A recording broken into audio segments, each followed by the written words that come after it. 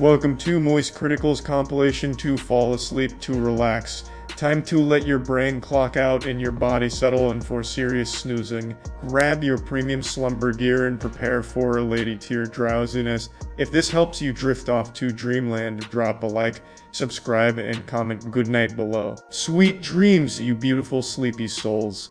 It's the Italian Souls game. I played the demo and I actually liked the demo. But yeah, people are not super impressed with it. But we'll see. I'm hoping it's good. Think you'll ever get into Warhammer painting? If you do, you should look into Sisters of Battle. They're hardcore nuns that drop churches. Yeah, I'm super into 40k. I bought a bunch of kits. I'll start painting them pretty soon. I was talking to my dad about Warhammer tonight, actually. And he immediately went and bought some Warhammer shit to start painting and building. So now my dad's really into it.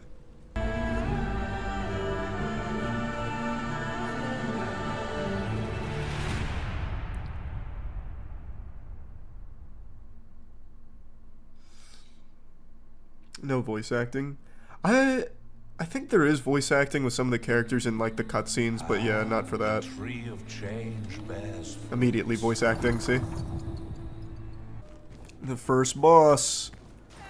I am a Souls veteran. I'll do this hitless. Perfect parry. Immediately hit. Love that.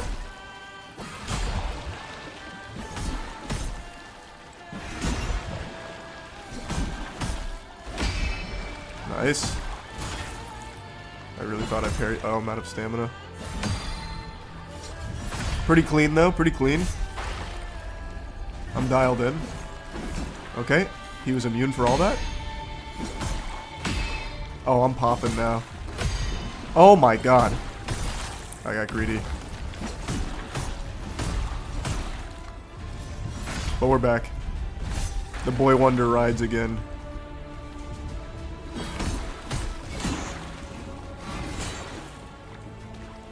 I'm just gonna heal.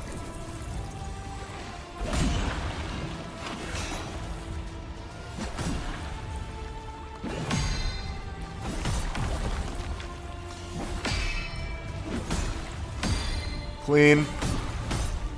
Easy game. It's a game for babies. I'm a man. A grown-ass man. That was a lot. What was that one? That one gave me like the happy Bob Ross mask. Who was that? Bro got traumatized by his old moist meters. Oh, some of those numbers were ridiculous. Giving the Tom Cruise mummy a, would I give it a 60? Jesus, man. Oh my god, he will not stop. Morte indeed. What did I even get hit by? Is someone shooting spitballs? There is. Is there just range guys everywhere with like tiny little slingshots?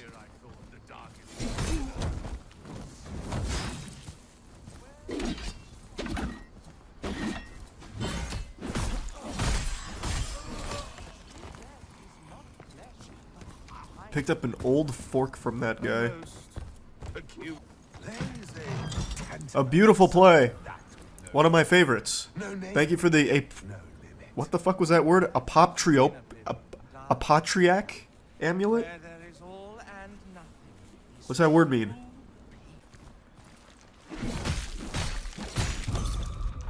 Oh. Me stepping back somehow staggered the crab. He got really upset about that. No, don't do it. You have so much to live for. No! Isn't Queen so wonderful? Oh, he's alive down there. He landed that. His friend not so much, but that guy's still alive there. Good for him. Very strong ankles. Oh, it's you. What? Okay. That guy just died of shock. He said, I can't believe you've done this. I'm leaving.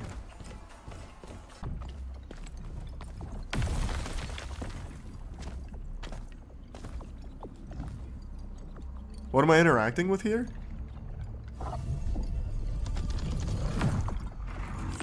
What am I doing? What the fuck did I just grab there?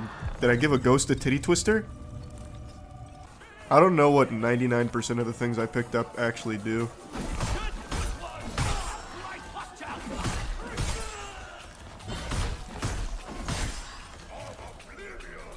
At least 3 murders in front of this guy's face didn't ruin his good mood. He's still jolly. Wasn't there supposed to be a mini-boss there? I remember in the demo there was a big guy there. Ciao, maskless one. Go forth and compose carnage!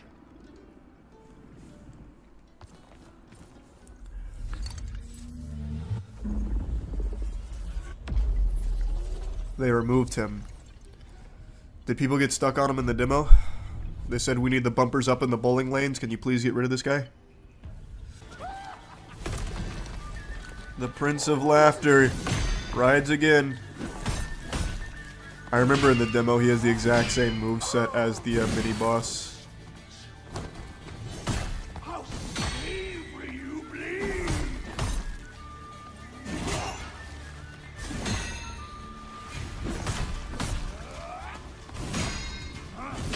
Oh yeah, giving him that work right now. Oh, that's a lot of phlegm in my throat. Oh, that's yucky. Let me tenderize! But I'm still focused. Nope, I blew it. There we go, I'm back in it.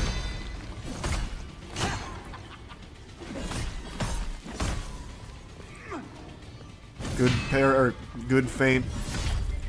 But I'm always ready on the parry. Crimson glow!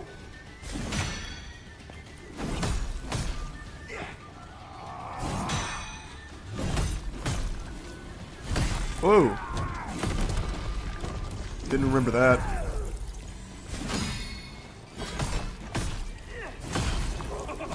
Using moves I don't remember, you've got some fucking nerve, Buster.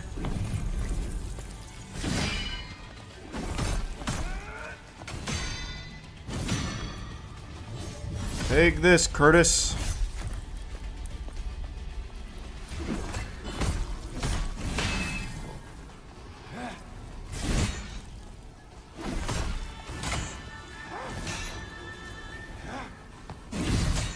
Oh wow, I missed all of those.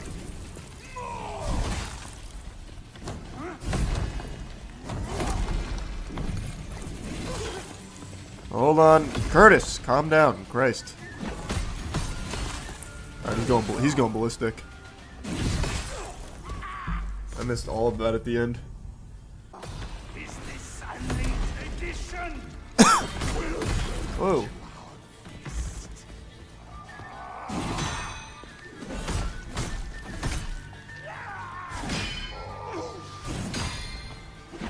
That's better.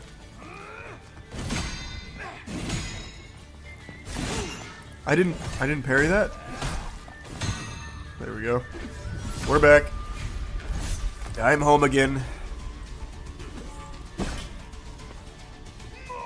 I hate that immunity. It lasts so long when he's getting up.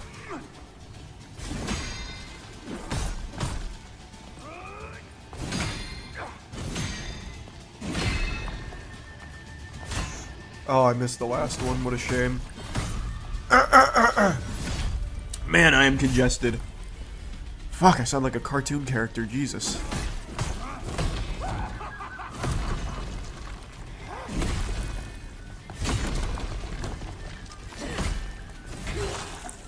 Okay, can I not parry that?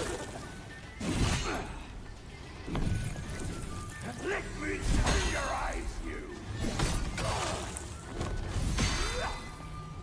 Scary, just double heal.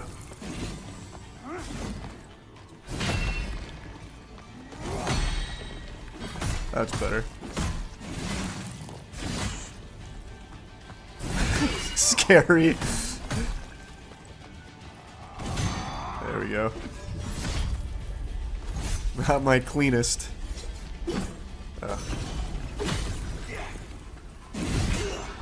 Alright, gotcha. Take that, Curtis. No more giggling. I forgot to spend all of my shit. Might be smart to go do that. But I'm not a bitch either. Here I come. 15,000 schmeckles in the bank here. Risking it all. That's not a lot of damage, huh? Yikes. Yikes. That is slow. Okay, I'm gonna go spin my shit. I changed my mind. Probably gonna switch to the blessed rapier as well. Honestly, let's just do it. All in on Bruiser. Nothing else. I see this crab waiting for an ambush. Okay.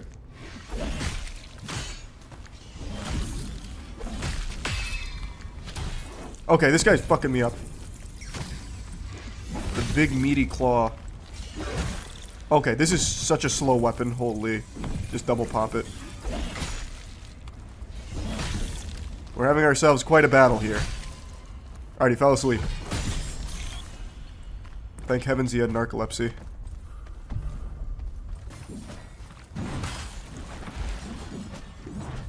Oh my god, please, I'm trying to use the fucking sprinting heavy. There we go. Okay. Well, I'm fucked. I can't move.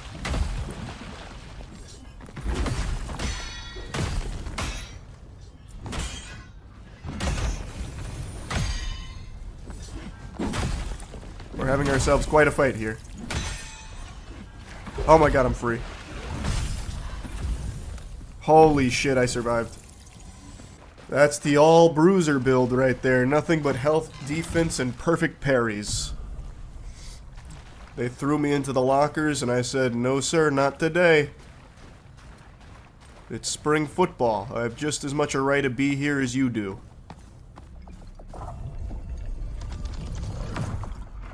Thanks, recent circumcised.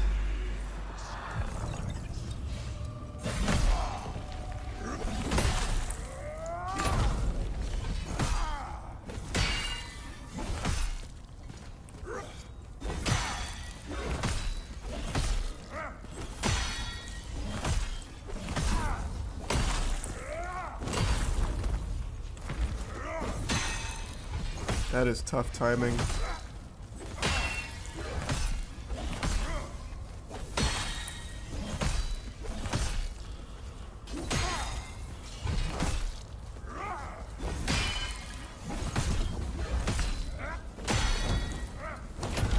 There we go.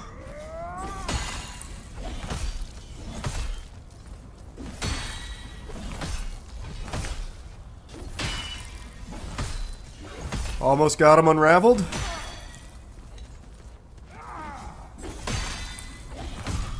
Unraveled, finally! Kill him. Oh my god, still only half HP. Oh, I got greedy. I'm falling apart, just pop it.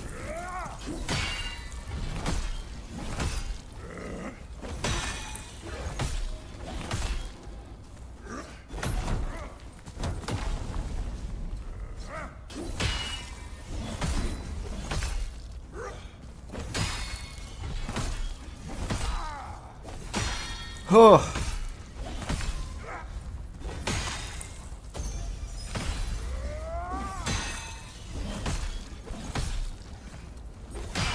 Almost there.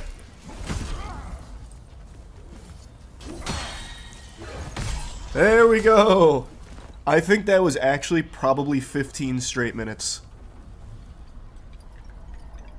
Like, if I was to put all of that in one chunk, I actually think that was 15 minutes of that. Wow, he was tanky. A lot of souls, though. I started that fight with a full dark beard. Now it's graying. And I'm going all in on Bruiser still.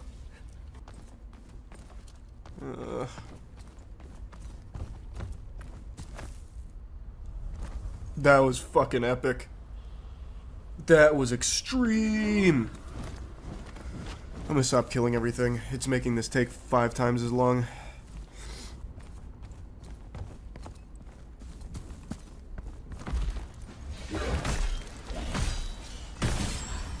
There we go. I'm gonna tell you one thing about that jump. I'm not a fan of it. Pardon my French, but that shit is a real jerk. Let us pray. Amen. The only thing we pray to is Gabe Newell. We're gamers, damn it. Come here, bastard. You dirty rat. Okay, okay. Well, that's a bad start. Okay, can you stop? You would be lost.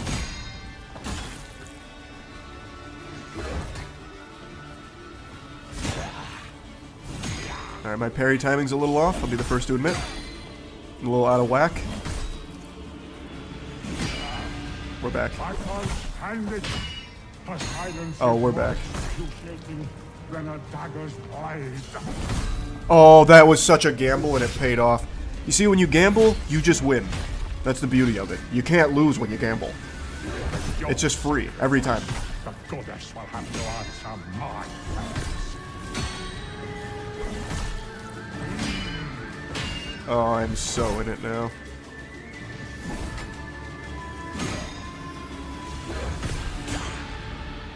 I am the true, faithful witness. How dare you judge me?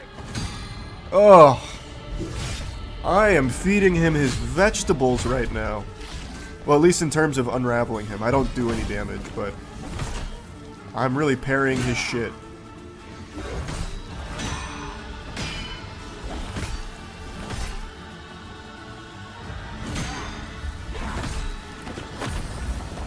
That was just super rude.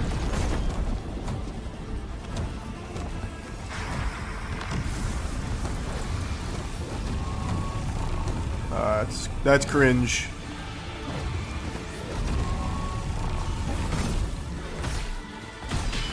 Oh!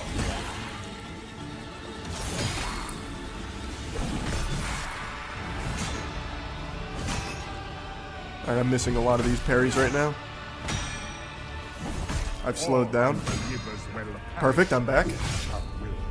The boy wonder rides again.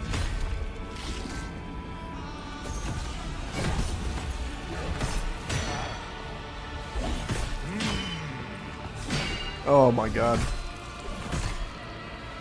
It is disgusting. It is disgusting. Oh, I got greedy.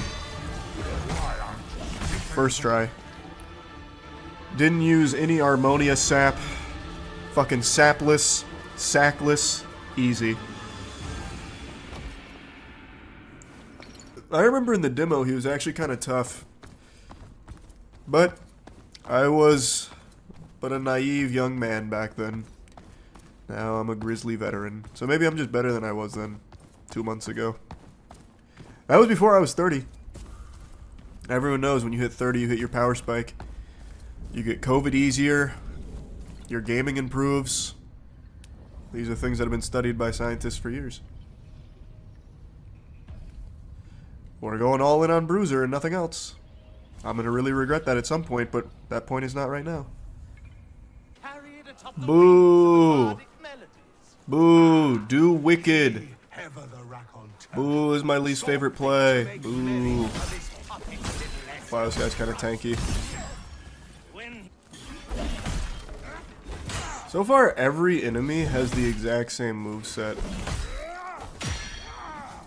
Like, even Curtis had the same moveset as the mini-boss. The only unique one so far has been the second boss.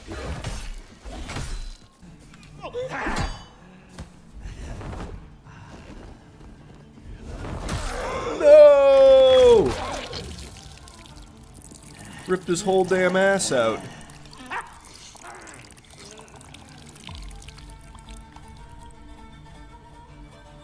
Have you come to join us?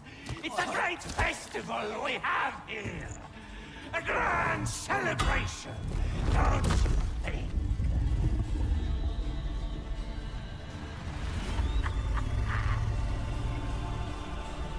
He's cool looking.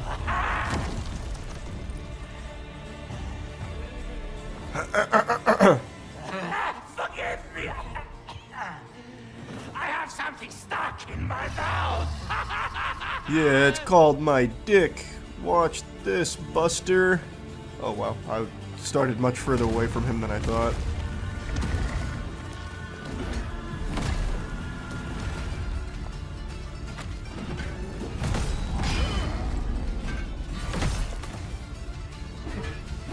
This is gonna take a while with this level of damage. Alright. This might be a 24-hour stream, just on this boss here. Not because I'm struggling on it, just because it's actually gonna take that long to kill it with my damage. No one can get. Oh, I'm out of stamina. I was wondering what was going on. Please tell me this is... No, no, no, what are you doing? What are you doing? What are you doing? Wait. Does this not have, like, a unravel attack? What was that?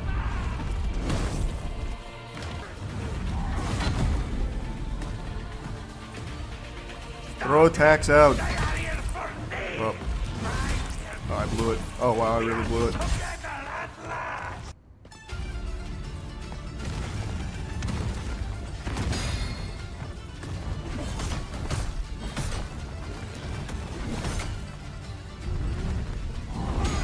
There we go. This is already feeling better. Oh, come on, man.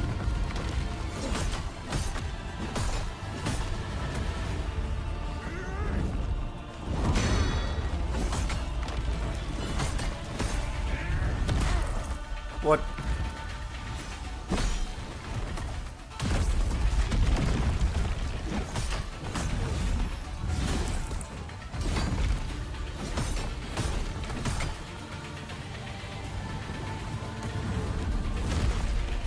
Don't miss, please stop.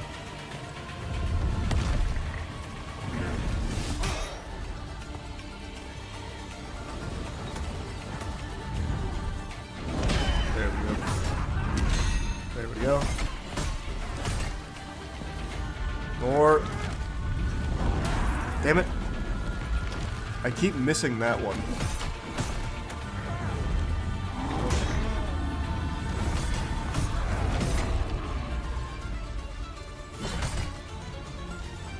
Nope, that's not working. Oh, there we go, there we go. That was very janky. I don't want to be left alone. My guests will leave. But we got him. Zanny the First Mask really felt that. I've got to dodge the AoE, I can't parry that. What is he hitting me with, his ass cheek? Holy.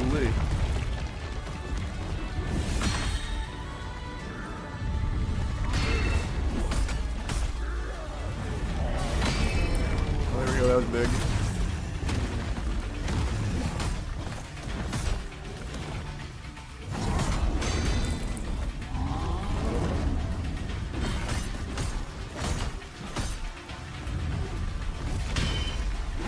Come on.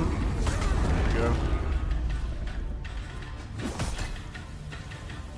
Nope, not working. Okay, that's... yeah. Sometimes it works, sometimes it doesn't. Is what it is, I guess.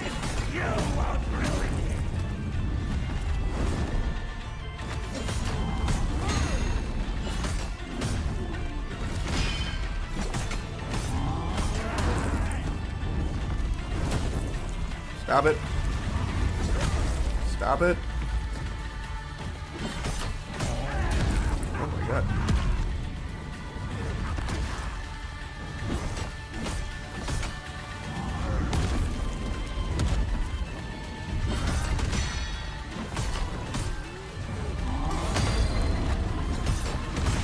Jesus. Come back.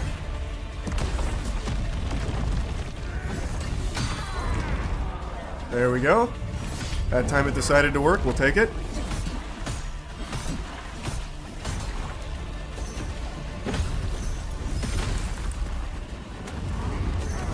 That was greedy. Oh my god. Okay, he's still going. Alright. That was a very long chain. He's still going. He's still going.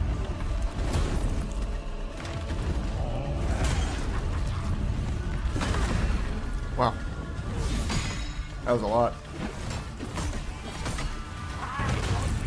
Jesus Christ.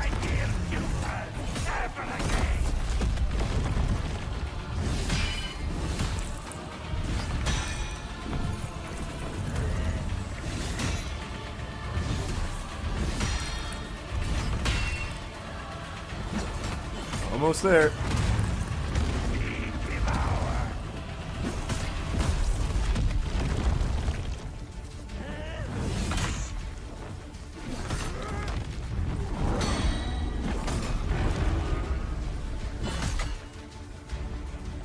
Nope, didn't want to work this time. Nope, there we go, there we go. At the last second it did. Love to see it.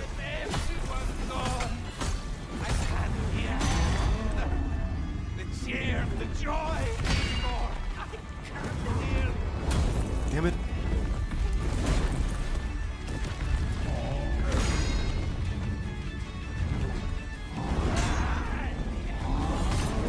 Ooh.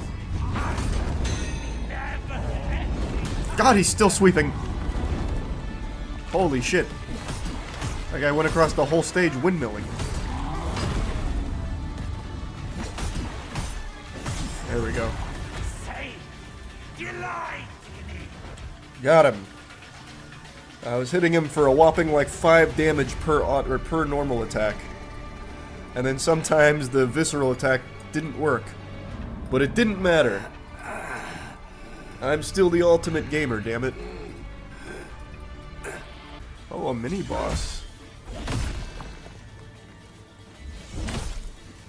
Did he just heal off of me just hitting him twice?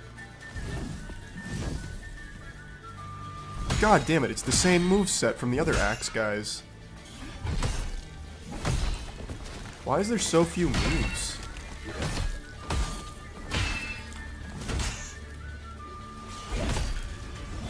I can't see. I don't need to see. I just need to feel to be able to perfect parry everything.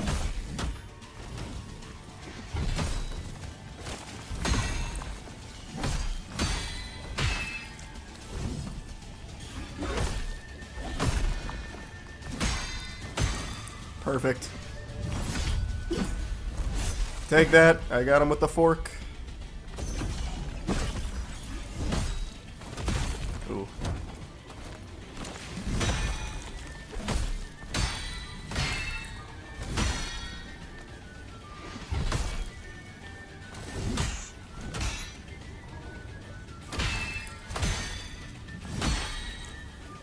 Looking real good.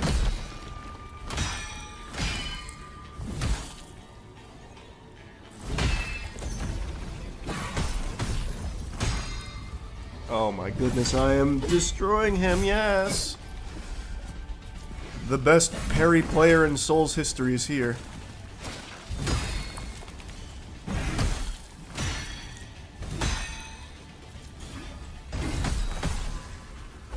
Whoa! Huh. Well, this is gonna take a while.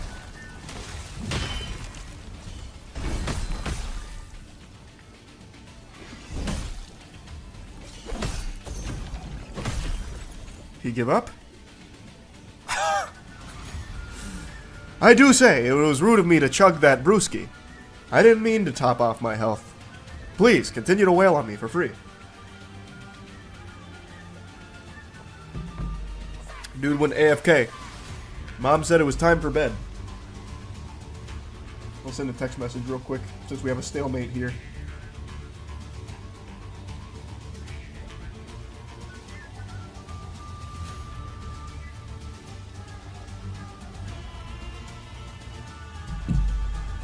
Vodka. I don't really like whiskey all that much. Ooh, Jesus, thank you for that, River. Really appreciate it.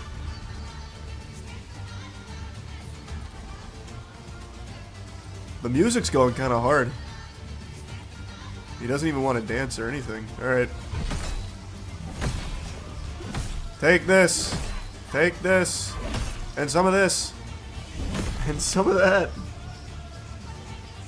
I feel like once I unravel him, he'll snap out of it. There's no way.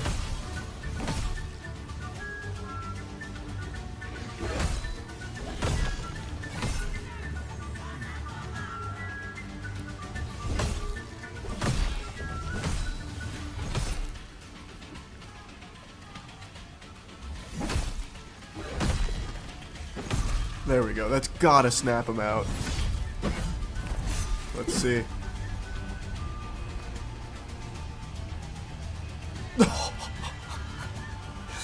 Okay. He said, I've seen the error of my ways. I'm choosing the pacifism route.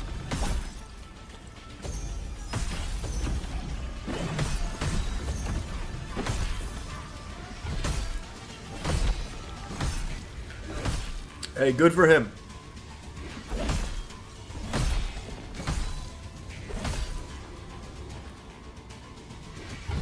Thanks, membership flame.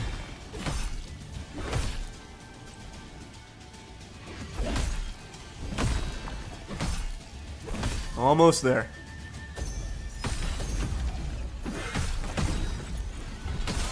There we are. Outplayed. I'll always remember how hard you fought.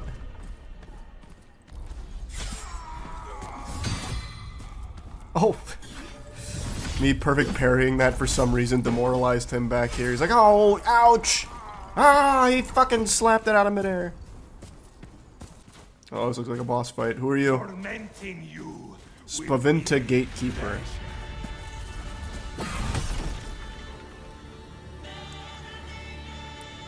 I don't even know what Milano damage is. I haven't seen that one yet. Oh, didn't mean to jump. A new moveset though, this is good.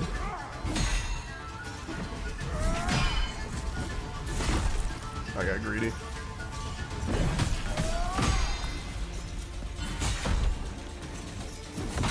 Fire will. Damn it.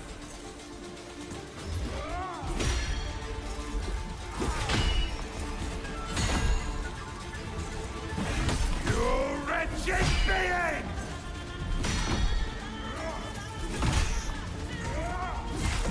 Ugh. Whoa now, hey, hey, hey.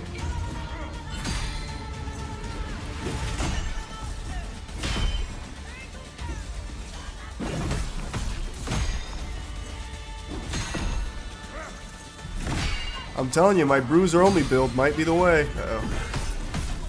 There we go. Wait, that was so clean. Yeah, the Penguin show is great. I liked episode 1 a lot.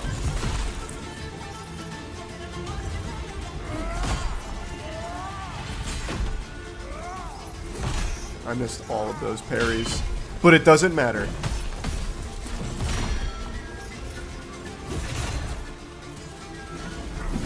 Oh. That was cringe. I don't know why I did that. Anguish and pain! That's better. I'm getting so greedy.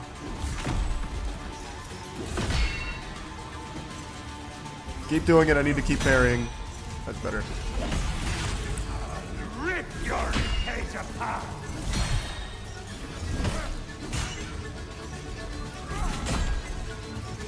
Man, I am way out of time now. Mention the Penguin show one time and I fall apart. There we go, I'm back. Hey!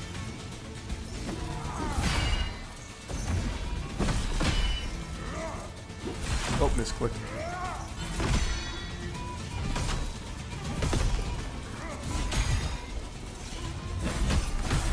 Hey, hey, hey, hey! Hey, hey, hey, hey! That's better. Man, I actually take no damage.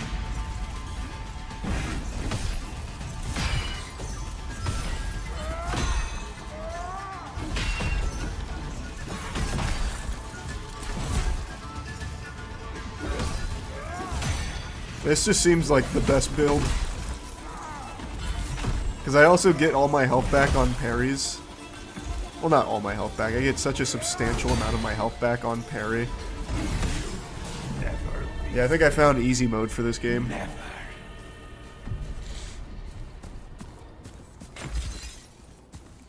I'm just fucking cruising. I don't do like any damage, but I also just don't die. I kind of want to increase this for stamina, but I'm not a bitch either. We're doing nothing but bruiser. Let's go. And I will say, I am really tired of every single enemy having the same moveset. Like, there's no, like, variety in the movesets at all. Whoa!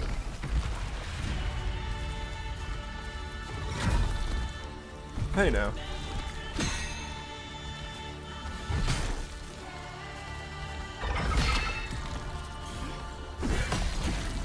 Okay. Really, Buster? Really? Okay. Crab is the mightiest warrior so far.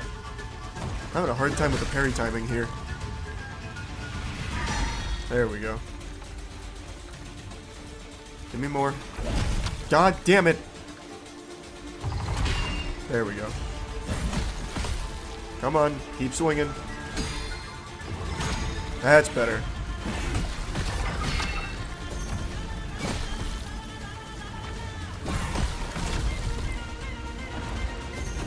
Shit, I wasted that.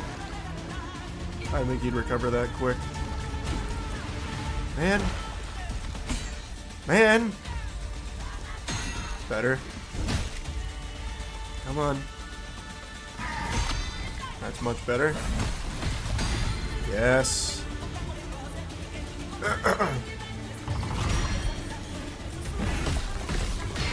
Oh yeah, now I'm in a good rhythm.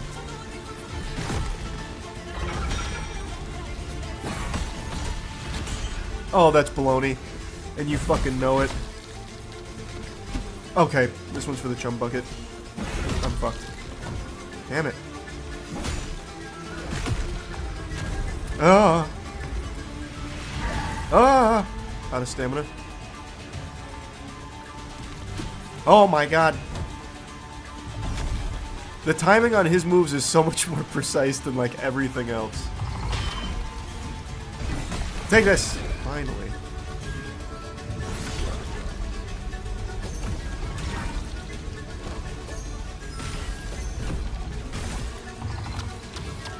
What?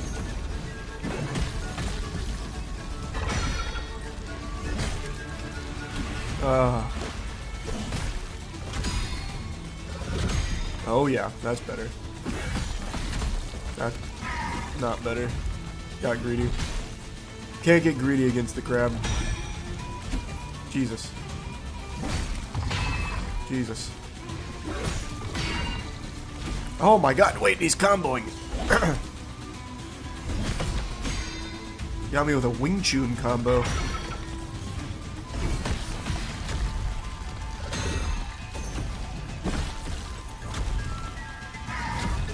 Okay, that's absolute baloney. Uh-oh. I keep wasting that. I keep thinking it's safe for me to attack, and it just never is. Oh.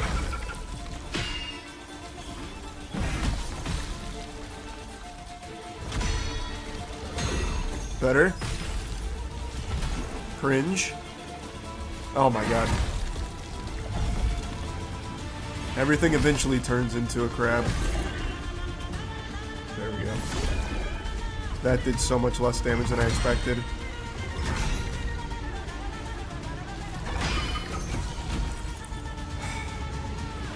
Why? He's so fucking tanky.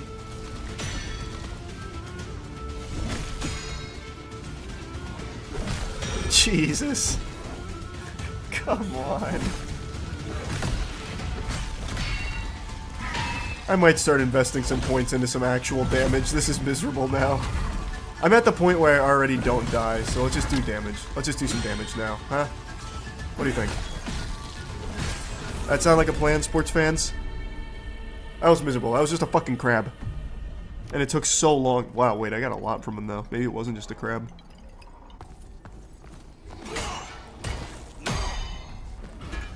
God, I haven't even seen its normal attack because it is so slow. There we go. That sucks. This weapon is trash. This is actual ass poop. This is horrible. Oh, they don't like each other. He never stood a chance against this crab.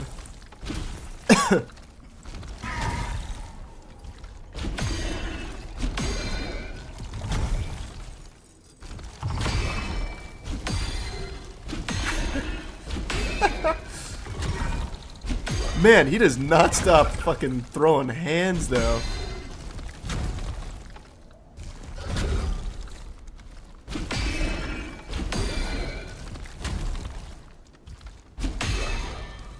This is better than a health potion. He gave me 1,000 things to parry. Heal on parry makes this game trivial. It kinda does. Yeah, I made myself too strong too early. What's up, Buster? Hey.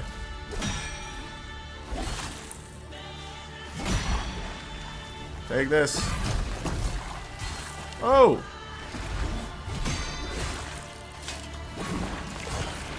Wait, he's going ballistic with these combos. Doesn't matter though. Come here.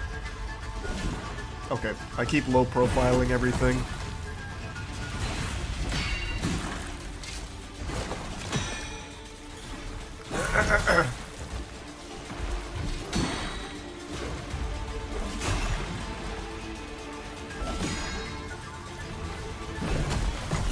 %, of this guy's attacks just miss me. Either going over me or going over me or to the side of me. I'm not even doing anything to dodge them.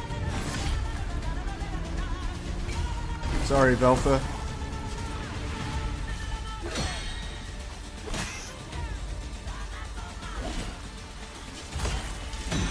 Can't see.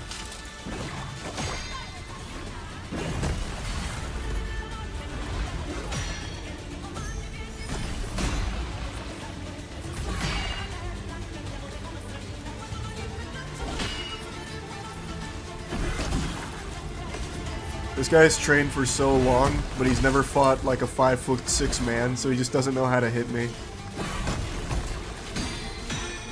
Almost all of his fucking attacks miss.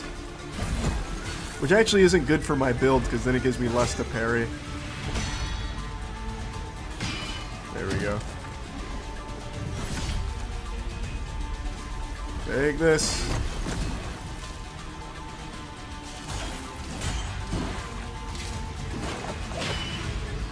And some of this. Ugh. Ugh.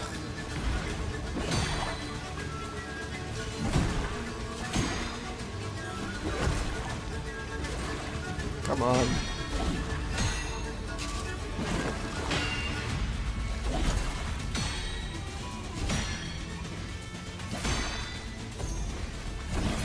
Whoa, that was big.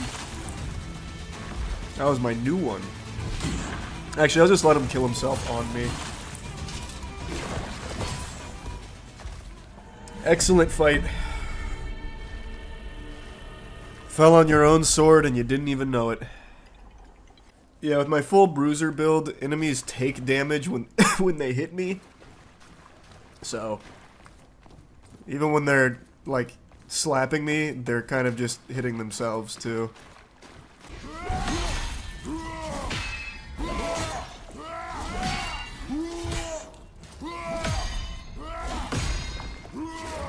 Jesus. Do they ever stop? When do I get to attack? Luckily they're just healing me because my parries give me health, but still, this is an awful fight.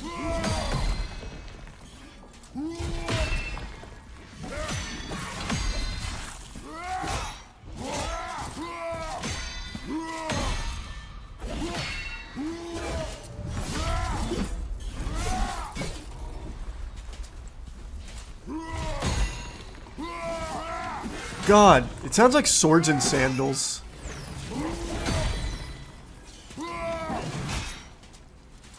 Can I attack? Let's go! I got an attack in!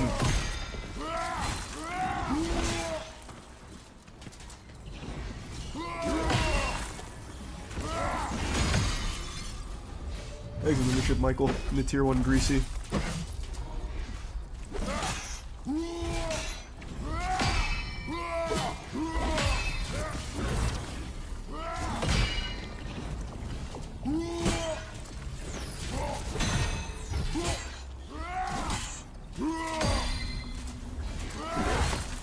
Almost had one in there.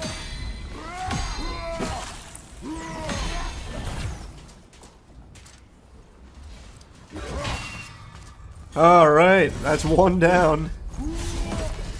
Well, not quite. Count my chickens before they hatched. There we go. Got them both. That was awful. But luckily, my build is pretty busted. I was mainly just healing that entire time. Enemies really do no damage, huh? Not to me. In general, though, they do. A lot of people were struggling with this game. I was reading about how some people find it to just be, like, unplayably hard. But for me, it's actually one of the easiest games I've ever played. I am legitimately immortal. Like, watch this. I'll let all of these skeletons come after me. And I'll end up just healing off all of them, I bet.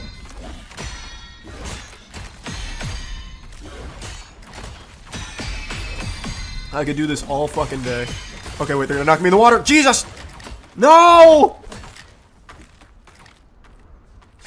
Those assholes.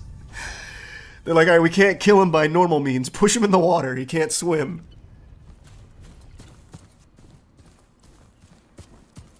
Point was proven, though, I think. Before that tragedy. Is this a mini-boss? It is the last breach defender. Take this. And some of this.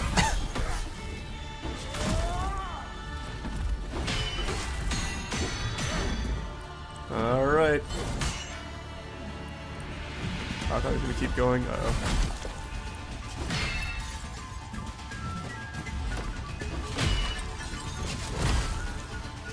Brother, please.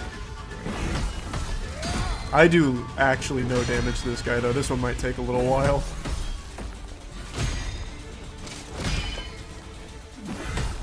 It won't take too long.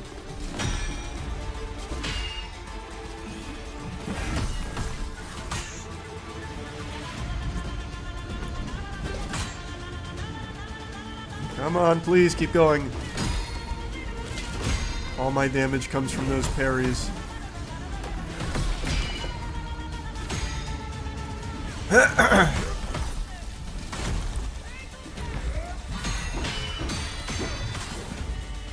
Nice. A few more of those. He's almost unraveled. There we go. Wow, that didn't do any damage at all. Holy shit, yikes. What a shame.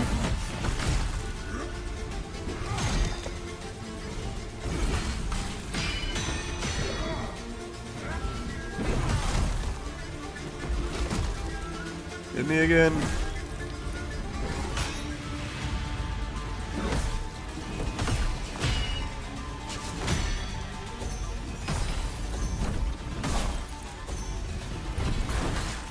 That was good. I just gotta spam that against this guy.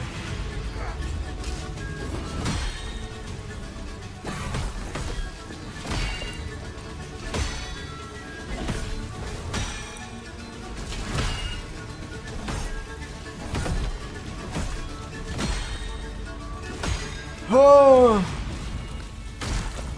What the fuck? Alright.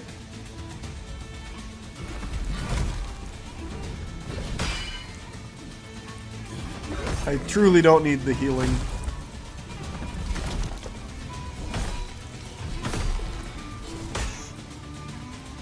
Actually, the last thing I need, just something to boost my damage would be nice.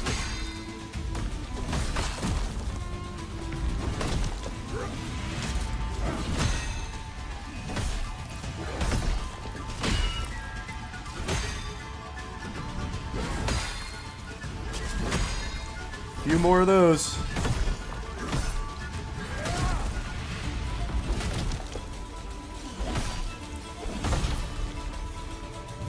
Thanks for the membership, Michael.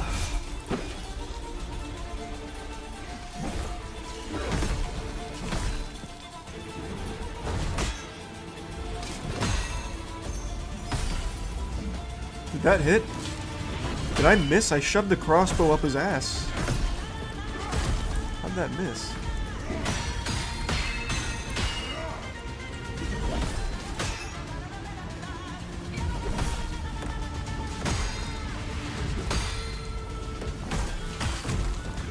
Please!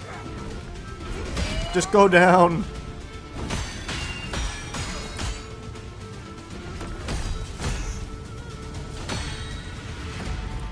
How much more can you take?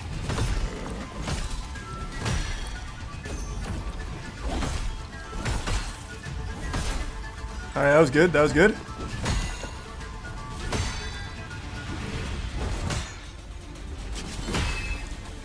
We're close.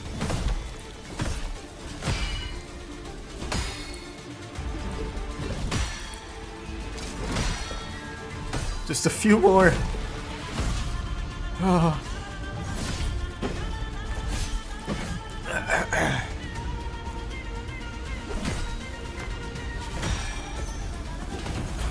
Yes.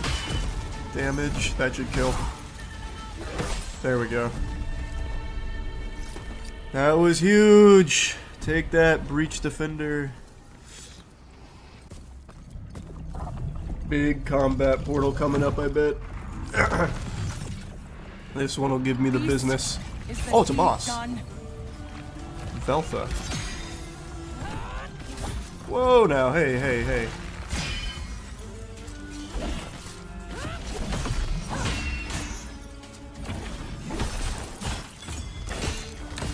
I can't see. I'm back.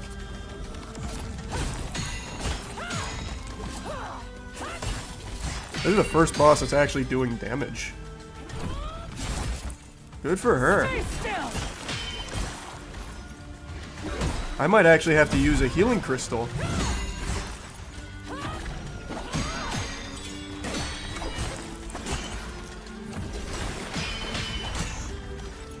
Man, those combos going ballistic.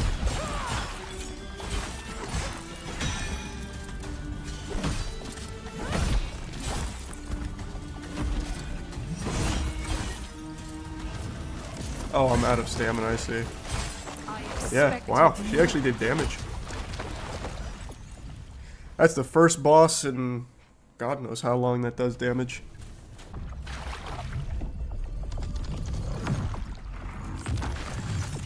Beast is the deed done. Hey! Cringe. Stop it.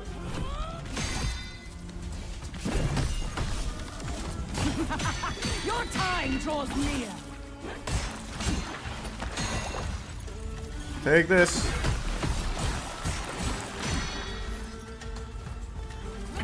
Unlucky timing.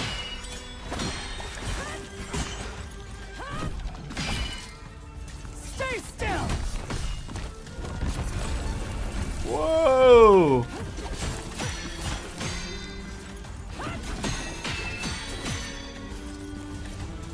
I've got the timing now. At least for that combo. Not so much this one though. Holy, that was a lot. Stop backing me into a wall. I miss this rush.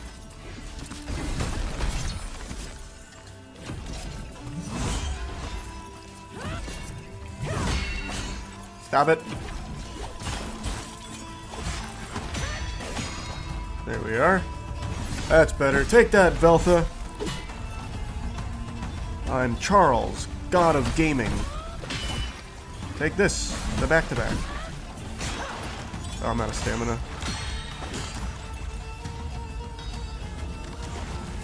You're cringe.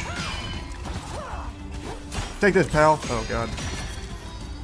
Take this, pal. You stop.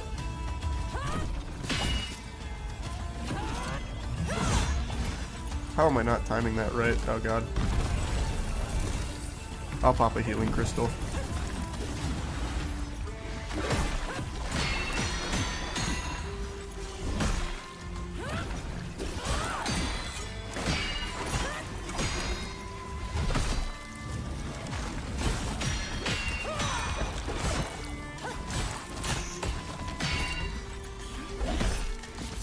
Almost there. Almost there.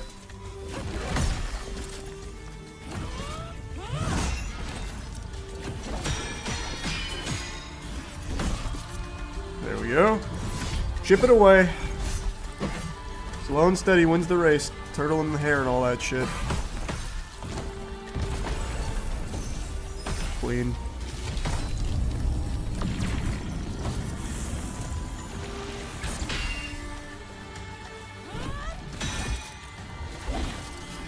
Love that she full healed herself. That's huge.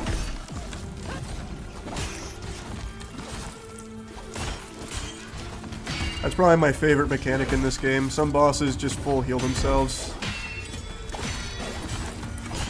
It just makes a tedious fight even more tedious. Like, it's not hard, it's just so tedious. Oh. Jesus. I'll have to pop another healing crystal.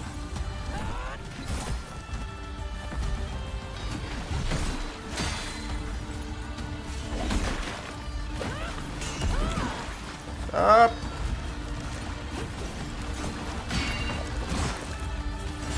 Coward.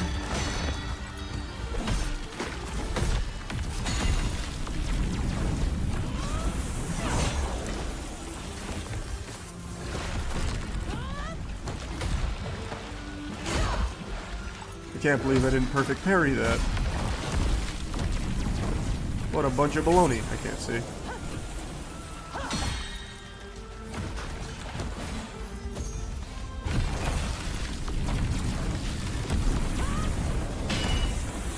Come here. Stop.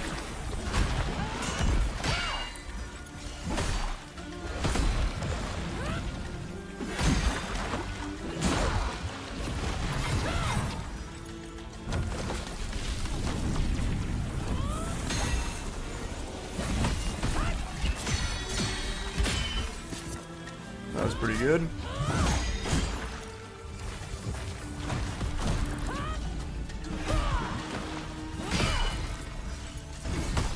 Oh my god.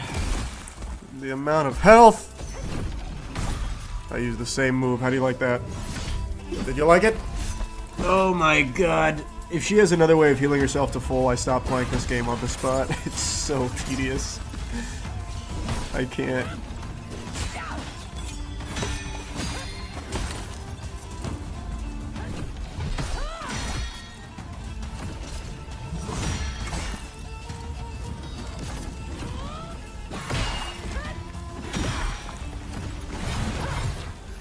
Still going. Oh. I'm just gonna pop another. You asshole.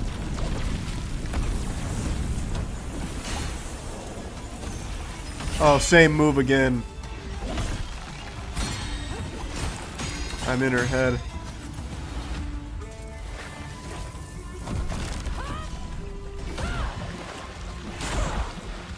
Did I not time that right? Evidently not.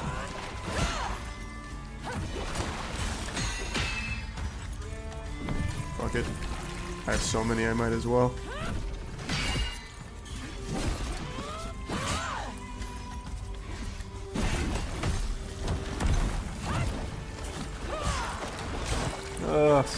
Stop.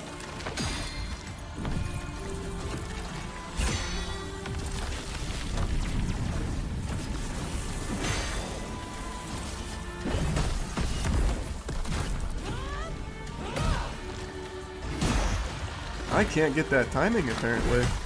Or that's just not something that's parryable. Which is very possible. That was a lot of damage.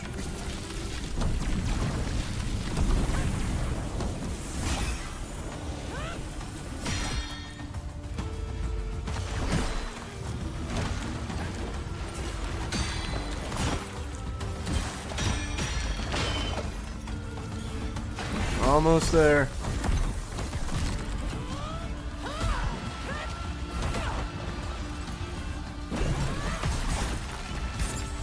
What an asshole, stop it!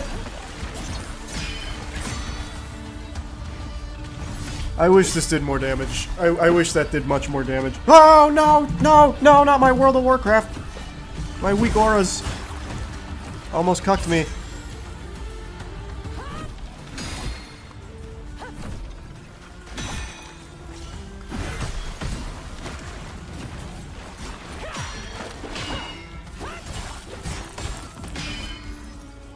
Pop it.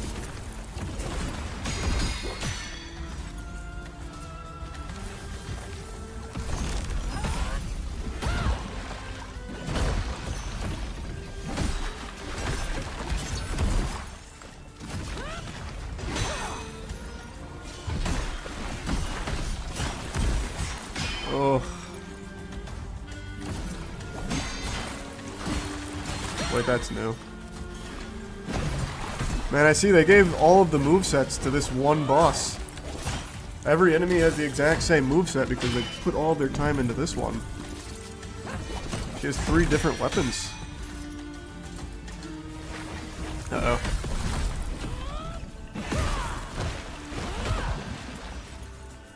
Oh, am I out?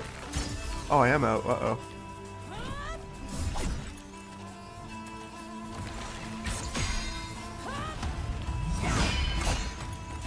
That's not good.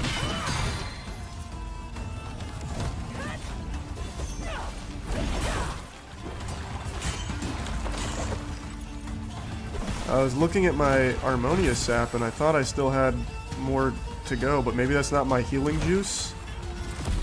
I don't know, I haven't needed to heal in this game so far, so I don't know.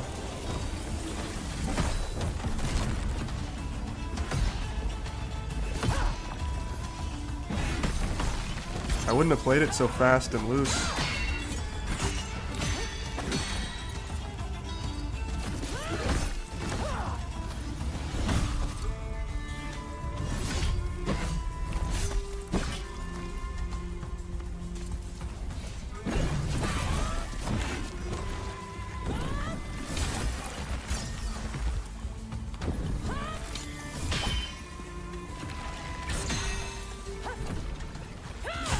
God damn.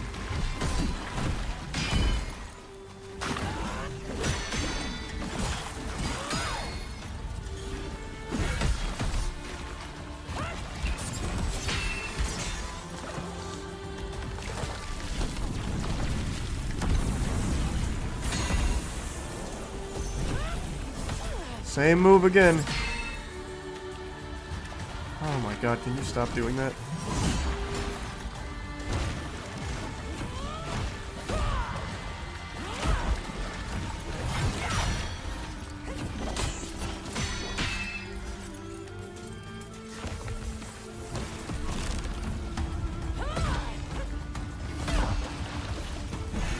Almost there.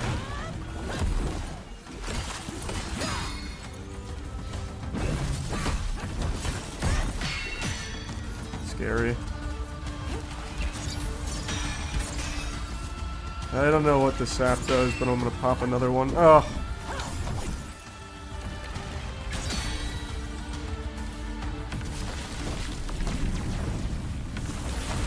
Can you stop? Holy shit, can you stop? Oh my god, what the fuck?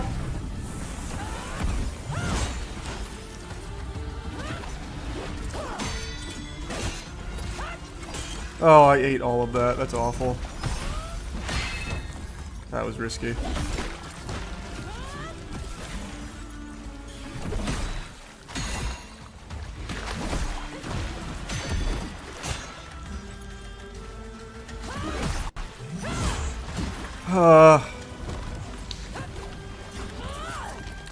No shot.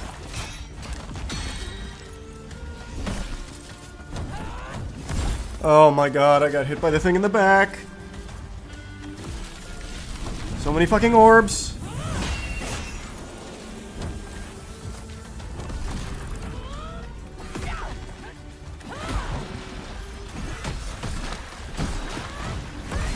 That's sad. That's so sad the little ball almost cucked me. That was close. Did that kill? It did. Alright, 25 straight minutes on that boss, I think. One run. Because of the full heal. Love Well, that. Get on with it. End it.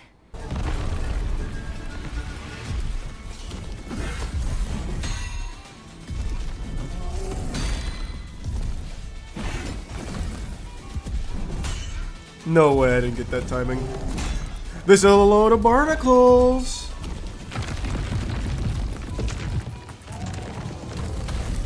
I'm going to squeal.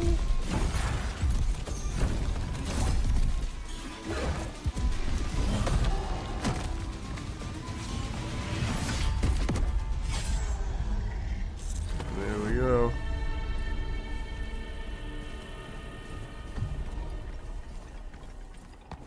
Oh, I keep forgetting to switch out my gym. We're gonna go full glass cannon. I think probably these three, right? That's what I need. This will be attack power, this will be status power. Oh, actually, probably not trickster. This makes every mob the final boss. No, not necessarily. I don't have to fight these. I was just curious what the damage increase looked like, and as I thought, negligible damage increase. Granted, my weapon's not upgraded, but still. I put all points into those stats, and it didn't. Jesus Christ, and it did nothing. What the fuck? Did nothing for the actual damage numbers.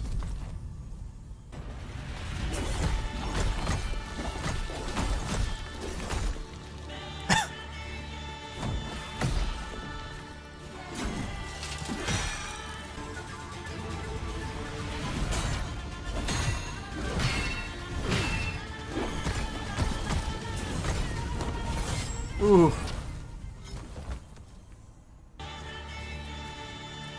Now I gotta wait.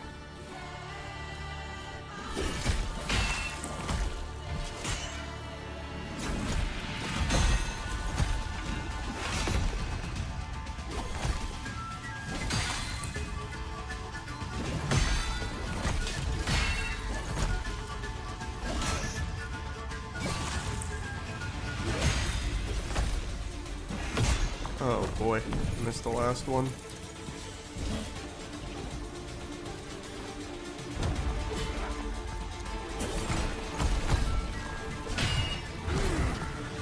Baloney!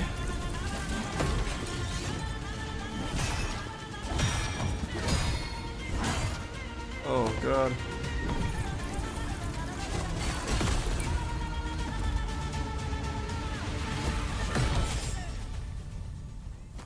Man, he was jumping everywhere on that. Thanks, Resub Saturn.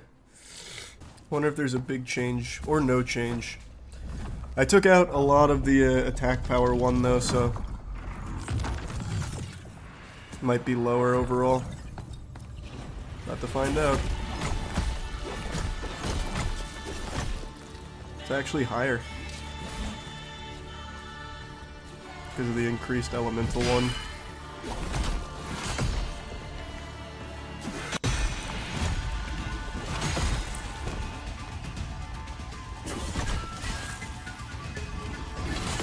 Man, I'm all out of whack.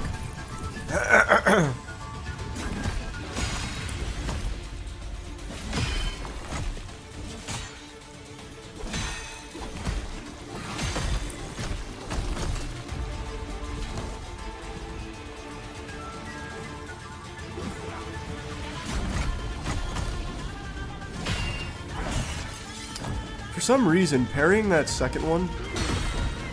Oh god. Parrying that second one never really works out.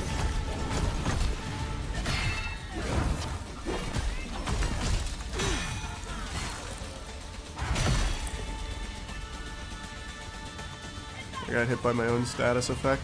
Unlucky. Gotta wait.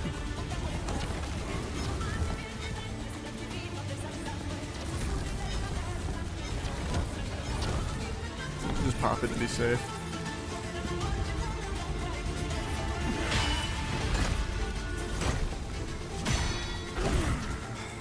That almost one-shot me, that's crazy.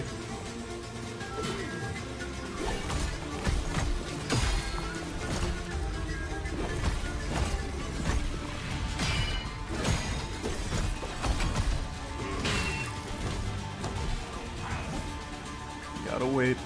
Oh wait, I have this. And this.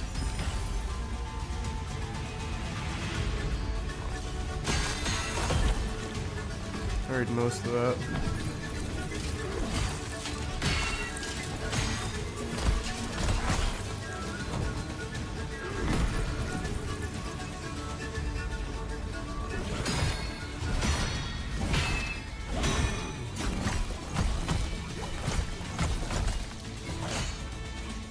There we go. That was better. Oh shit. This looks like a big boss fight.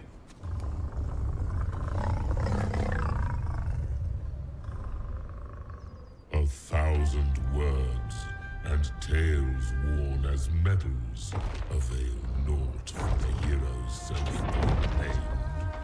And what of you, trespasser? Have you come to pry the stone from his boot? Membership, Walter. It matters not.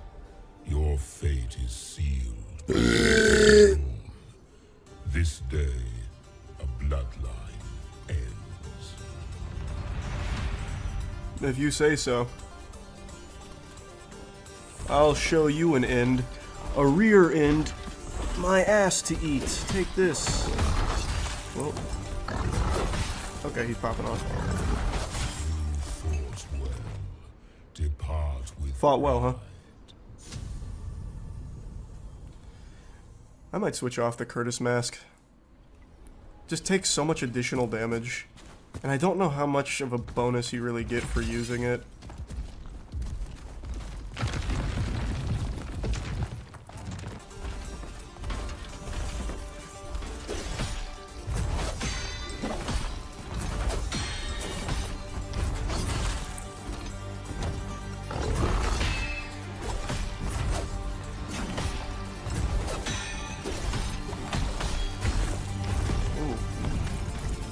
There we go. That's better. That's already feeling a lot better.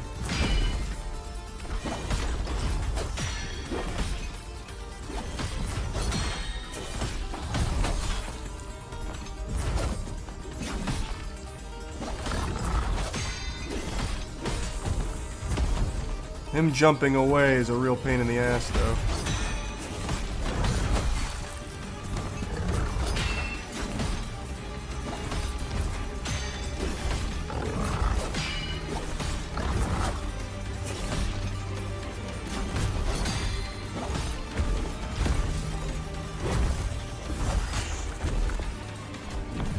I already know he's about to clip out of bounds. I can just see it.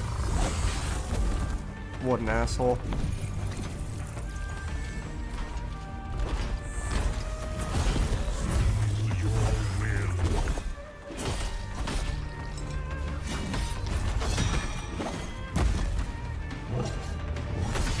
Oh, that was a lot of damage.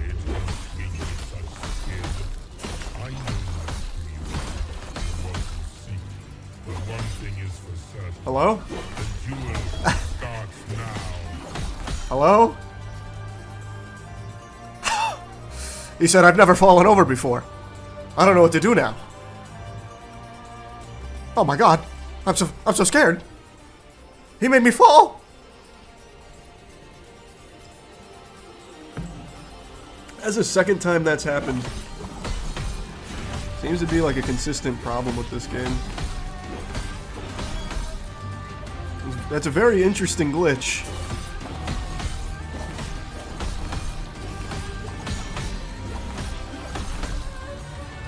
Well, I outplayed him. Plain and simple. The tactics were too much. Sorry, chump. Excellent fight, though.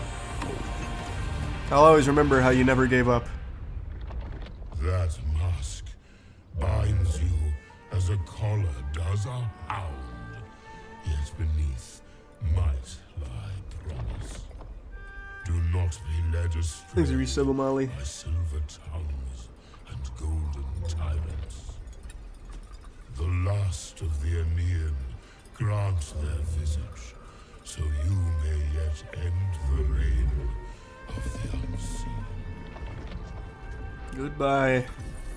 You taught us so much. Thank you. Oh, an actor has been unmasked. That's an interesting thing to say. An actor has been implicated now that P. Diddy's been arrested. The mask comes off. Wow, I got a lot of Memoria for that. 170k. Not a stamina.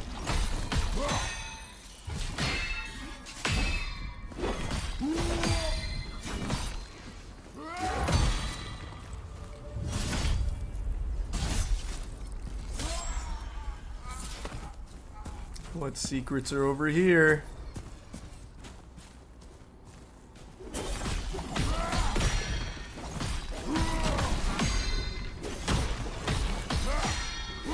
Man, that guy absolutely got fucking danced on.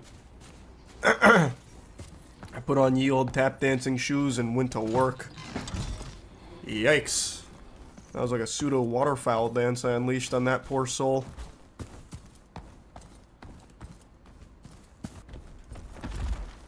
A boss.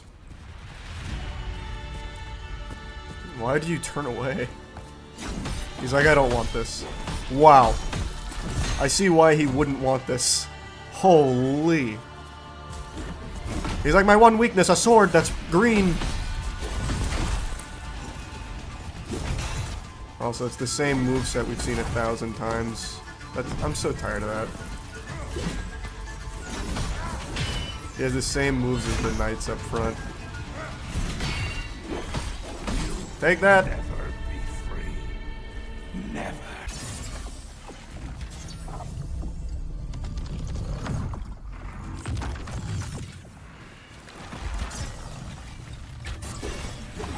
Oh, a new boss.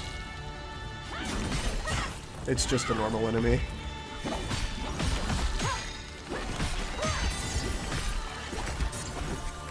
Also, everyone is outside shooting. I can hear it. Oh, that's interesting, Christensen. Thanks for some Chazzy.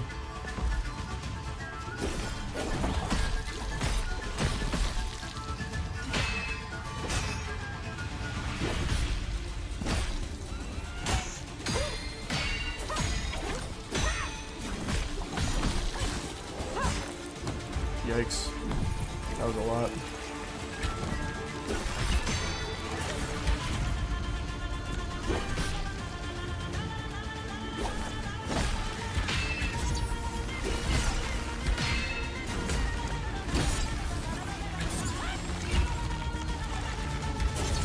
My stamina!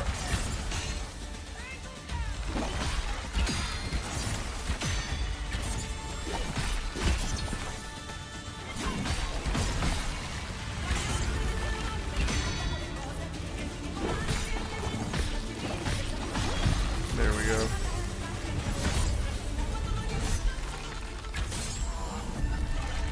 There you are. You've been shooting at me that whole fight.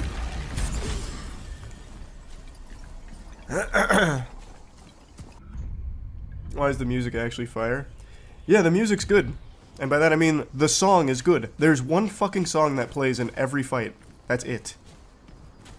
Like, it was really cool in the beginning, but now it's just the same song every time. This looks like a big boss. The High Priest of Veltha. Oh my god, it's an ad fight. Cringe.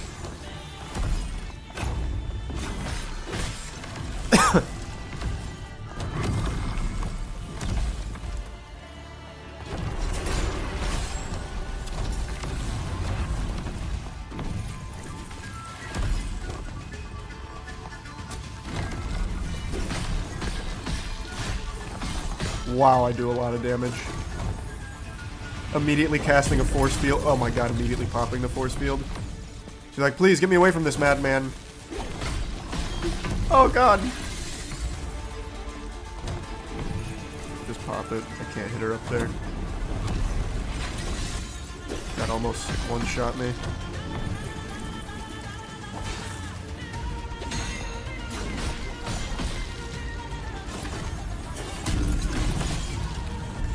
Wow. That really does go kind of crazy. This guy, he's got a red sword. Same moveset I've seen a million times, though.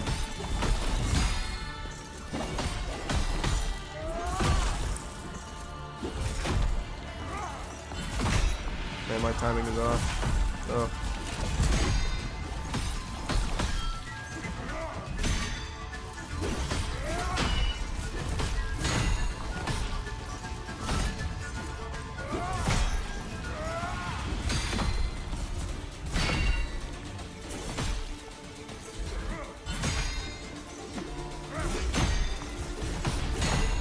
Almost there.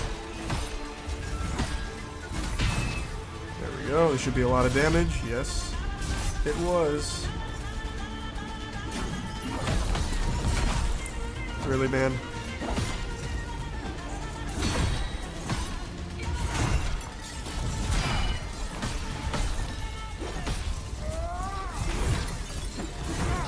Okay.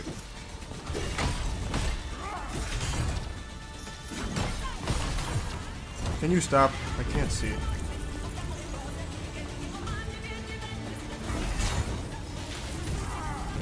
Oh, that's new.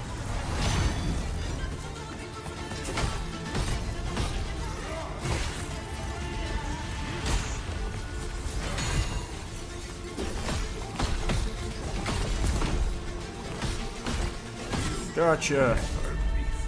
Take that. Never. To your greatest final shutdown. All right. On guard. Come down here. Unfucked face is a disease. I'm the cure.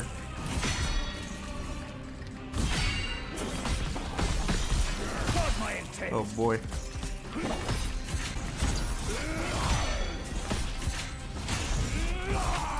I'll just pop this to be safe. Alright, try to be safe. Just got me killed. Love that. Man, Victory. one decision to try and pop something in the middle of a fight. That was the end.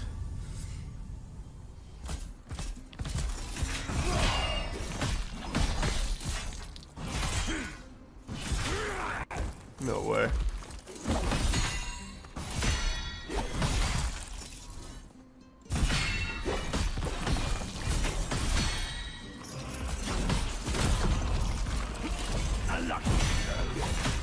That's baloney, and you know it, Captain Scary.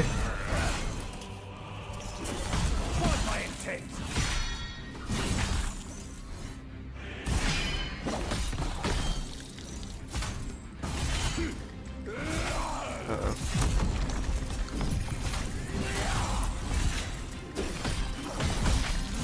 There we go. I'm back in it. What? I'm out of it.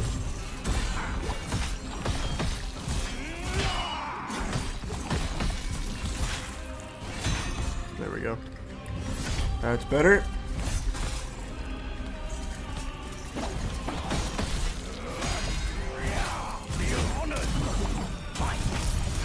What?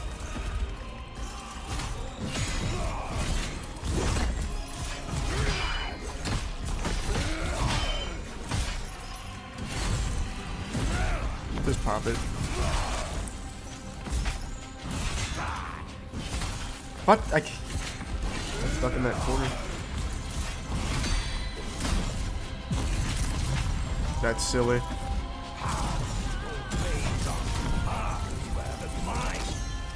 Oh, we had the same idea.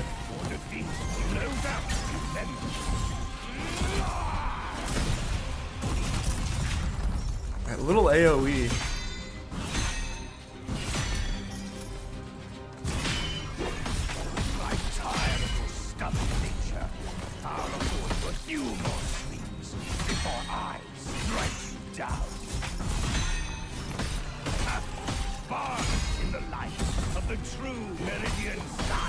There we go. Take that, Captain Scary. You bitch. Cobblestone? What am I supposed to do with that? I needed blocks. Whoa! No! No! What? How could this be? You cheated! Fraud! Fraud! Deceiver! Come back here.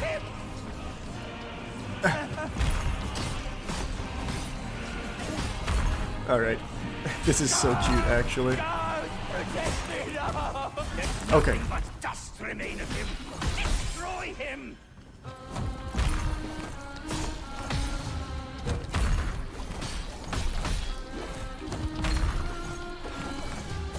Take this! Oh, fuck. To ruin everything! Why are you doing all this? Who are you? I'm Charles. Stay back! In Charles White. what foul trick is this? God! Favorite game of all time is City of Heroes. Could it Thanks, be membership 1. Deceiver!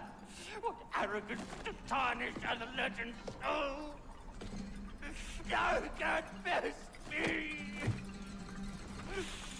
That legend must be down! Seize the land. The troops are all ashore.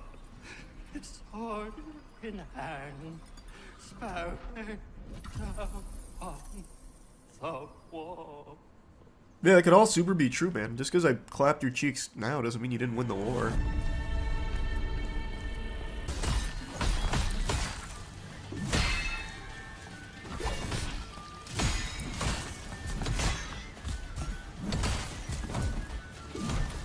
Jesus Christ. He's still going. Can you calm down? Jiminy Christmas.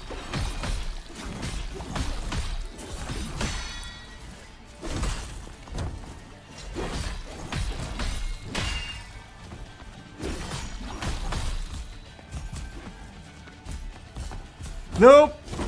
Scary. That would have killed me if it hit. I'm also using the wrong element against this guy, because he's already, not immune to it, but using sick. But I don't feel like switching.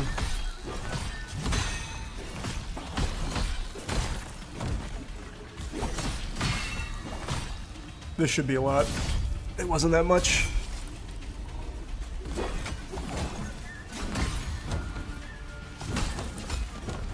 This is awful, I'm stuck.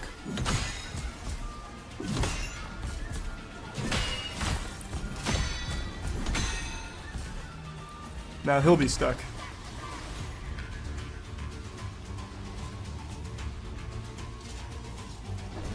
Yep, thought so. Wait! He's a genius! He found his way out.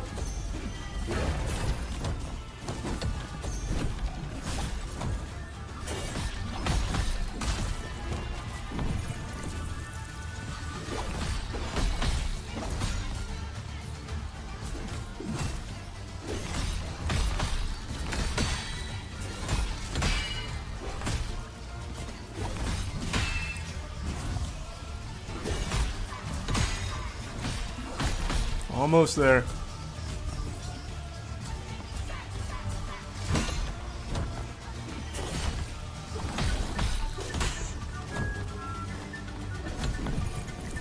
Where's the reset Icarus?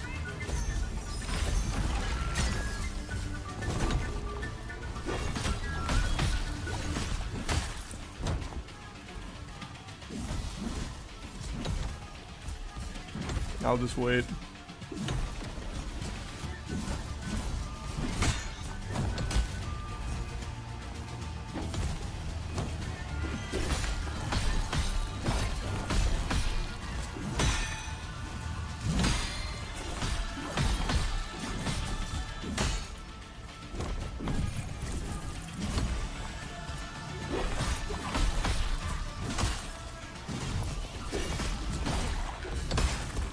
Okay, not pick this. If he kills me here, I'm gonna squeal.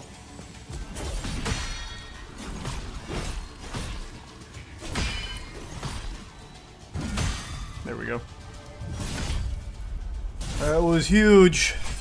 I did not do a lot of damage to that guy, mainly because of the weapon I was using against him, but it's fine. We still squeaked it out.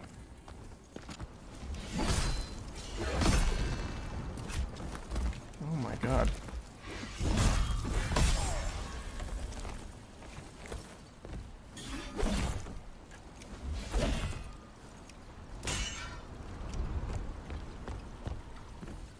You fucking asshole. Wow. That guy was disgusting. My fork is too slow, so I couldn't actually attack him in between shots. Oh, there's a green. It's so tragic that all the crabs have the same moveset.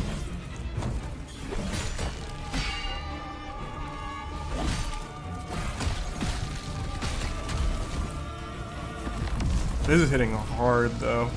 Maybe I do stick with this. Okay, I'll just heal. Fine. That's new. Holy. Alright, he is spanking me. Can't believe that reached.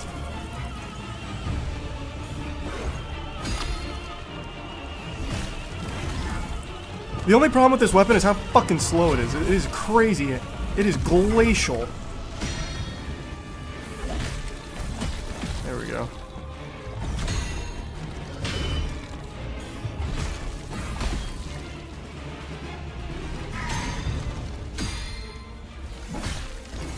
There we go.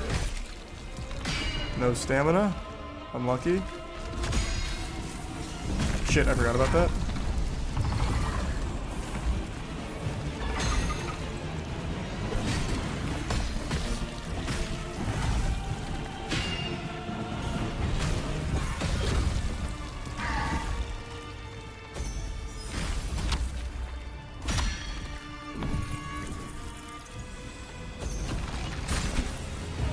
Shouldn't have bothered doing that.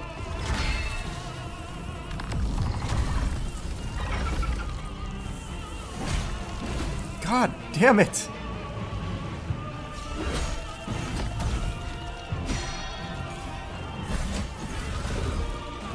Ah!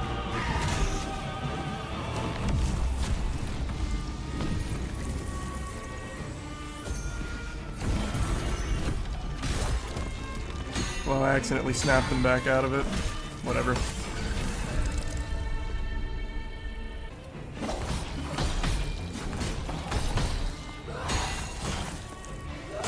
One of my biggest complaints too is that every enemy has basically the same moveset. There's like 3 different movesets in the whole game. It's really tedious. This one's a little different though.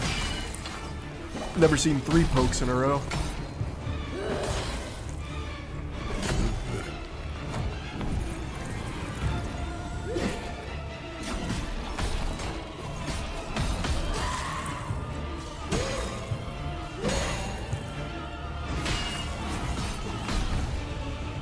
Keep missing that.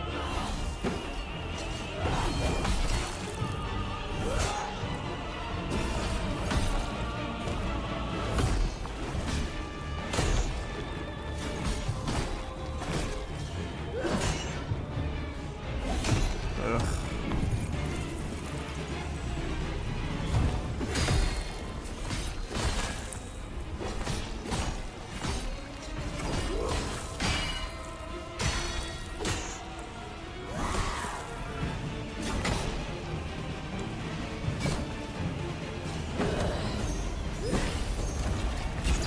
I thought that would kill. An excellent duel! What do you think will happen to all the songs mentioning Diddy? They'll just age badly. Like, I don't think they're gonna take down the songs. Although, maybe they will. I don't know, I haven't really thought about that. So, like, the Kesha one, the one everyone quotes, the wake up in the morning feeling like P. Diddy. I guess maybe they would just, like, take that shit down. It'd be like having a song that starts wake up in the morning feeling like Harvey Weinstein. You know what I mean? Or Epstein. as another one. They probably would take that down. Oh no, she already just changed it? Oh, okay, smart. I didn't even think about that as an option. Yeah, that makes more sense. Just changing the line. She changed it to fuck P. Diddy? How does that work? Wake up in the morning, fuck P. Diddy? That almost sounds like an endorsement. Or did she change the entire line? Oh, screaming fuck P. Diddy. Okay. This is definitely a boss, right? Yeah. Another crab.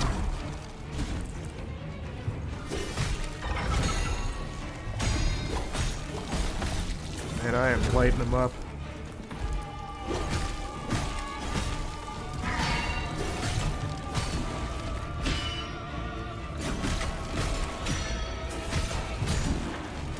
Oh, I forgot to be doing my innovator upgrades. I just remembered that.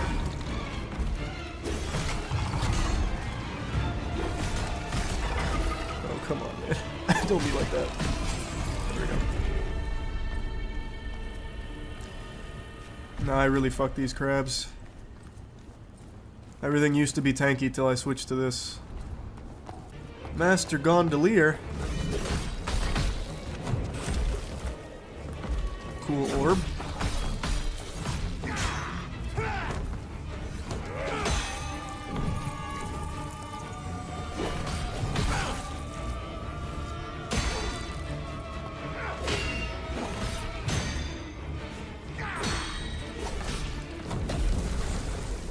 Alright, man. Can you calm the fuck down?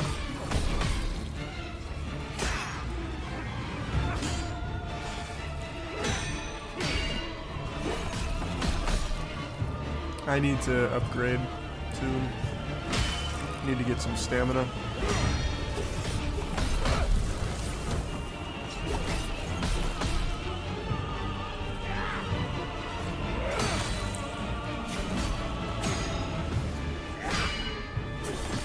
I can't believe how hard it is to unravel some of them. Like, this guy feels like someone that would unravel so quick. But not yet.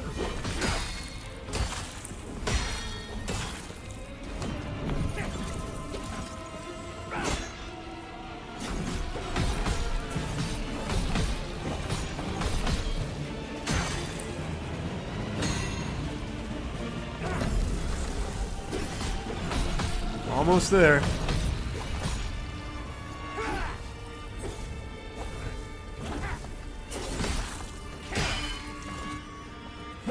Oh wow, that's a lot of damage.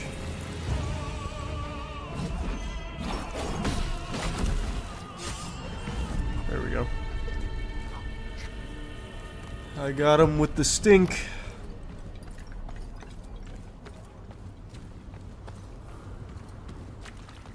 What was even the point of killing this guy? He was just a little troglodyte in this cave, just living by himself, doing nothing. There's not even anything over here. That better be a crazy weapon for it. I was so out of the way. I thought this was the right way to go.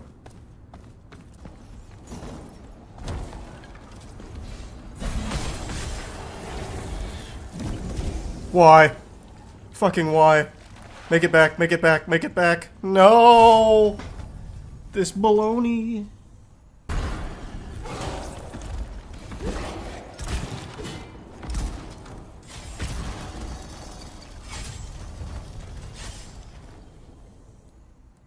I lost 150,000 souls there. Not that it matters.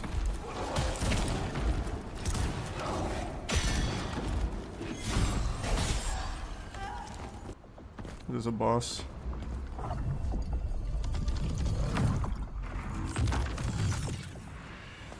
I guess. The glass blower, huh?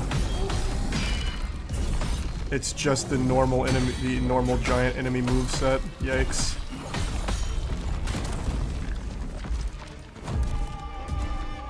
That just makes things so uninteresting. Also looks like one of those enemies from Bloodborne I forgot the name of. Thanks for 5 new subs, Dice. Appreciate it.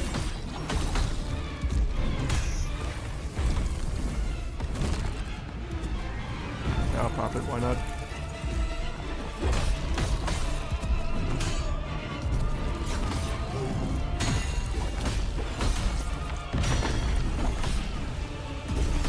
I'm out of stamina. That worked out.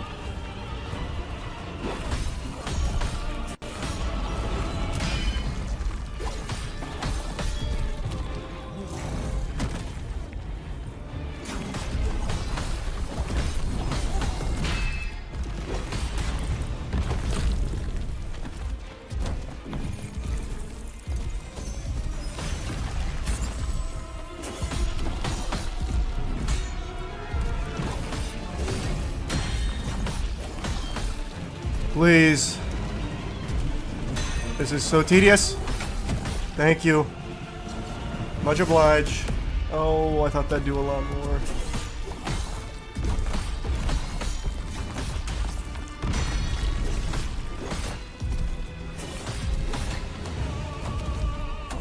Might as well.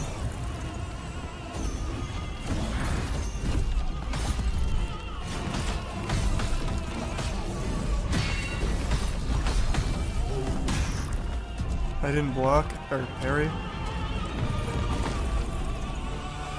Just fall over.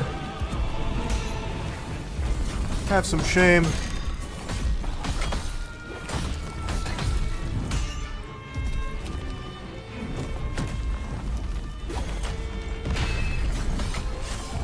Thank God, Jesus Christ.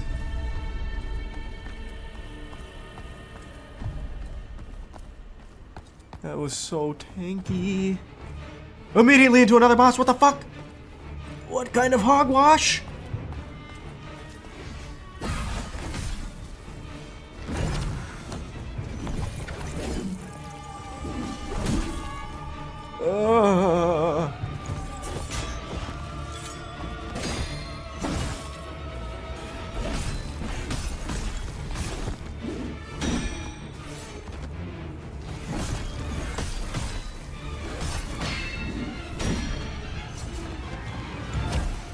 Why are you doing this? Why are you doing this? I can't see.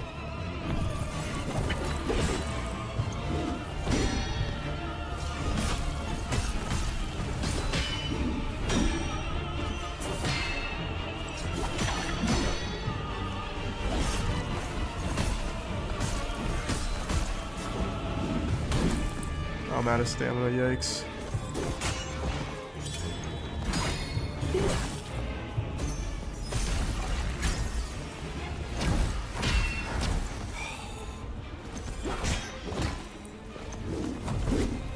Fuck it, pop one.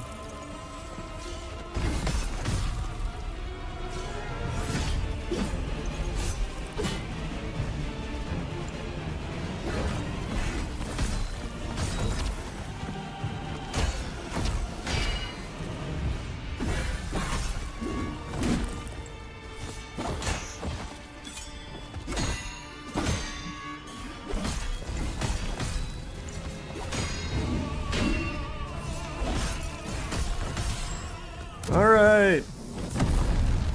Another one down. Back to back. Did I miss a bonfire? It seems so odd that they'd have them side by side. Eh, I guess not. Oh, it's another green enemy. Luckily I just upgraded this. That was great damage.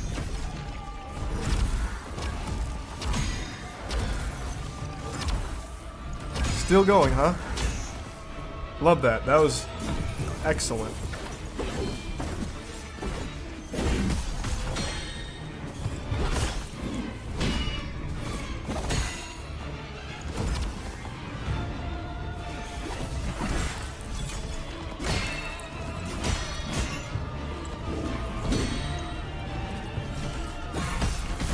Oh God, stop it!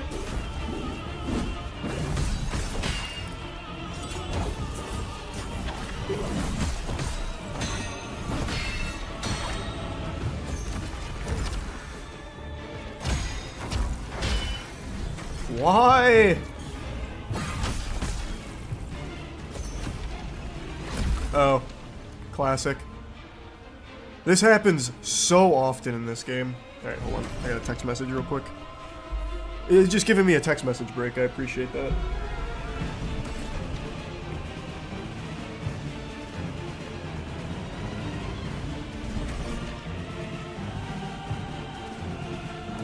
Alright. The high intensity match continues. Take this!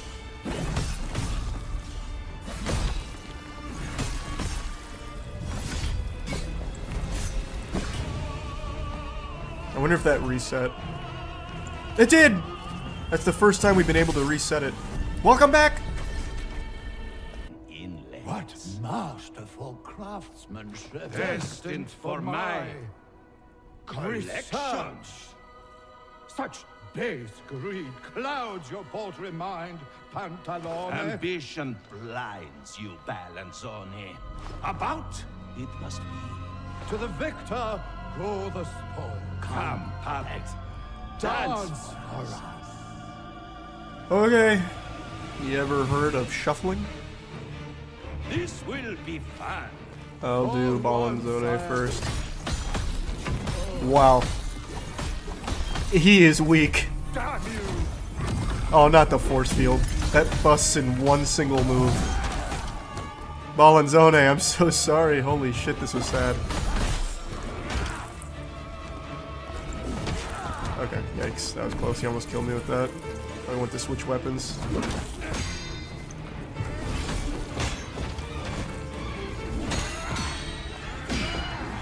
You ever stop attacking? Holy shit, Pantalone.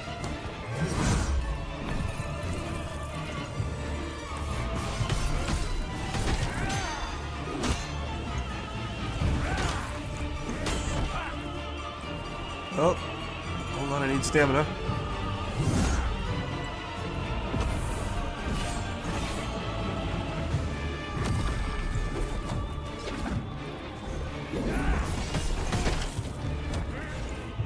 I should have just stuck with the fork. This does not do much damage. Wait, there we go. I got the Radiant to stack. It did no damage. I was better off staying fork.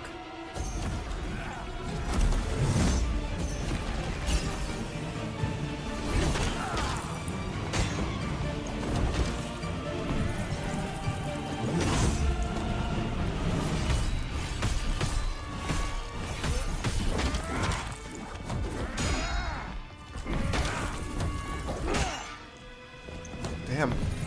Pantalone is going crazy.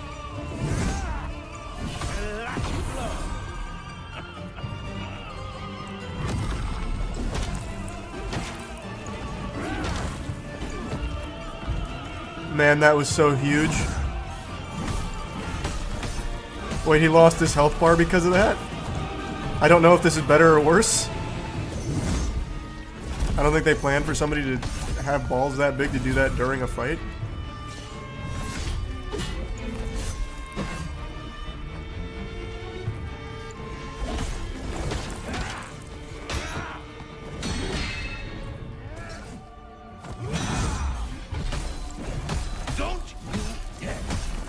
There we go. No health bar, no problem. Yeah, Gluttonous Fork is just better. I thought the Radiant would be really good from that, but it just wasn't. We are facing a significant problem, Balanzone. I can see for myself.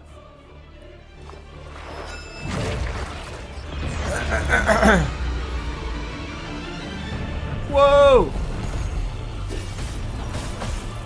The melted ruler. Alright, he looks really cool. This reminds me of the final boss in Power Stone 2. Any Power Stone fans in here are probably excited that I referenced that game. The most slept-on franchise of all time.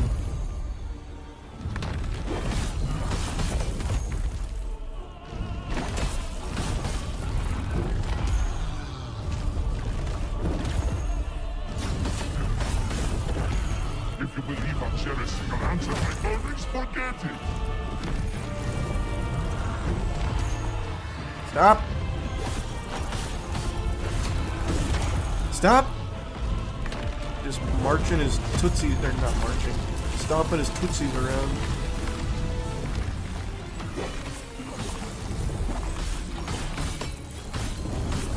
Almost there. Damn puppet will best ask. Do something. Silence! Please drink my flesh. No! Excellent fight. Ah!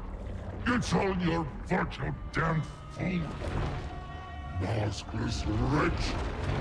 You believe yourself a Justicia, the harbinger of change? Change? He is but a puppet, created for a purpose he doesn't even know. Shamed to the destiny of another. Oh, shit! He said, who asked? Spare me! My will! I can't... Lata, a twisted reflection of Arlecchino's shattered mind. All that being said, whatever end we meet, it has been a delight to compose the song of change together. It has been a delight. We made such a good team.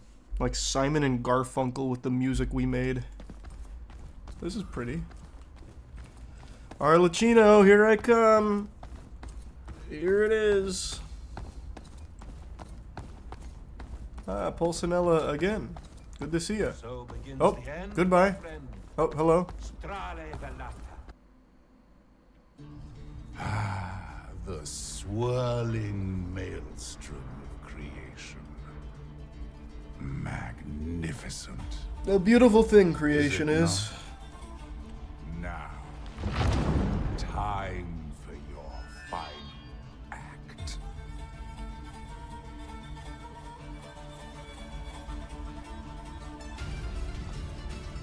This is a really cool final battle area.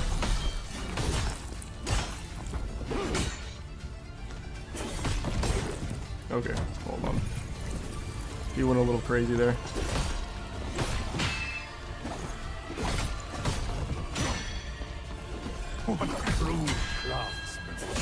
Whoa, he can parry too? This guy means business.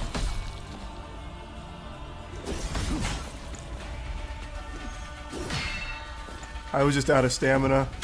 Came at a good time though because he was parrying, so I didn't lose any damage.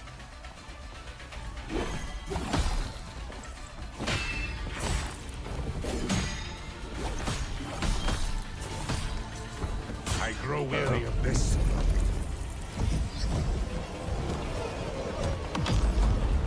Whoa, oh my god. That's the most annoying mechanic in the game. Just the full heal. Cringe. Twisted monkey.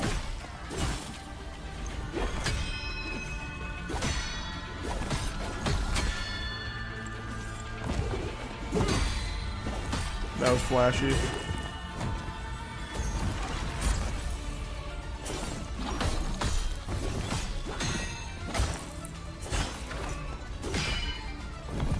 Uh-oh. I sense your maker. How unfortunate.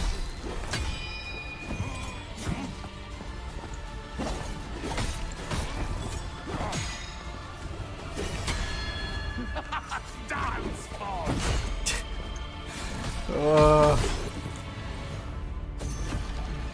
Take some of that. Oh, good dodge. Excellent reflexes.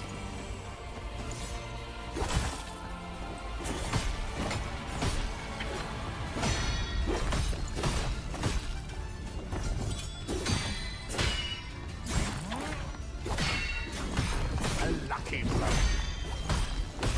Almost there.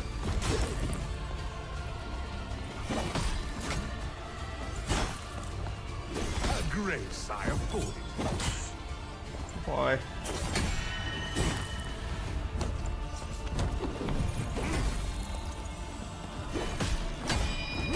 Stop it! You bitch! Oh, I'm out of stamina.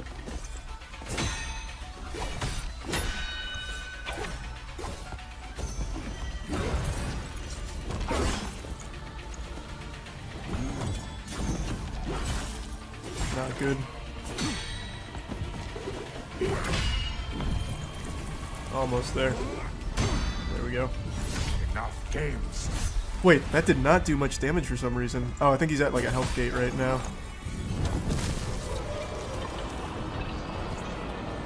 That is so cringe. That is so cringe. The double full heal. Nice waterfowl dance, idiot.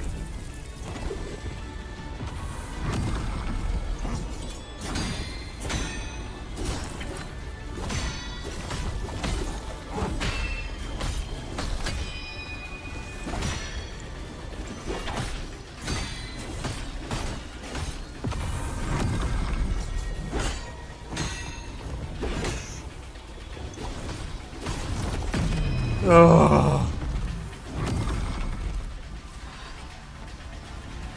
He just got stuck outside the map. I was against the wall and he teleported. He got stuck outside. No. How could Oh my god. this is impossible? Such Take that! imitation crude. Pulcinella. You always were destined. I still had so many fucking Estus left though. I was definitely going to kill him there. That just saved me like 3 minutes. A performance for the ages, my dear friend. A standing ovation for the overture to the new world. Now, There is a chance that was supposed to happen. I don't know. messy affair. Reach out. Maybe it wasn't a glitch. Who's really to say? My power, crippled by a script I did not write.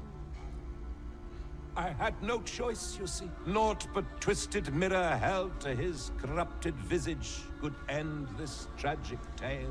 And so I don't even know what the tale was, I'll be honest. I didn't pay attention to the story.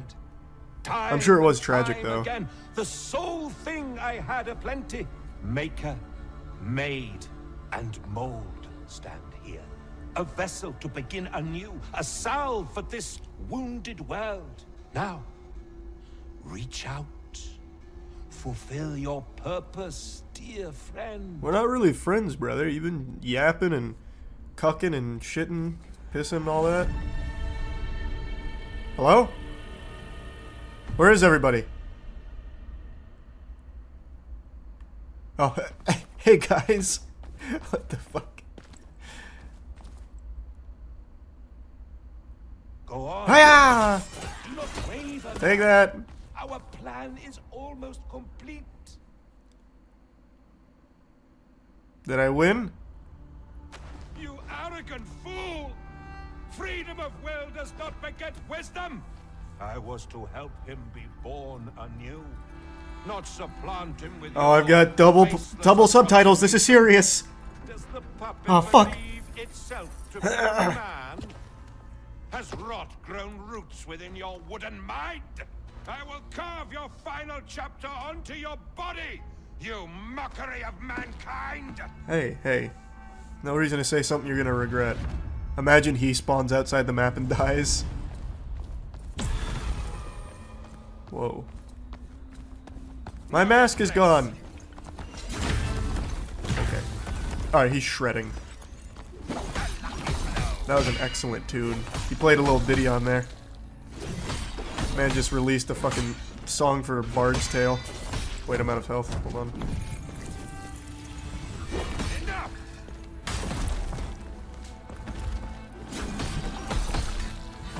Face your maker, wretched fool!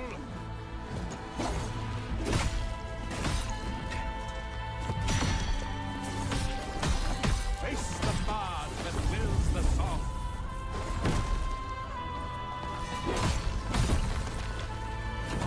Uh-oh. Curse you! Okay.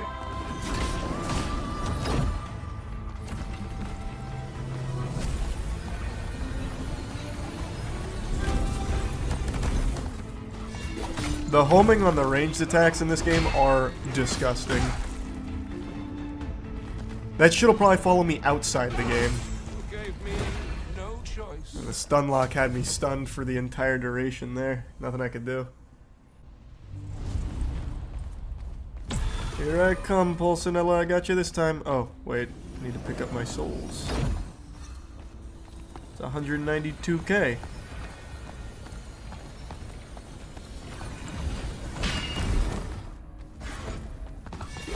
Do you wish to make the master of comedy laugh?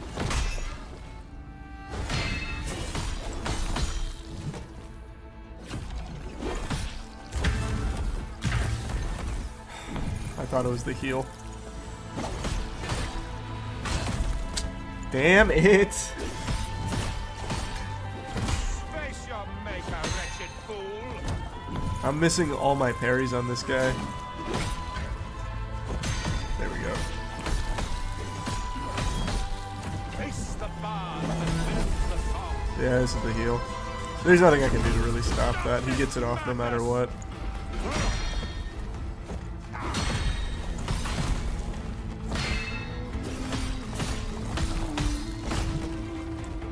There we go, though. I'm taking it back. Pieces I shall shatter.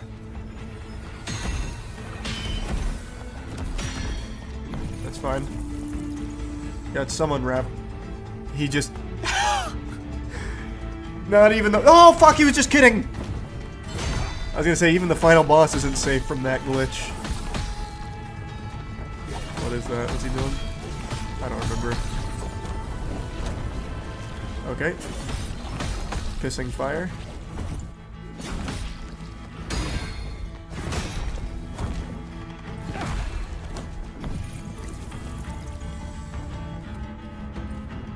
Yeah, he keeps like momentarily turning off and then remembering that we're in a fight.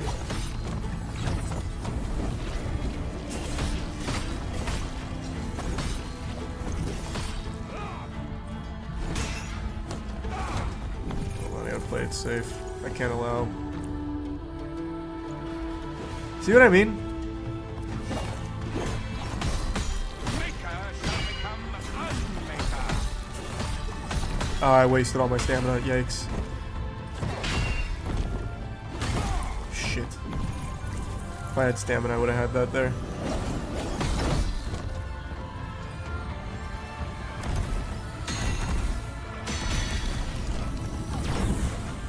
Bunch of baloney that hit, and you know it, Pulcinella.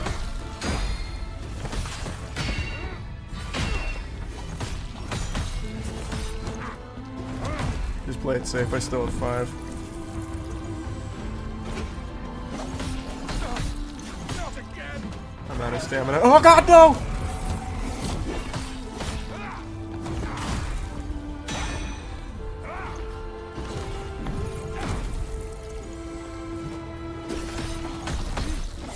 There we go. Outplayed. Actor unmasked.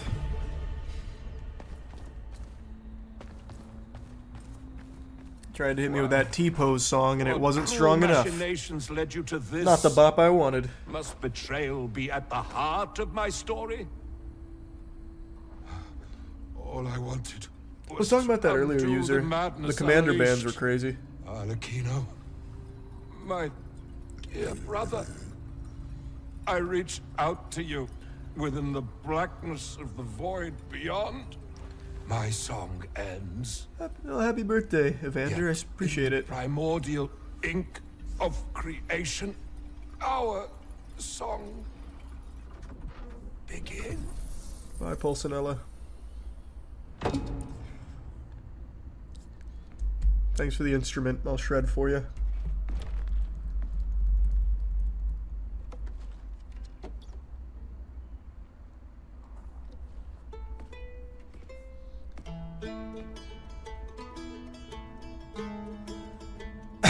I don't exactly know what that means.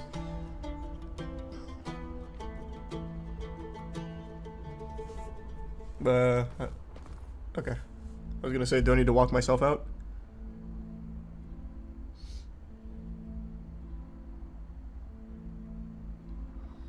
Was it supposed to look like that? I don't know. It's hard to say.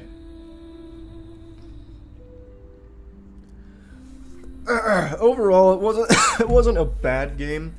It just lacked polish.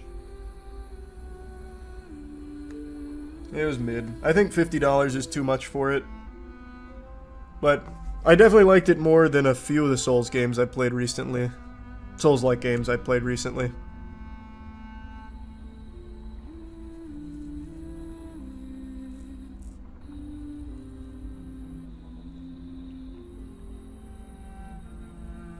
Nah, the combat wasn't that bad. It really wasn't. The biggest problem with the combat is that there's no variety to it. I think there's only four moves, like 4 movesets in the game. 4 or 5, maybe. And all of the enemies use the same ones, too, for the most part. So there just wasn't much depth to it. I think the big thing that is supposed to bring depth is the Battle Mage mask lines, but I don't like casting in games. Souls games, that is. So I didn't do any of the casts, really. What was the best part of the game? The aesthetic. I think there were a lot of cool visuals. The final animation with the guitar bugged for your playthrough. Oh, that's not how it's supposed to look? Okay. For a first studio release, you think it's really nice? For their first game, it's not like bad. Like I said, it's very hard to do a good Souls game with a small team without like a ton of experience. World, and we're in France, and we recognize that our opinions are shit. So, Whoa, you're going off script now. did I say our? We recognize that your opinions are shit, and ours are the best. So this is going to be to find out our favorite food in the entire world, basically. So we'll pick one from each country, narrow it down to regions, pick one from each region, to eventually get to the best food, non-biased, best food for everyone in the entire world. And we have professional chefs from each region doing the food, so you can't blame us for it being not properly cooked or Exactly. whatever. And actually, you know what? That's when I'll step out for a second and say, if we eat something and go, yuck, it's because of our opinions, not the chef. Well, no, it's because it's bad food. Right. Also not the Prepared chef's fault. best, not the chef's fault. What I'm saying is the chefs are great. Yeah. We're great. It's going to be great. We have a professional Frenchman here. Hey, bonjour les bastards. Oh, are There you you already go. bringing us our first food? Okay, so Monique, there's a rule in this room Okay. that when you're bringing food in, you have to say a pun or some kind of joke Oh, based on God. the food. You got this. Have you ever heard a frog croak? It's a croak madame. Holy. I mean, that was beautiful. The effort, effort. Yeah, for a jump scare there, that was pretty decent. That's my wife. So it's made with Gruyere and Parmesan cheese, bechamel sauce, and a sunny side up. Have you ever had a croque madame? No, I don't even know what that is. Sir, you This is what we had in do the London, honors. right? Yeah. Yeah, cut it down the middle. Let's show across. Yeah, you can also, if you want to, like, do some. Alright, the way that just fell apart there was actually perfection. So I know we're going through some shit today that we're not gonna like, but this will make it all worth it. So this is a croque madame? Yep. Okay. Alright, well, I'm excited. Oh yeah, can I have a plate? Oh, I was like, we don't have. Thank you. Still nice Oh, and it warm? smells good. And so our chef today, I'm sure he'll come up at the end and talk about himself. But he trained classically in France. I think that's right. If he comes up and says differently, it's his fault, not mine. That's amazing. Holy. What is this? What is that? Like, what kind of meat is that? Bacon? It's ham. Ham? Mm-hmm. A cousin of bacon? Wow. Wow. That's going to be hard to beat for the rest of the world. Yeah, I think. What if we end the series here? We're done. We found the best food in the world. Can I have a Le Pepper towel? Oh, a Pepe Le Pew? No. That, we're tier listing, right? Oh yeah, we're tier listing. Yes. Oh. Absolutely I yes.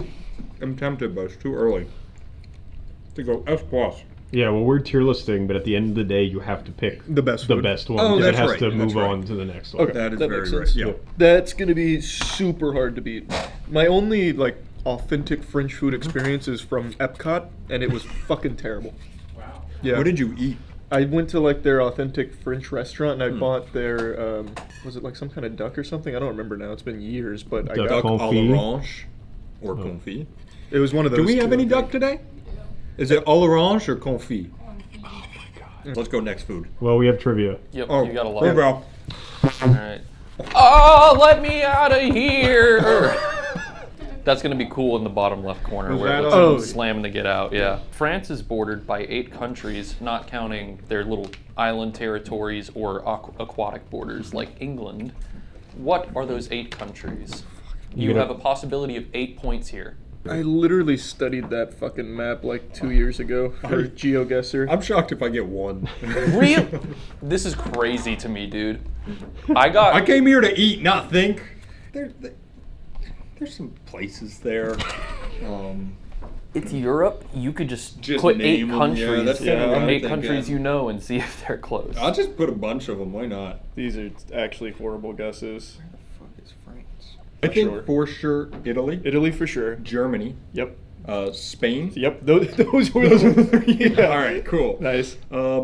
Which if I think Spain's touching it, I mean, if we just want a fucking shotgun approach, we got Scotland, Ireland. No. Well, actually, I think Scotland might. Ireland, I don't think. What if we do this to move on to the next food? What if we lock in Italy, Germany, and Spain and just go for 3 Those are the points? only 3 I feel somewhat. Yeah, this feels confident like about. a really. Let's each throw in one wacky one that Okay, might. we working together here? Yeah. All right, I'm going Greece. I feel like Greece is pretty Greece good. is over there. I cannot remember what's. Everybody shook their head no at Greece. You shouldn't write that. I'm taking it off. You guys ready? Yeah. Yeah, I actually don't. But care why don't that you much right just now. turn them around first? Let's see what you picked. Matt, I'm gonna need you to write larger. Okay, you threw in Switzerland as your crazy one. Yeah, I threw in Hungary. Okay. It is Belgium Okay. to the north, Nobody talks about Luxembourg They just don't like beneath them that, God damn it! I was thinking Luxembourg. Germany, them. Got it. Nice. yep, Switzerland, Italy, Monaco, Oh, what a Spain, Grand Prix. and Andorra. Okay. Well. Italy doesn't touch it. No, he I didn't. said I mean, Italy. wait, did you say Germany? Yeah. Yeah. The three. okay. The 3 we locked in were for We sure. were good, yeah. Hungary wasn't even close. What was What's this next one? Is that quiche? It is quiche my ass, boys. Banger. Oh, she was Absolute cooking one. banger. Nice. I looked over at the stairs and she was like, Keep cooking. It's smoked salmon and Fuck. cheese. You want to start with the salad? Yeah. We can start with salad. What do you think's on here? It looks like. Guava vinaigrette. What the fuck? Who I was gonna is guess this that guy? too. Whoa! What? I don't even usually like vinaigrettes on a salad. I'll usually just do like thick stuff like Yep. Like a a ranch. Thousand Island or Yeah. like a ranch. Yeah. That's. This is incredible. Wait, this guy's good. This guy's staying. God damn it. Do you want to stay forever? You know what? That actually smells good. I don't remember the last time I had a quiche. Here's the thing. That's pretty good. You guys know me. You know I hate seafood. Mhm. That fucking slaps. That's pretty good. I'm gonna go back here and get one of the crusty pieces. What is a quiche? It's Like egg cake. yeah. egg cake? It's basically like a breakfast egg pie. Yeah, pie's a better word. Yeah. I'm going big bite. That is good. Oh, that's hot. Oh my god, this whole little dish right here is so good. They're delicious. They're delicious. That's another S tier, but below the croque de mac, whatever it's called. Yeah, the croaky muck definitely up. This is going to be an A for me simply because of the salmon. This is one of the best quiches I've had, and it has fish in it, so that's saying a lot. If this next one is another 8-part question, I'm leaving the room. It's not. This is relatively easy. All right. I'm going That's with. what you think. Oh. Ratatouille is a Pixar film about a rat who can damn cook. Which Pixar movie preceded it in their filmography? Well, And for bonus points, what year did those 2 movies come out? So this is a possibility of 3 points, depending on how much you get. are we working together? Because I think I know the year Ratatouille No, came you're not out. working together. You guys should not be working together. This is The point is to win. there's not a big gap between those 2. I'm pretty sure I got this one, to be honest with you. Turn them. All right, Turn around. 2010 and 2000. Didn't get a single point. Perfect. Did neither of them get a single point? No, you don't get a point either. Let me see what you said. Cars came out the year before. Ratatouille was 2007. Cars was 2006. We were close. We were in the ballpark. Damn. Next food. Next food. Hey, this flag should be all white. You know what I'm saying? Is this my Yeah, I put that. Yeah. Hell Are yeah. you going to love it? More like escart go to the polls, am I right, Hillary? You know, today is voting. Oh, is it really? Yeah. I think this is to jab out your eyes so you don't know it's snails. Have you ever had escargot? No, have you? Nope. Oh, I hate the texture. Holy shit, I hate I'm the starting to suspect. Oh my god, look at it. Look at it. Look at it. No, I don't want. Mine's so much bigger. I got a girthy boy. If you're French, tell us if you use the bread in the comments. Show us how you use bread. Je mange escargot. That means I eat escargot. Oh. It's not as bad as I expected it That's not bad at all. taste. That's actually just not bad at all. Related to something. Is it more like fishy, like an oyster? Or It's is it a more very like umami. Is it kind of like a mushroom? Oh, It's very, a very very earthy umami flavor. Have you had it? Because that's I like know a really you- good I description. know Peyton's had escargot. Good bread. I'd give that comfortably an. This might be too generous, but I'm gonna give it an A. I was between A and B. Yeah, I'm sitting there. I think realistically, for my palate, it's a B.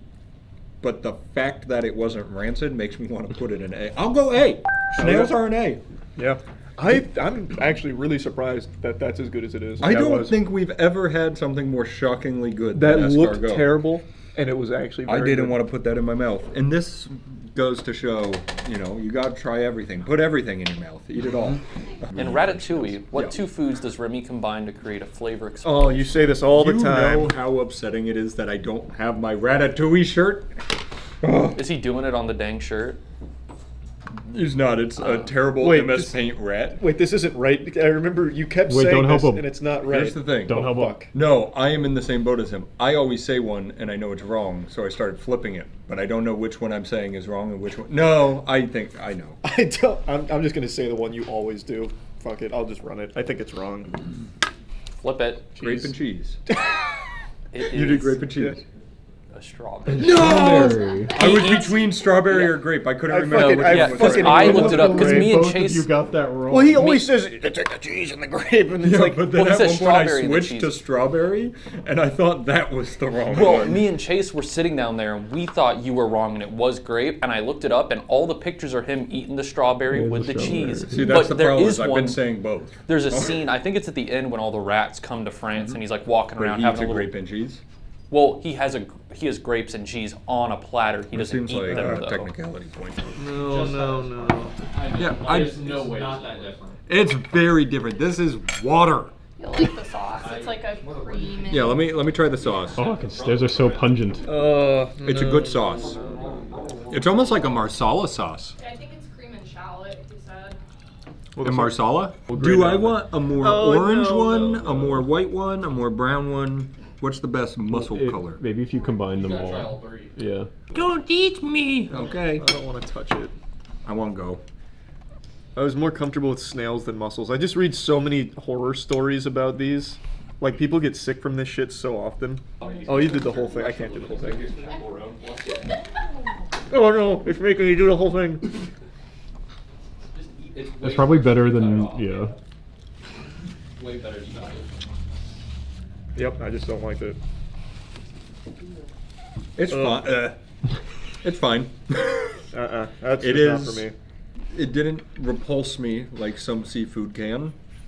Still, never in my life will I eat that again. Until you guys make me up here. Yeah, I imagine that's prepared super well, and I still just do not like it. For me, that's a D. I was gonna say I will go D, not F. Yeah, I Because- simply just do not like the texture or the taste of mussels. Because we That's did right. them for the death row inmate tier list. Yep. And they were like prepared super well then. Yeah. Still hate them. Didn't like it. There's like a pop to it, and the pop It is like seafood. It tastes popping like in your mouth. sea water. Yeah, It's I don't just like it. very sea watery. I think we can confidently say this is not moving on. Yeah.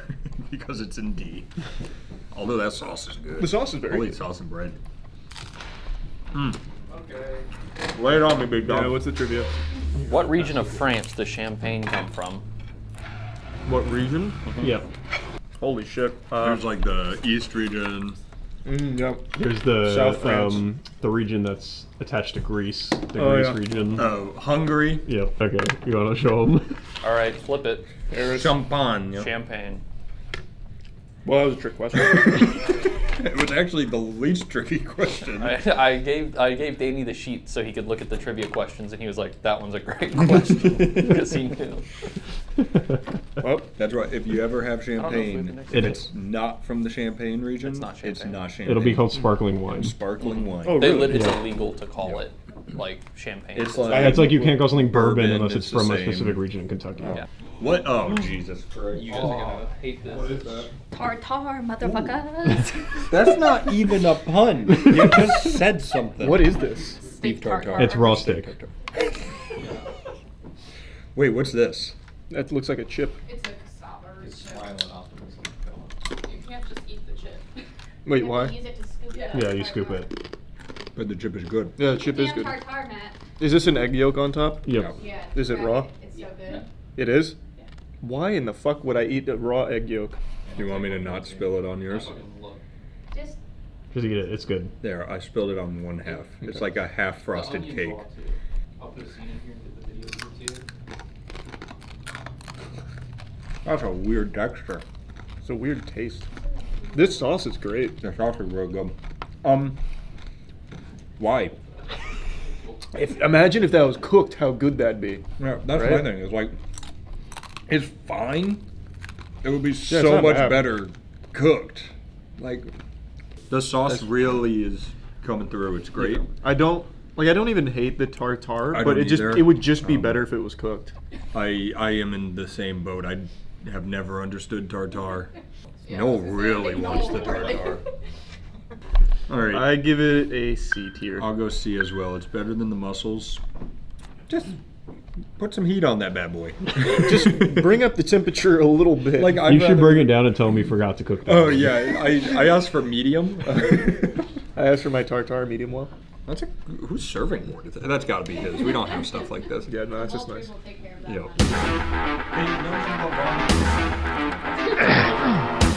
Yep. Which two UK-born chefs? Which two UK-born chefs trained in France to hone their talents and proceeded to have successful television programs?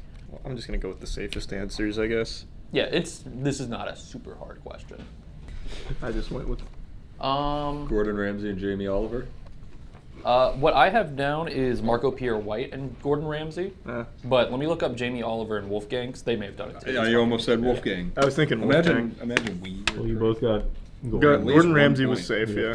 Well, Wolfgang Puck isn't UK. He's Austrian. I was gonna say, Oh, I think he's is from he? the UK, Oh. which is why I didn't put it.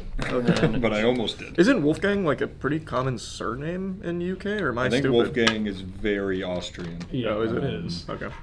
I will give you Jamie Oliver because it wasn't where he first learned, but he did go to France. You learned there, though. Yeah, he did Okay. study there. I knew that. Momo, can you do that funny comedian thing where you pretend to walk down the stairs behind that wall? Oh, that's a really good idea. Oh yeah.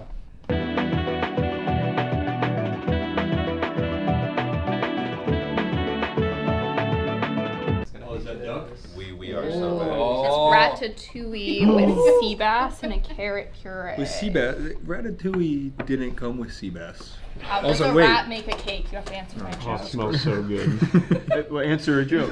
How does a rat make a cake? How? He uses his whiskers. You know, like a whisk. That was cute. Come on That now, was Matt. cute. Can you give feedback to the chef? Sure. Because the vegetables in the movie were cut into circles and layered around the pan. Oh, I'll let him know. Okay, cool. I thought that was just the movie name. I didn't know it was a real thing. That is a real food. Oh, that sea bass was. That fish smells so good. It's super tender. I want to like fish. Okay, they're everywhere. I just want to like it. Why can't I? Why am I Oh, like hot. this? Holy. That is hot. That's good. Hot. Smells like fish. This is this cod? Sea bass. Oh, you said sea bass already? Yeah. Didn't hear it. That's pretty good. Yeah, it's good. It's very hot. That's good fish. It is. What the heck? Have you never had like a fillet of fish from McDonald's? I think you've made me eat one before, and that was it. Oh, nice. I didn't like it. Do you think this tastes like filet fish? No, not at all. Okay. It's just another white fish. I was just curious. Yeah, no, that's This is- good. this is very like good. I could order this and be happy. That's crazy. Yeah, this is easy S tier for sure. Wow. I cannot believe I'm putting what a the fuck? fish in S tier. You get like a flashback when you ate it. Oh, absolutely. To my childhood, Yeah. where What'd you eat there, Charlie? Would I eat where? Oh, you were like, Oh no, it's just hot. He keeps expecting it to be less hot when he's taking bites instead of. wow, S for sure. Does this rival Croque Madame? No, No. Croak is still definitely above That, it. I wish we had more. I'd put this in second though for me. What did we have in second before then? We had the Croque Madame. We had the It's clearly not memorable. It might have been the escargot. no. It was whatever No, came there right was after. Oh, the more. quiche. The quiche. Oh, the quiche. I would put this above the quiche as well. Yeah. Did you see another billionaire disappeared in the ocean? Yeah, I did. You told me yesterday, and I Yeah. thought that was crazy. The ocean is claiming billionaires' It's souls eating all them the time. It's eating them. What happens to the money? Does it go to the fish, or do we? I think it goes up for raffle. Like the billions. It's finders His keepers. stocks, they just fucking. Well, they kill him, and then it's like GTA. All his money blows up out of his body. Fish are fucking. It's like Sonic rings. All right, give us a. I forgot we had a question. What's the drinking age in France? Oh, isn't it something like super? I think it's super crazy, right? It's like 14 or something They're ridiculous. It's not that. so they crazy. all not that drink crazy? It very is. young because you're allowed to have a glass of wine, like if your parents give it to you. Yeah, like kids drink there. There's a certain amount, like to get Yeah. it at a restaurant. In I'm public. between two. Oh, it's probably this then. Like to buy at a restaurant. See, we are either correct or it's one lower. You think so? Maybe. Let's go with this so we're in tandem. 16. It is. Matt, Good work. What? was that for ants to read? Fuck. Come on. Oh, we got food. This is the duck leg confit. Charlie, this one's for you. What is a duck's favorite ballet? Oh, it's got to be something with quack. Wait, Oh, can I guess? I think I know. You go. You go. Oh. I don't know. Wait. Nutcracker. Nutcracker. Oh. Damn. Oh, we got some asparagus. What's the sauce on here? It's like a cream sauce. Oh my god, that looks. Is that like a That looks, mushroom? that looks cream? so good. I don't know why I said it looks so good when I just tasted it. It is so good. Or What did you say this was? I already forgot. It's a potato. Oh. Um, Well, it is. no, That's hot. I was right. That was a hot potato. The zingers are coming left and right in this one. Oh no, I'm laughing in French after eating a snail. Do you like duck? I don't know that I've ever had duck. I've had it once. Actually, at I've had Bangkok. Danish duck before. You know what I mean. What? You have shared a bite of duck with me before, is what I'm saying. Oh yeah. Damn, this is steamy. Super tender though. Y'all are ducking that up. This is really good. Yeah, oh, wait, that was smart. Get some of the cream in there. Yep, got to. I didn't think about that. I'm red one. Is duck like a good protein source? Or pretty good. It's Yeah. It's like the red meat of poultry. that's absolutely S. That is a big ol' S. I don't know if I like it better than the croque madame. I don't think it. Oh, I don't know. I'm stuck. I don't know if it's better. You guys can also decide at the end. That's true. I'm just Let's gonna put throw it S, and right now it's head to head. Having. Do a we have fucking more blood any sport bites of battle. croque madame left? No, we housed. We didn't think ahead about maybe we wanted another bite at the end to compare. No, it's okay. Trivia moment. Brothers Edouard and Andre Michelin created the Guide Michelin, which is just Michelin Guide. Yep. to you assist- understand French well. Yeah, I'm getting it. To assist drivers in France in 1900. What country was next in 1903? Like, what did they make a Michelin Guide for next? The second country. First one was just France. What was the next country? They Well, we picked? know what I'll tell borders you. them. It is a country that borders Is a them. bordering. I got it. I actually think I know what it is. Are you ready? Luxembourg. Oh, Italy. Belgium.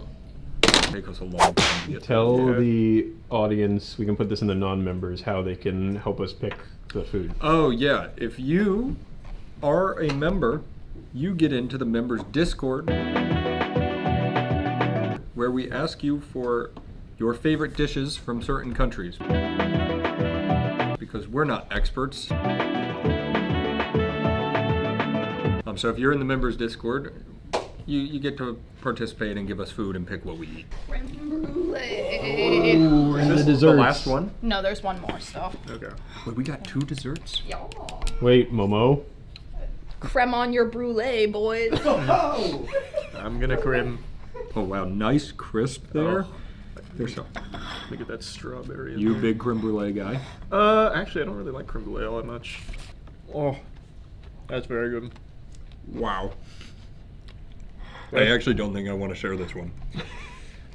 Maybe we That's just definitely the best creme brulee I've had. That is. Triple S. I'm gonna Google something here before I say it. This is I don't want to get this wrong. Is it racist? I was Googling, does Applebee's sell creme brulee? Because I was trying to remember the last creme brulee I had, and I really thought it No was wonder you Applebee's. don't like it.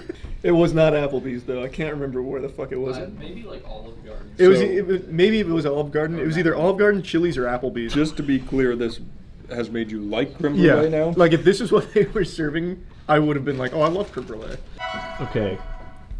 Is this Oh. going over croque madame? S and no. Like I don't think I could ever comfortably put a dessert over like a main food.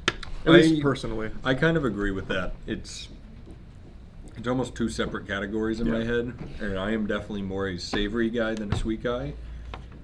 But yeah, I'd say it's right behind the 2. In France, it is illegal for restaurants and supermarkets to A, this one's multiple choice, A, leave food sitting out longer than 2 hours, B, throw away spare food, C, have more than 3 red meat options on the menu, or D, not serve coffee. Oh, I actually think I know this. I don't think I do, so I'll guess. D. B. It is B, they cannot throw away spare food. Every spare food has to be donated. Oh. I think Italy has a rule about no coffee. I thought for sure that was the right answer because there's a huge coffee culture in France, from what I recall. Yeah. When I went there. Yeah, from all those times you went to Europe. Hey guys. Hey. How's everyone doing? Good. That looks so good. What See is the you guys French are up to? pancake superhero? What? Creped in America. Oh yikes! that's the biggest clunker so far. I didn't even get it. It's not Like it's not Captain America. Oh. Let's try this. What's in these bad boys? Oh wow! So what were we saying about not moving desserts forward? Holy. Have you had a crepe before? Maybe Not at Epcot. If I did, it was at Epcot. You trained in France? No, I mean, the culinary school I went to is a French background school. It's the Culinary Institute of America.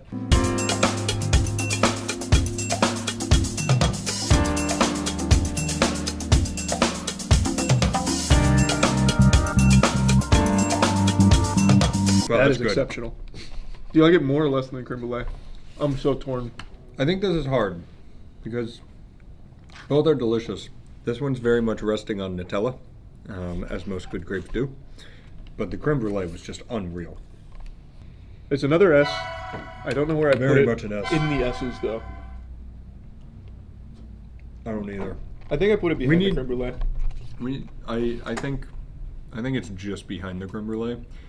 And are we basically saying we're in agreement? We're moving savory forward. Yeah, so I think best of the days between the croque madame and the duck confit.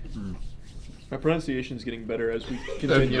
You actually used some of the correct words that time. Yeah, like, all right. We have to make a decision. Yep. I'm gonna put forth. Oh, that's fine, I know. I'm gonna put forth the croque madame. That's what I would push. That's what I'd be pushing for the best meal from France. I was going to do the same thing. Really? You were getting croque madame over the duck? Moving in, it was already one of my favorite breakfast foods, and it was perfectly done. Yeah, Thank you. excellent. I think I've got to move it forward. Hey, Also, come. Sorry, better high five. Better high Come five. introduce yourself real quick. This is our wonderful chef from today. My name is Chef David Aristizabal. Perfect. I'm here. I live here in Tampa.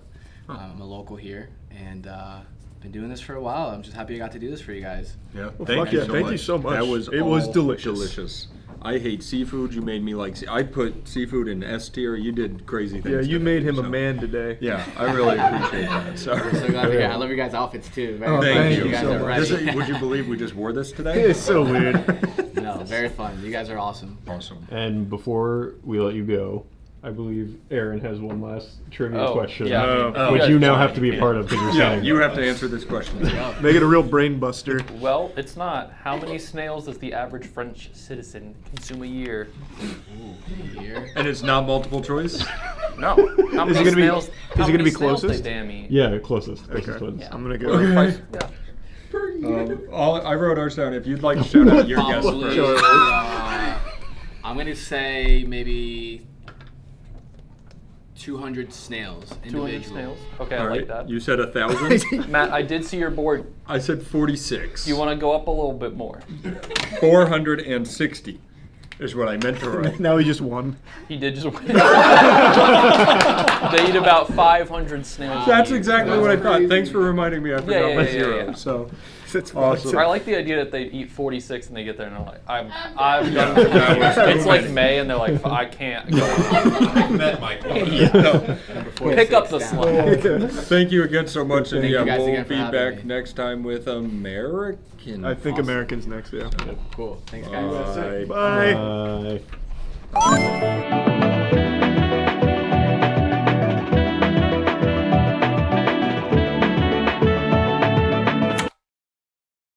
Unironically, for the first time in a long time, I am actually very excited for Call of Duty.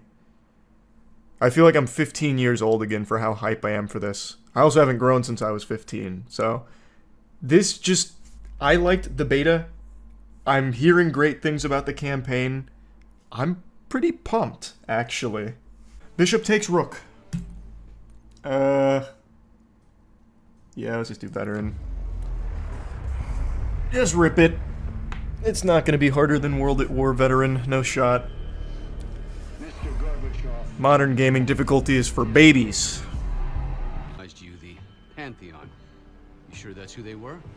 That's what Alawi called them. When are you gonna tell us what's really going on here? When are you going to tell me what happened in the previous games, because I don't remember? Questions, Mr. Woods. Sir, if you read the I report, need a lore recap. Previously on DBZ. Some of it I still find hard to believe. Movement, truck doors. got it. I got him. One shot, one kill. 100% accuracy so far on the stats. Nice. We're here soon. Be ready. What's ahead? Let's do it. Oh wait, these guys are like fighting back. I'd rather just keep fighting unarmed men. Copy, black truck. Keep pushing up, Case. Find it out. I didn't think that would kill me. Alright, I forgot I was playing on Veteran. I was just gonna face tank the shit. That's on me. I completely forgot. We're here soon. Be ready. Copy, black truck. Keep pushing up, Case. Find it out. I'm pushing up. Just follow me. I'm aimbotting right now. I fucking toggled on.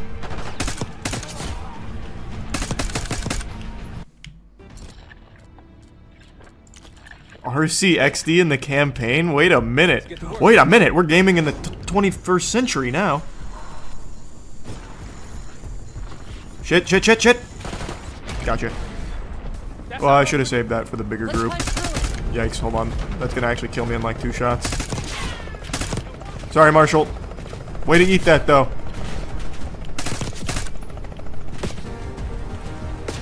Oh, no! I didn't mean to dive. I wanted to just prone. Don't put me back on the hill. Put me on the ground over there. Damn, I'm on the hill. You sure about that? I'm not a super huge fan of that spawn.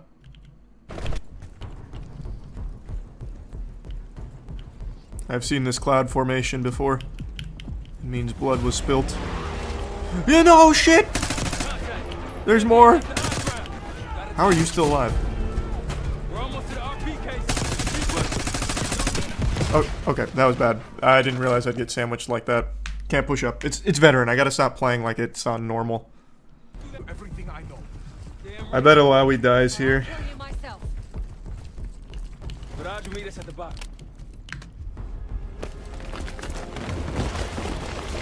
Oh shit! Oh no, these are friendly. Everyone all right? Is this your... No! Stand down! Oh, Wait till Woods gets a load of this. Goddamn Russell Adler, CIA traitor. You've been on the run, what, 10 months? that was so brave. Yes. Wait. I got a message for Woods. Oh, yeah? Tell him Bishop takes Rook. Oh shit. That's the name of the chapter. Man, it's kind of hard to hear them over the sound of everything else going on here. Which I guess makes sense for like an actual war, you know what I mean? But can you, like, I feel like put some lavs on these soldiers so I can hear them better, you know?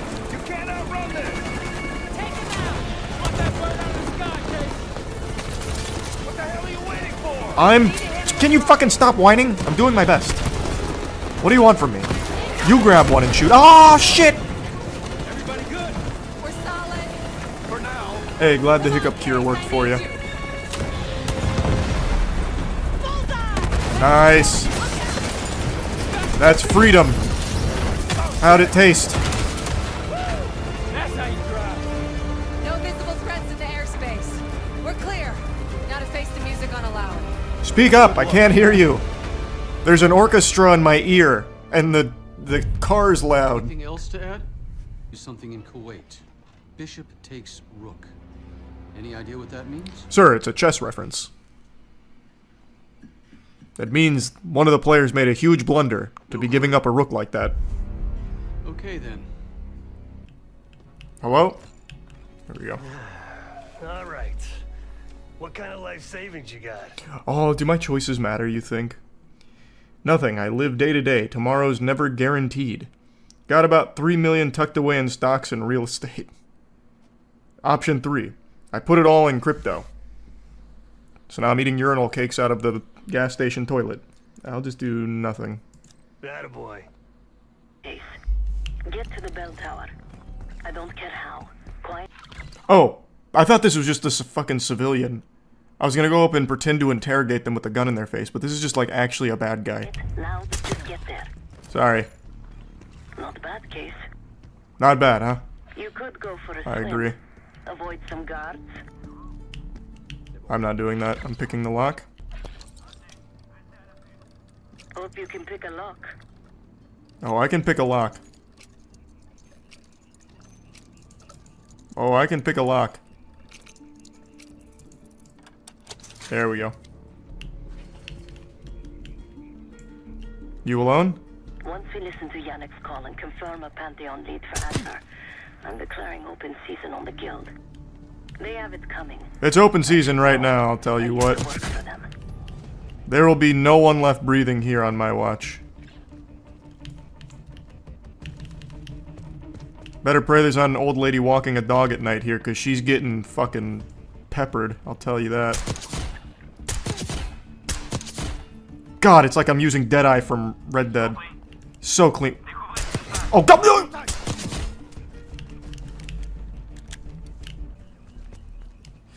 Right in through the front door. Hello? You're looking at me. This... What? Hire bodyguards that actually have their eyes open. Don't need to get mixed up with the CIA.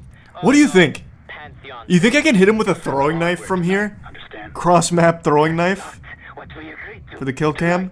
Yannick, I'm gonna try it. don't test me. So the Pantheon and the CIA are connected somehow. We got what we need. Take the shot. Hold on. Taking the shot? No, it wasn't even close. Okay, whatever. Calculated for the wind. actually right between the eyes. Not even scripted. Just a perfect shot. Woods was right. You are a good shot. Yep, and here's one more just for fun. Pussy. Yannick was just our first domino. We have more work to do. Right now, get inside and find the safe room. Here I come! Of all the guild assholes meeting tonight, Sadie's the biggest. Oh, they're still alive. Man, I fucking headshot all of them. And they just tanked it. They're like, oh, jeez. Must have been the wind.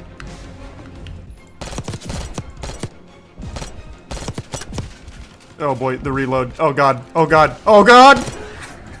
Why wouldn't you just shoot? I want to give him a piece of my mind.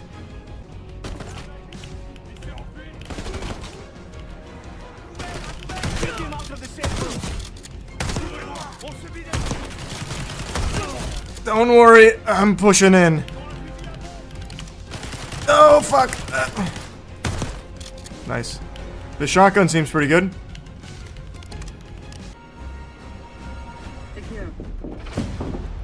Nice. Don't move, Case. Stay quiet. Play low. Oh, we're acting. Oh no, help! Wait for my signal. She's got me, no! You CIA types are all the same. God, this guy looks like a loser.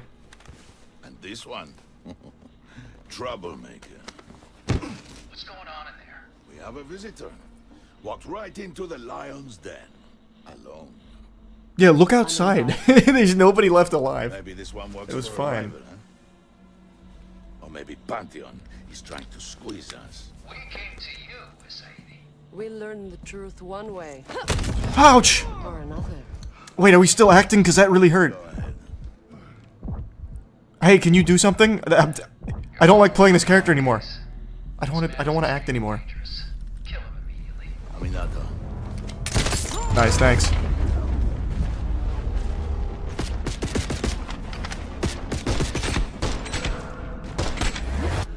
Huge. Thanks, membership, alley, and the tier 1 dirty bulk. Follow me! I'll just use a pistol and only a pistol. Oh wait, that's a that's just a normal human. They have guns! Yes, we do!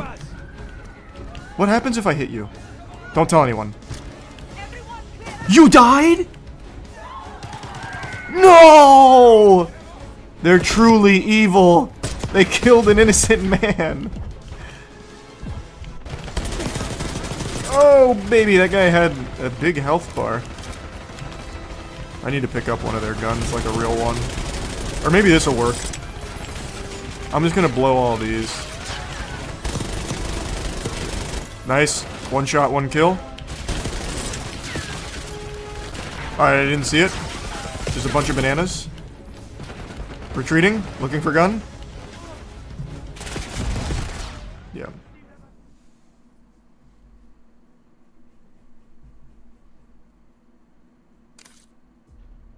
Whoa, what? A dev error? 614? What does that mean? Why'd that happen? Popping too much ass? Wow, what a fucking shame. Alright. Let's restart it. I can't believe I have to go through all of this again. Holy shit. This is actually a long mission too. What a shame. Get to the bell tower. I don't care how. Quiet, loud, just get Alright. there. Let's work on my speedrun strats. The Pantheon. Yannick's near the umbrella. Upper deck. Watch this snipe with the pistol. Surrounded by girls. Oh, right there. Yannick's running. Shoot him. Imagine. No way! Oh. Oh, the collateral! Holy shit! What the fuck? Yannick was just our first domino. We have more work to do tonight. Mission accomplished, Sev. Just as the coach drew it up. Pull up in a white van. Oh, that was a... What were you doing there? What were you doing there? He was up to no good. I'm telling you, I might have just prevented a crime.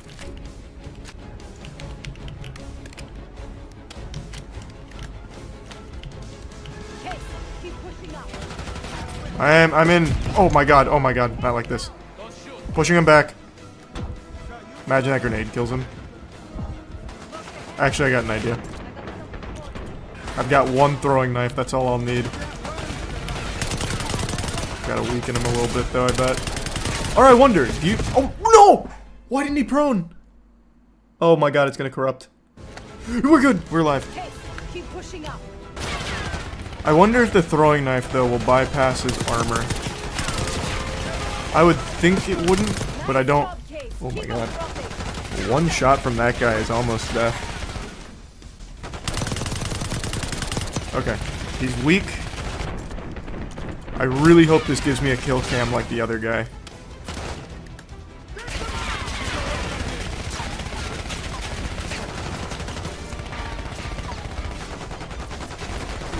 Nice. Oh, yeah. Gave him a tracheotomy. Nice work on security. That just needs to say it. Very clean, very cute.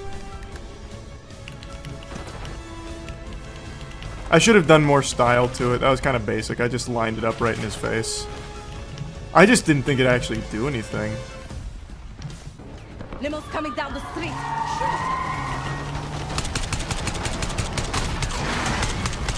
Got it. Perfect aim for you. I should have just... Man, I should have tossed a throwing knife at it. Don't worry, I got him. Nice. Burning hell is Sadie. Ready. I'm ready too. There's still so much time for more carnage. Interestingly, one of the event's attendees is Senator Jack McKenna. Whoa! To the black site. That's just actually a picture of Bill Clinton there. That was cool. Past the veterans. Photojournalist for the Washington Telegraph. Don't make any way. Hey! Fuck her right in the pussy! You guys remember that one? Give me that mic. Thank you so much, sir. Are you alone? Sir. Yes? Oh, I can't take you down? Oh, you're so fucking lucky. Do you know how lucky you are right now? I would beat your ass right here and no one would know.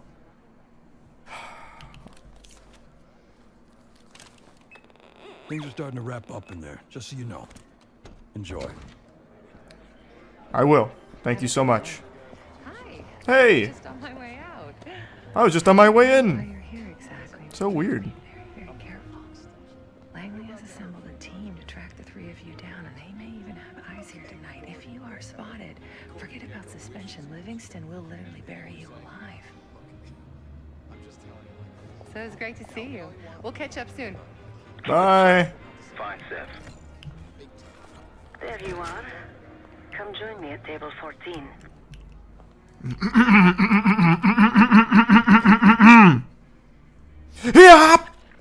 Yeah, I came back for you. Yeah, I fucking came back for you. Yeah, what about it? What about it, huh?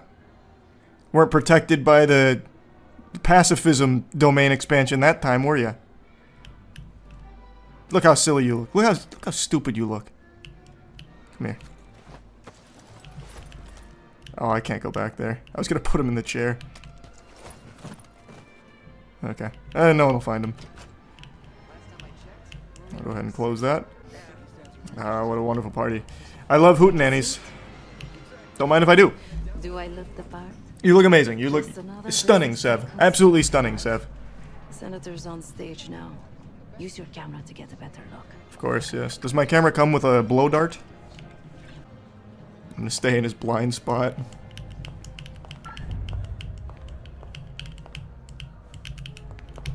You can walk right into the gold curtains case, but don't be seen attendant.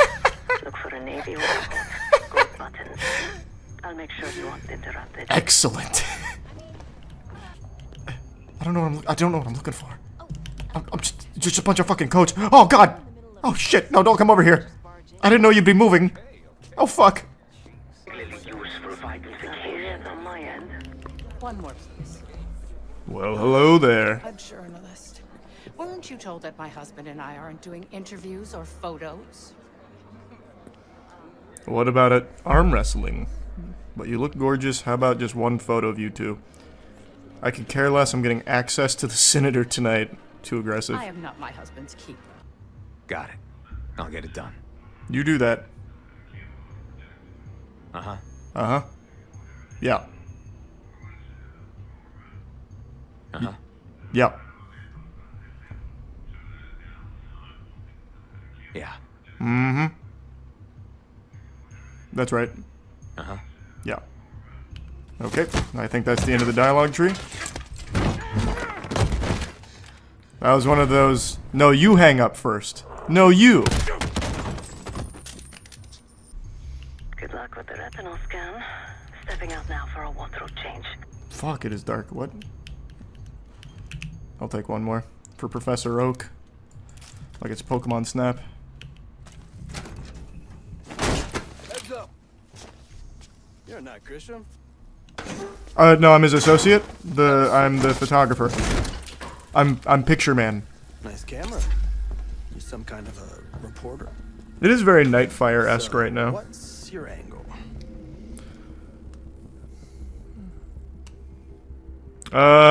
Honesty's the best policy. I'm CIA. Deep. Well, I mean, this isn't really honest. And I'm the Pope. But it's close. Help with what? I'm killing your boss. Until you start singing some truth. I'll scream and everyone at the party will hear me and you'll ruin it. You'll be a party pooper. It's all yours. You guys don't want to do this. Wait, I got that wrong? Man, that was just a little fucking meat tenderizer. That's not gonna kill me in one shot. Are you kidding?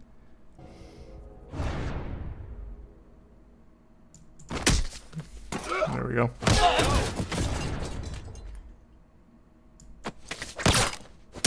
Do I not have to time that? Can I just do that at any point?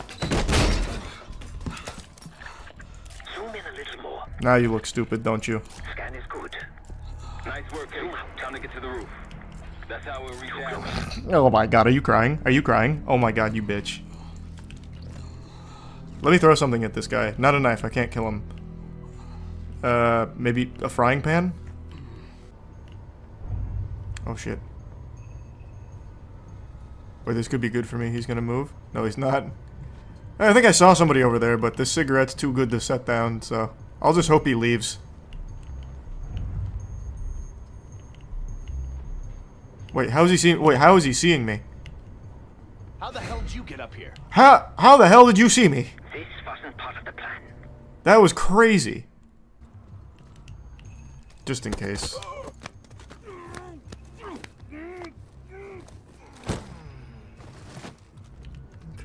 gotta hide that. Anyone down there? Probably not. Hup! Oh, hold on. He's a little heavy. Oh boy. Oh boy. Come on.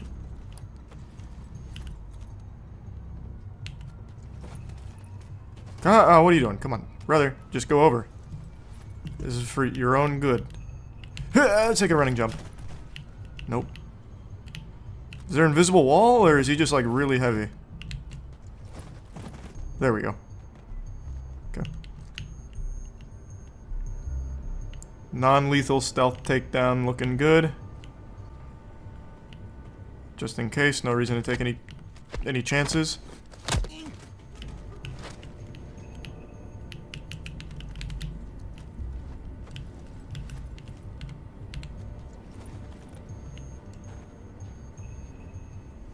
Pretty gentle. Like falling onto a bed of feathers. Oh, Jesus. I didn't see this guy. Sounds good.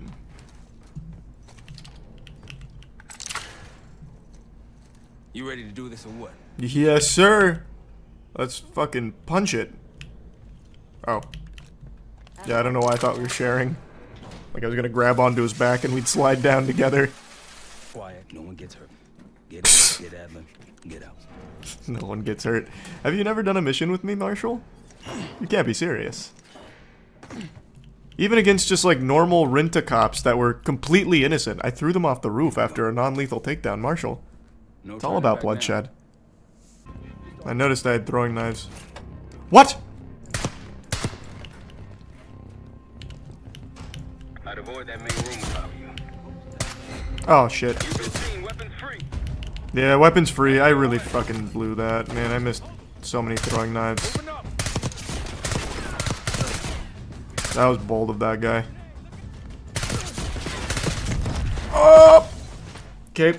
I thought I cleared out more than I did. Real names and cover names. Jackpot. That's big. I'm at the door, Case. Waiting on you. Alright, you ready?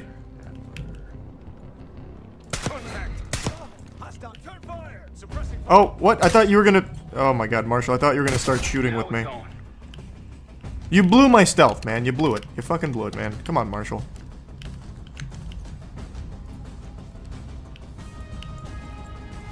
Thought that was gonna be like a really patriotic team moment there.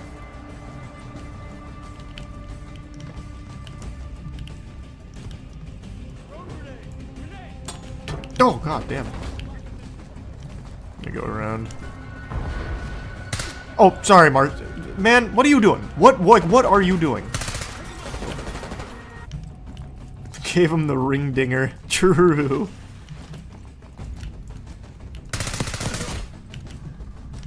Gotcha.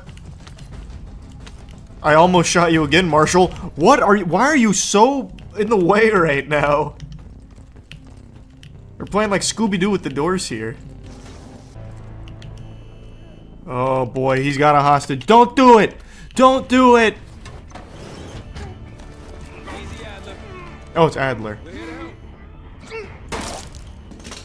Guess what? You got my message. The old man says you're worth it. You better be right. Sev, we got the prize. Good. Now get out. Fast. We've got party crashes up here. Great. You good to go? Am now. Oh, I didn't even see him put the shades on. Damn it, I missed it. That was his Duke Nukem moment. Omni movement. I'm dead. I'm dead. I killed myself for that. Never mind. That guy took cover instead. Adler, use Omni movement. You didn't even kill him.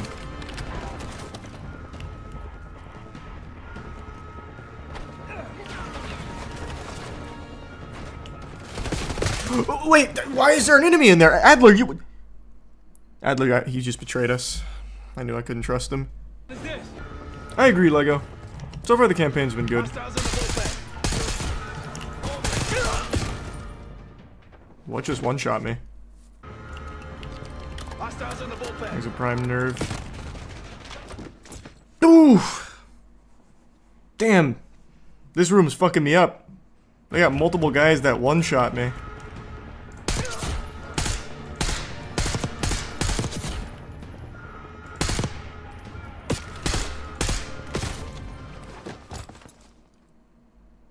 Okay, I need to stop doing that.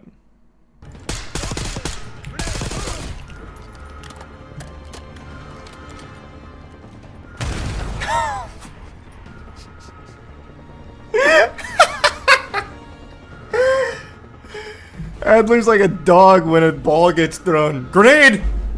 I gotta go jump on it!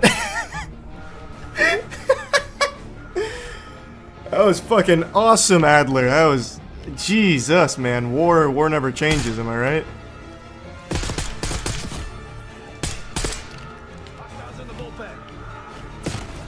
I don't even know who shot me there. Man. I don't know what happened, but the guns they're using in here are fucking obliterating me. How are you still alive? Oh! Take cover. I'll distract him with this. They're noisemakers. I don't know what I was thinking. Take cover. Don't worry, I have a throwing knife. This should stop him immediately. Ah! I can't believe it. I can't believe it.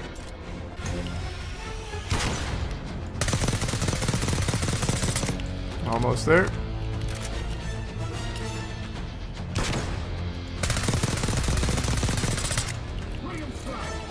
I missed.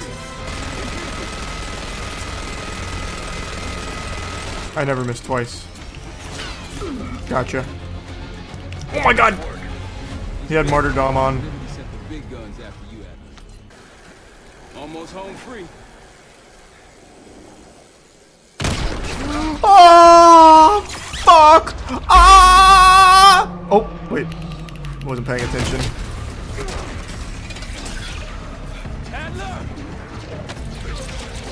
Good catch.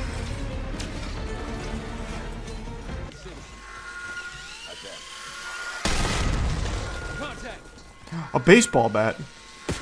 Oh, Jesus Christ. Ah! Don't worry, Adler ate it all, I'm sure.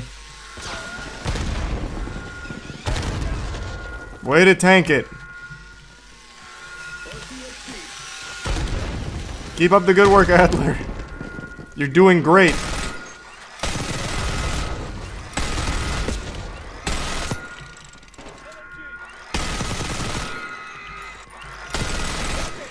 Adler, can you please move? Oh god, eat that one, Adler. Adler! Ah! How'd you get past Adler's defense? Thank you, Adler. How is he still alive?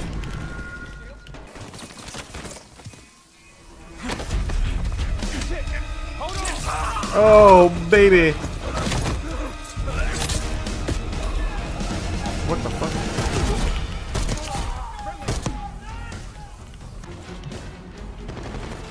Oh, I thought that was a sniper. Maybe it was.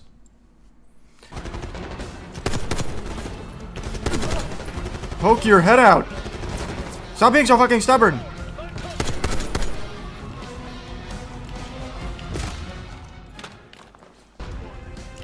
Are you alright? Oh my god, we lost him. We couldn't save him. But we will avenge him.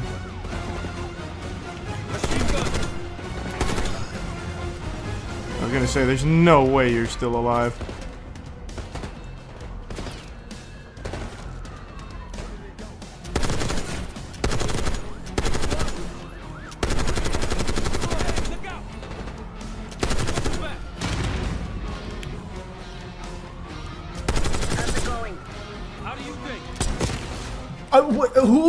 Who is using the goddamn elephant gun on me? Where is that even coming? I don't even see like the sniper sight or anything. Who is hitting me? I think I'm alright. I think the guy that had the one-shot gold gun is dead. Oh yeah, we're good. Jesus. Alright guys, let's load up on this one bike. Grab my back. Yeah, you didn't make it out. We will. If we can't outgun them, Hey, where's mine? we outrun them. Man, what the fuck? Saddle up. Really? I don't get a bike? Just like that, huh? Just like that.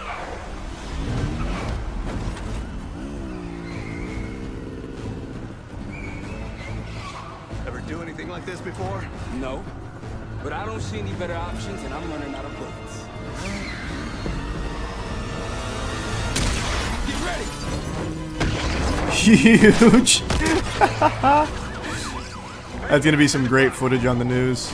Keep them off me!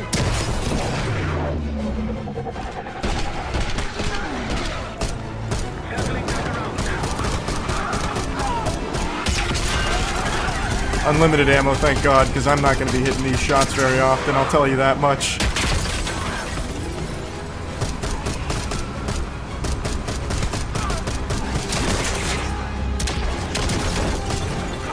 Oh. Here I come! Nice. I got you, Adler.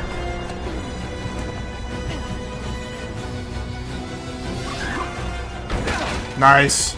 That's my boy.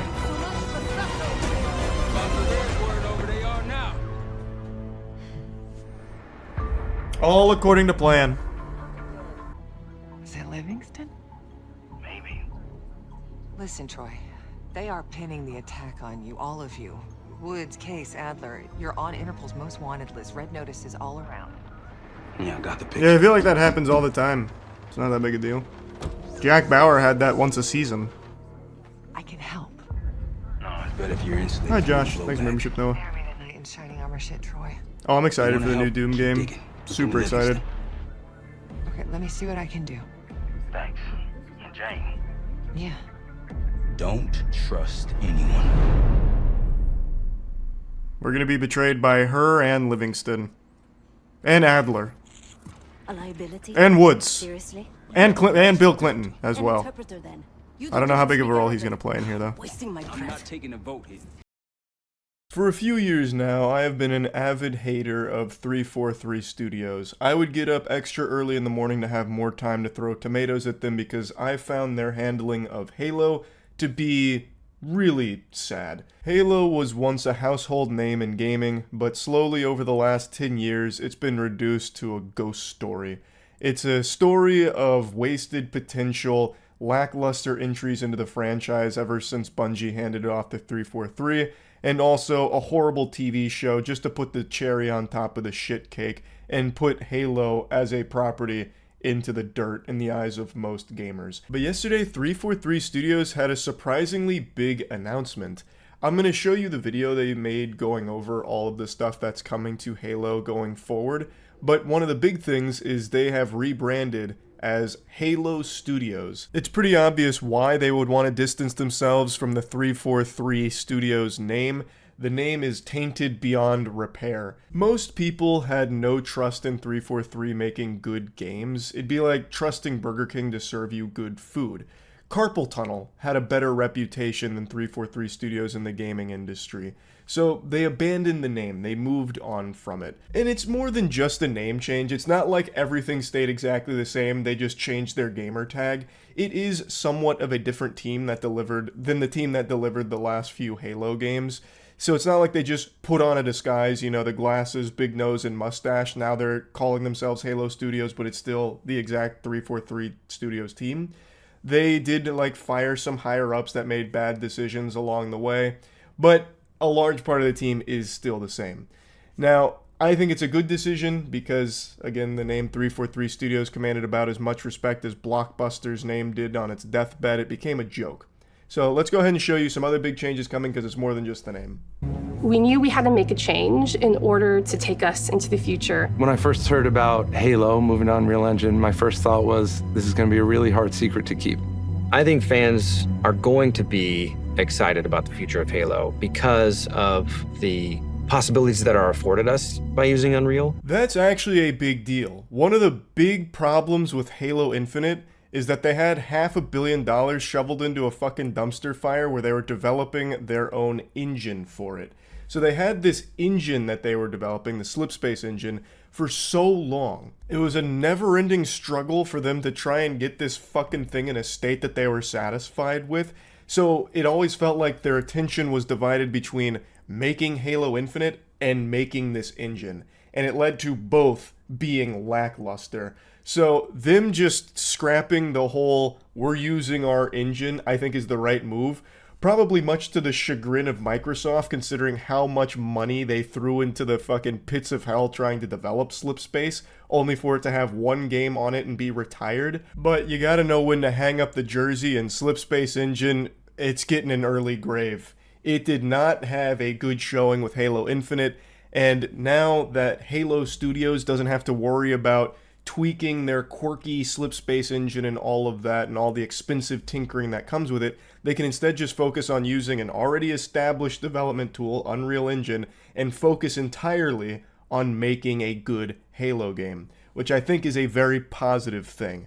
I really do think them trying to make Slipspace engine the next big engine for Halo was a big misstep because it took away from just making a good Halo game in the first place. I had a lot of fun with Halo Infinite when it first dropped. Like, it did feel somewhat fresh, but there was no meat on the bones. There was no content. It was in a state of starvation and drought for so long that I and most other players left the game pretty quickly, like within a month for most people, because there wasn't a whole lot to do. You'd hit max rank in multiplayer, in like 2 weeks and you'd be done. And the campaign wasn't that long. The campaign was fine, but compared to the Bungie era Halos, it was very weak. But compared to 343 era Halos, it was a better campaign, I suppose. But yeah, it's just disappointing. There was potential there that was never realized, and I do think the engine played a large role in it because of this constant struggle with it. So going to Unreal, I think, is the right call. It's going to look better, it's going to play better, and they can focus entirely on making the game better. Before, we really had to split our focus in thinking about building an engine, supporting it, being really kind of a tech company and a studio at the same time. Since we've made the change to shift to UE, we can bring Halo forward in ways that people have never seen before while still being true to what Halo is. That's a pretty honest summation of it. Being divided as a game company and a tech company makes it very difficult to succeed in either vertical. So what we ended up getting was half-baked in both the engine and the game. Now, you take the engine out of the equation, you can put all those resources into the game, which is where they should be. That's where they should go. That's what people want, is a good game. Prepare ourselves for the next steps of making Halo games.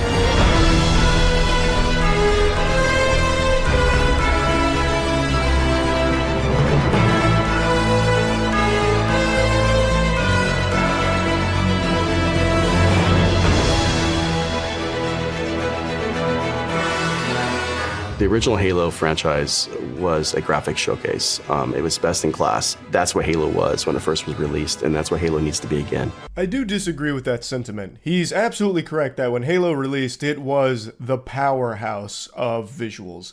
It was the gold standard of, holy shit, this is blowing my mind. I remember when I first played Halo when I was a kid, I couldn't believe what I was looking at. I thought Super Mario 64 looked fucking lifelike. Can you imagine my soiled diaper with Halo Combat Evolved? He is 100% on the money that the graphics were always top-notch for Halo, but I do disagree that it needs to be that again in order for it to be successful. Halo Infinite didn't flounder because the visuals weren't best in class. It was just a content-empty game, and what it did have was serviceable but not extraordinary. Whereas in the Bungie era, everything Halo had was extraordinary. It literally laid the groundwork for every first-person shooter game that followed. It made like the default control scheme for how shooters are played. It was a pioneer in multiplayer gaming with unique concepts, a unique world, a great story. Like, it just had the nuts. And being a visually beautiful game with top-notch graphics was just a bonus. I think even if Halo looked worse, it still would have been just as successful because of how great everything in it was. So he is right that they were some of the most graphically impressive games for their time, but I don't think that's like a necessity to success for Halo going forward. It would be nice for sure, but I wouldn't necessarily put all my eggs in this basket of it needs to look mind-boggling. If I'm not fucking lactating from the visual spectacle that is Halo 7, then we have failed.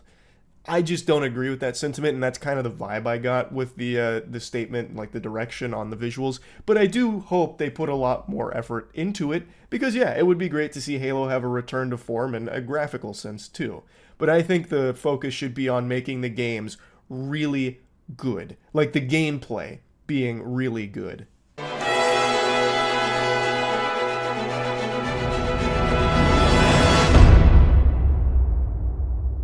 So once Project Foundry had been approved, we took the entire creative team and we ideated on 3 locations, something old, something new, and something really alien. We had the Pacific Northwest, which is sort of traditional Halo biome. The Cold Lands, which was the second biome that we took on, it was more of a technical showcase where we could play with shaders, we could play with deformable landscapes and terrains. Unreal affords us more opportunity than we've ever had in the past. And then our third biome was the Blightlands, which is any land that's been completely taken over by the flood. The biomes do look very nice. I think they look a lot better than they did in Halo Infinite. And I can't help but giggle at the statement, Unreal Engine affords us more possibilities than we've ever had. That just showcases what a failure the Slipspace engine was. $500 million in the shitter and nothing to show for it, just openly stating that you have more potential and more possibilities using one of the most popular and most used engines. Unreal Engine is just that good, and Slipspace engine was just that wonky. They didn't have as much wiggle room with it, and the tech there just wasn't good enough. They are better off with Unreal Engine, and I do think that this is the right way forward for Halo. It really is. I am more optimistic with them abandoning the Slipspace engine. What's impressed me about watching the Halo team work in Unreal is how beautiful everything looks, how incredible the environments look. Creating an asset, taking this design, now we can really dig into material foundations. What is it actually made of? How is it physically accurate to the world? Now we get to take all the wonderful legacy assets that we have, bring them to life, and bring them to today's standards. Halo Infinite was the last remnants of how we made Halo games in the past. That was our recipe. And what we are doing right now, we're changing that recipe.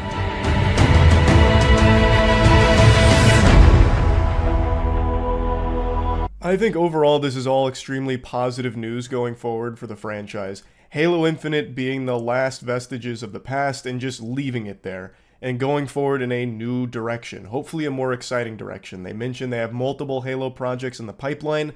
I think that's probably a good thing, them to be working on multiple things and expanding the Halo universe. They have a huge team, and they're looking to expand the team according to this. So them growing the team, growing more projects, and no longer having to worry about working with the Slipspace engine and tweaking it and customizing it, this and that. They can just work on Unreal and focus on all of these games and projects. Man, I think that's pretty fucking good. So I was surprised at how positive this announcement was, but I want to be clear, I'm still a bit skeptical on the future of Halo, mainly because it largely is still a lot of the same team. A lot of the leadership is what they got rid of, and I think that's extremely important, but it still remains to be seen if the rest of the team can deliver a high quality Halo experience, because it still hasn't been shown that they can. They have the potential to. Halo Infinite had a lot of potential that didn't get fully realized and then left in a state of disarray for quite a while. I imagine during that time though, they were working on this transition to Unreal Engine, because this isn't something you can just do overnight. So maybe that is a lot of the reason why Halo Infinite was so stale for so long and just kind of left to fester and collect cobwebs. But I just wanted to put it out there that while I am significantly more optimistic for Halo going forward, I still do have my worries about it, and I hope I am proven wrong that this team can deliver great games on par with the originals, or even better, perhaps. But we'll see. I do hope that is the case, though. Either way, this is definitely good news for the Halo community, and yeah, that's about it. So yeah. Do you remember Ko, the face stealer from Avatar: The Last Airbender? That creature that had a ton of different faces that it stole from its victims? Well, what if that thing was a Redditor? Do I have you piddling in your britches yet from this scary campfire story? I should, because it's real. I know Reddit and creeps go together like macaroni and cheese, but this particular specimen is special. He's like an SCP of pure delusion, cringe, and obsession. A dangerous mix, a recipe for disaster. And over the course of like 2 or so years, he's made a bunch of different accounts in order to message one lady in particular. And I'm sure this isn't the only person he's been messaging through all of these accounts. I imagine all of the other people are probably just too afraid to show anything or talk about anything in regards to this guy, because they're probably fearing for their lives. They're probably worried that he's going to show up at their doorstep and turn them into furniture like Ed Gein, because this guy is a fucking freak. I haven't gone over weirdo messages in a while, so I thought it was time to dust off the swamp ass throne here to take a peek. The messages we're about to look at are the newest. They're only a couple of days old, and they come years after she thought she had already defeated this menace. But I guess there was a post-credit scene with like a hand reaching from the grave, and now he's back. And he's found her on Instagram, and he's starting to harass her there. Now, Buddy starts by activating his Sharingan of Riz. He's alting. He says, "Hey, can I slide her? We spoke on Reddit for a while." What an incredible opening line. This is no doubt a pickup artist. This guy fucks. Naturally, she asks, "Who is this?" because there's no profile picture here. I imagine the account name is some kind of like throwaway nonsense that looks like an Xbox Live arcade code. And he says, I don't know how to describe it. It was also some time ago, but you have a great profile, ha ha ha, and amazing highlights. You seem very outgoing. Weaving a bit of mystery in there. This guy's good. You know me, but I'm not going to tell you who I am. I actually don't know how to describe it, actually. Who am I? An existential question. If you subscribe to solipsism, I mean, we don't need to get into the weeds of it, but you have such an amazing profile, m'lady. And I'm just the gentle sir for you. She presses him saying, what do you mean you don't know how to describe it?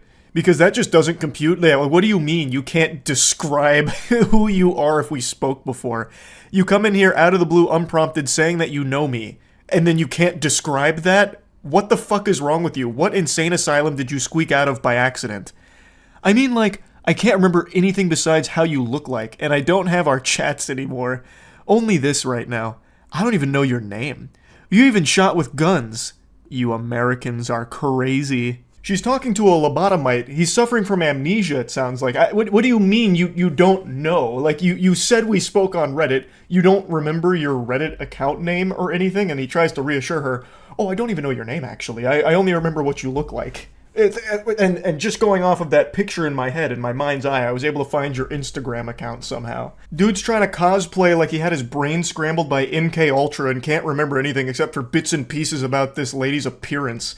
He is very clearly just trying to avoid saying the Reddit name because he knows that she'll know that it's that weirdo creep from years ago that kept making tons of different accounts to keep harassing her. Also, I think I should clarify this because it may have been confusing. It started 2 years ago, but it wasn't like some one-time instance where this guy just made like a ton of different accounts and she blocked them all and that was it, just, put the kibosh on it. He continued to do this for a long period of time. Like, there's a post from her from 2 years ago with him doing it, a post from a year ago with him doing it. So he's kept doing this behavior for a long time, and now this is just his most recent rodeo here again. Somehow, creepy Redditor returned. The creepy Redditor of 1,000 faces. She says again, who are you? I don't know. That's the only thing I know. Maybe I told you my name and you'll remember. It's blank. I imagine whatever name he gave right there isn't his real name. He probably just dropped an alias or just a fake name that he probably thought sounded cool. I bet my sweet Bippy that he just chose a name that he lifted from anime. Oh yeah, it's me, Thorfinn. You don't remember anything, do you? And what's your name? Sorry, but I forgot. What do you mean you don't remember anything? You've given her no information. What the fuck are you talking about? What is she supposed to be trying to remember here? You are a complete stranger who hasn't even left like a single fucking breadcrumb to piece this puzzle together. She says, what's your name on Reddit? Point blank. That should be super easy to answer. And he goes, wait, let me think. Actually, it could be, I don't remember. Damn, it was so long ago. I don't know, I can't see the chat. I think you blocked me. But still, you are a bigger red flag than me. Oh boy howdy, he just dropped a bombshell and immediately goes on the defensive. I think you blocked me.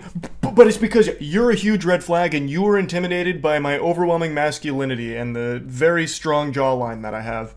I've been mewing a lot. You were the problem then, but I'm willing to forgive you.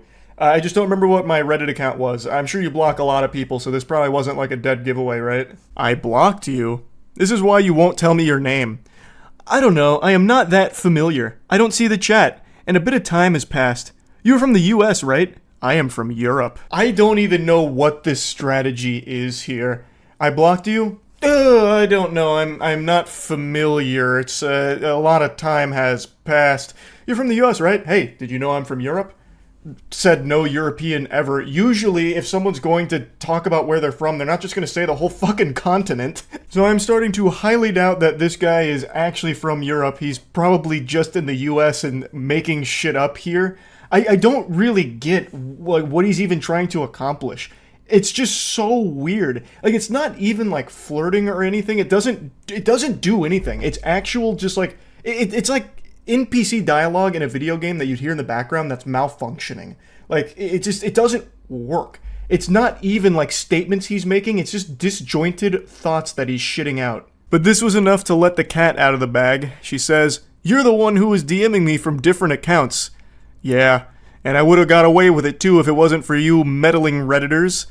So smart. But I can't see the chats anymore. Hopefully you are not creeped out or something. I am sorry. But you have an insane memory, especially if you have to read so much lol. And she just goes, yeah, you're fucking creepy, goodbye. And he says, no! He probably saw that goodbye text message come through and he literally reached at his computer going, no! Like some kind of dramatic death scene in a movie. But now let's take a look at how we got to this point. Let's go to some previous seasons with encounters of this kaiju of cringe. We'll go all the way back to the beginning, 2 years ago. These are the first of the sacred texts, and it actually does look like they were at least exchanging DMs before this conversation happened, before he went full mask off and showed just how weird he was. So he goes, yeah, no worries. You just have to pick the right one, haha. Did someone send you a tribute? And she says, what do you mean? Now, if you've been around the cyberspace for as long as I have, you immediately know what he's talking about. He's talking about a cum tribute. That's something that only the most deplorable of degenerates engage in, where they come on someone's picture, or they even do it to figurines too, where they put them in a jar and then come on it, or sometimes they don't even use the jar. They go no props, they just do it raw. And that is what he is talking to her about here. This guy is so brain rotted that in the middle of like what seems to be some kind of conversation between these two, he starts talking about cum tributing to her. Like a cum tribute to your selfies. Just talking about it so casually, like this is a normal thing that normal, sane people do. What are you talking about? I don't know, I could expect it from Redditors. I love that he tries to talk down on Redditors. He is literally like the quintessential Redditor that people make fun of. I'm so confused. What are you talking about? Like coming to your selfie and sending it to you. Or was that too much? Why would you even say that? Boredom, I guess? That's dangerous. I don't know. I finished studying and I am waiting until I meet friends of mine. He is trying so hard not to seem like a fucking loser, so at the end he's like, oh, I don't know, like something Redditors would do. I'm not like one of them. I'm just kind of bored, you know, I was studying and now I'm waiting for my friends to come over. I got like 50 friends coming over because they wanted to hang out and like smoke cigarettes with me and shit, because like that's kind of what we do, and then maybe I'll end up having a threesome tonight, but I kind of just want to talk to you about all this splooge news, you know what I mean? But yeah, I'm just kind of hanging out is all. Now, apparently she blocked him after that. I can't imagine why. And he was just as perplexed as I am. His confusion was so strong that he made a new account to message her again and try and get to the bottom of this mystery. Come on. And then I think he says her name there. Like, I am not doing anything, just being high. Like, come on, you can't get mad at him just for being high and talking about cum tributes. Like, what the fuck? Like, come on, I have a soul. Are you serious? You text me from a new account? You're the creepiest person I've met on here. Seriously. It's getting weird, yeah, but I enjoyed talking to you. Please stop. Send a selfie. I will also send one. No, fuck you. No! I don't know. I think we could have a good chat. Dropping his signature classic, no! Right before being blocked. I like that. I like how he says that they could have a good chat if given the chance. But it seemed like they were chatting, and then things just went off the rails, completely unhinged, with him bringing up busting a load like tributes to her. I don't know what he expected. I don't know why he thinks that's something that's normal. And he also just in the middle of this asks for a selfie and then tries to bargain by saying, I'll give you one. Like, you know, if you show me yours, I'll show you mine. Come on, this is a great deal. Show me a selfie and I'll give you one. I know you really want one. Come on. Like it's some kind of gift. It's not like she's asking for a selfie. Nobody wants that. And there's no doubt in my mind he was just going to send some random person's picture. He probably would have chosen like Henry Cavill, like, surprise, it's been me, Henry Cavill, this whole time. Don't you feel silly for blocking me on the other account? All right, now let's talk seriously. Because this guy's probably like, I think he's probably on the much older side of things, just judging by the way he talks. And he has just been so poisoned by being just glued to Reddit that certain things on there, like tributes, he thinks are like normal things that younger people do. So after a couple blocks, he sends another one here from a new account, and it says, okay, will we talk if I send a selfie? Please, I want to prove to you that I am a 20-year-old chilled dude, actually also a romantic. And are you actually doing fitness? Answer this and I will send you a selfie. Nobody fucking wants a selfie. It's not a reward, it's a punishment, it's a goddamn curse, and he keeps saying it. Like, look, if you just answer these questions like, are you into fitness? I'll send you a selfie. You've been begging for one. I'll do it. And please send me one. Come on, it's that easy. He just keeps mentioning that he'll send a selfie. Like, will we talk if I send one? Will this get you to finally open up to me? Fine, I'll give in and send you one of these, I suppose. Fuck, man, it's so weird. This dude's made a ton of accounts just to keep doing this to this person. And again, I imagine many others, but this is the only text from him that I can find thus far. It's so creepy. I always just find it fascinating how someone like him can exist. You can read these. Like, he's seeing the same messages we are, but to him, it's fine, and she's in the wrong. He even calls her a big red flag. It's fucked up. But yeah, I wanted to talk about this a little bit. Been a while since we checked out some classic creepy messages, and that's about it. See ya. Last month, a group of scammers successfully stole $240 million from a single victim. But their success was short-lived. This group of dweebs lasted about as long as Concord did, because within a month, they were caught and assets frozen, 2 of them already being indicted, and it's all thanks to Zach XBT. This is someone I've talked about before. This guy is like Jason Bourne. If he's on your tail, your goose is cooked. Zach XBT is a scammer's worst nightmare. Him and CoffeeZilla I have the utmost respect for. They do incredible work with holding these pieces of shit accountable and catching them. And Zach XBT spearheaded this crazy investigation where he got everything. Like, he has probably more information on these guys than their own parents do. He's probably got all their fucking report cards from 2nd grade till they graduated.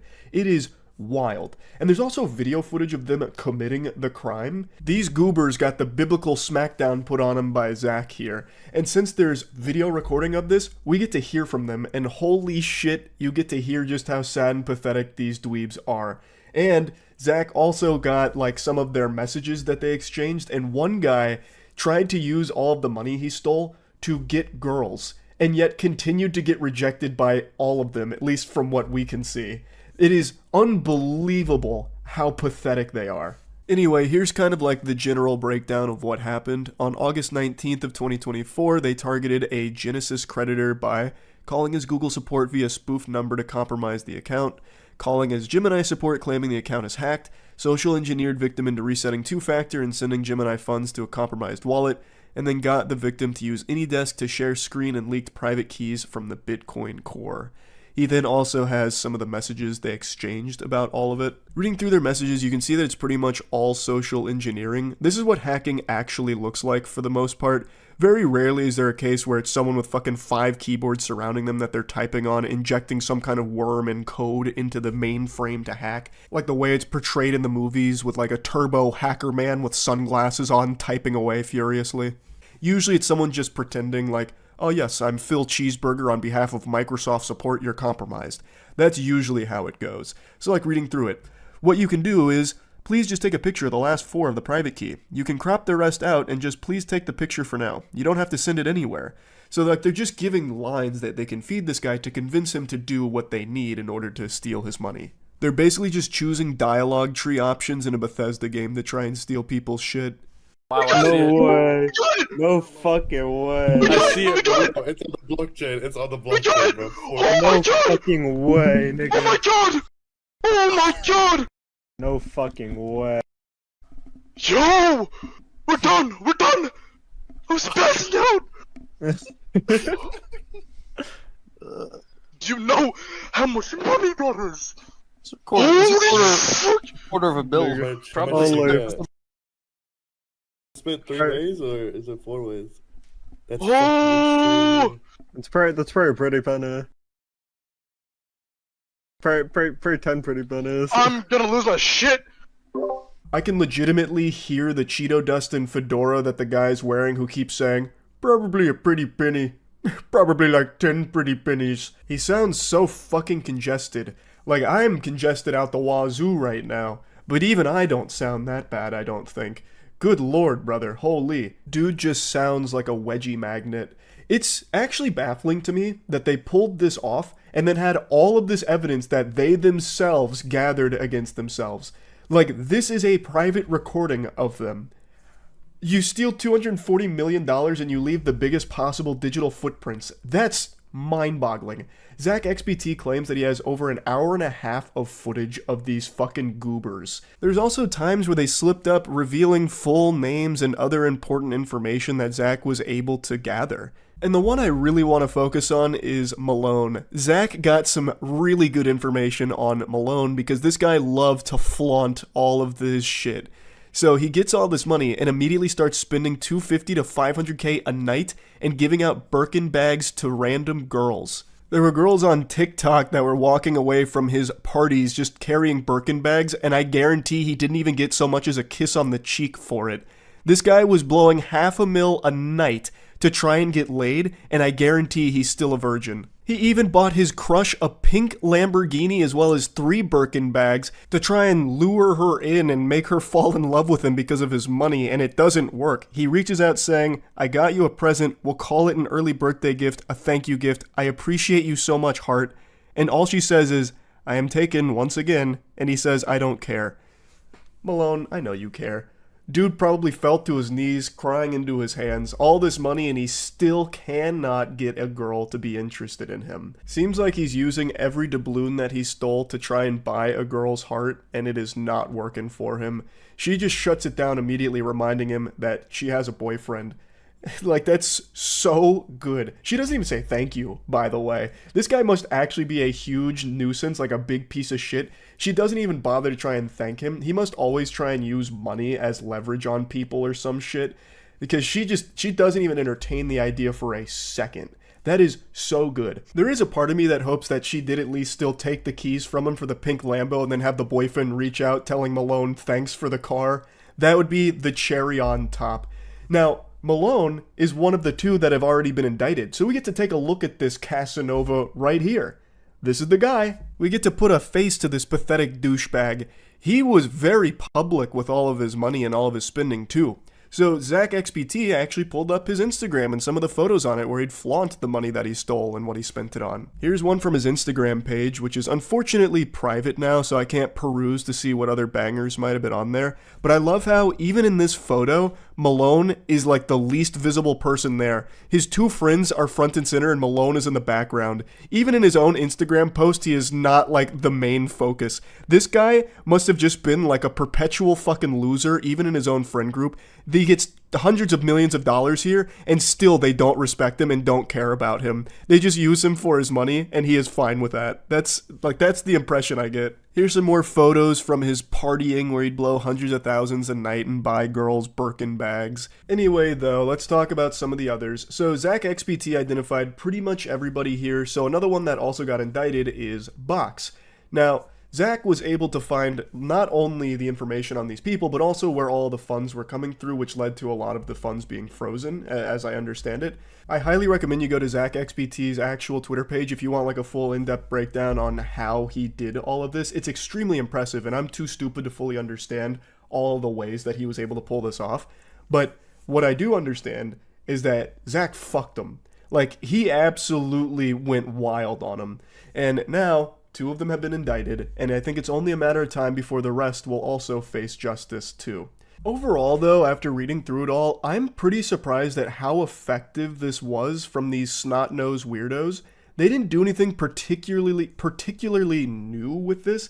It seems like pretty standard by-the-book social engineering with the Google support phone call, that kind of shit. That's something people have done for years. The method by which they actually took the Bitcoin is pretty different. Like, I haven't seen that done before, but to actually get in the door through this social engineering method is something that has been done for so long.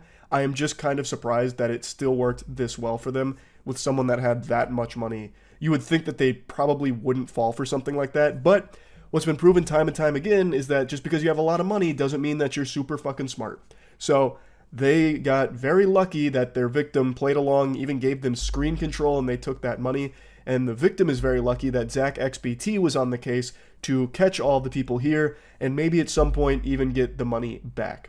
But right now, the thing to celebrate is that Zach XBT has done an incredible job with this investigation, identifying all of the scammers here and getting them to face justice.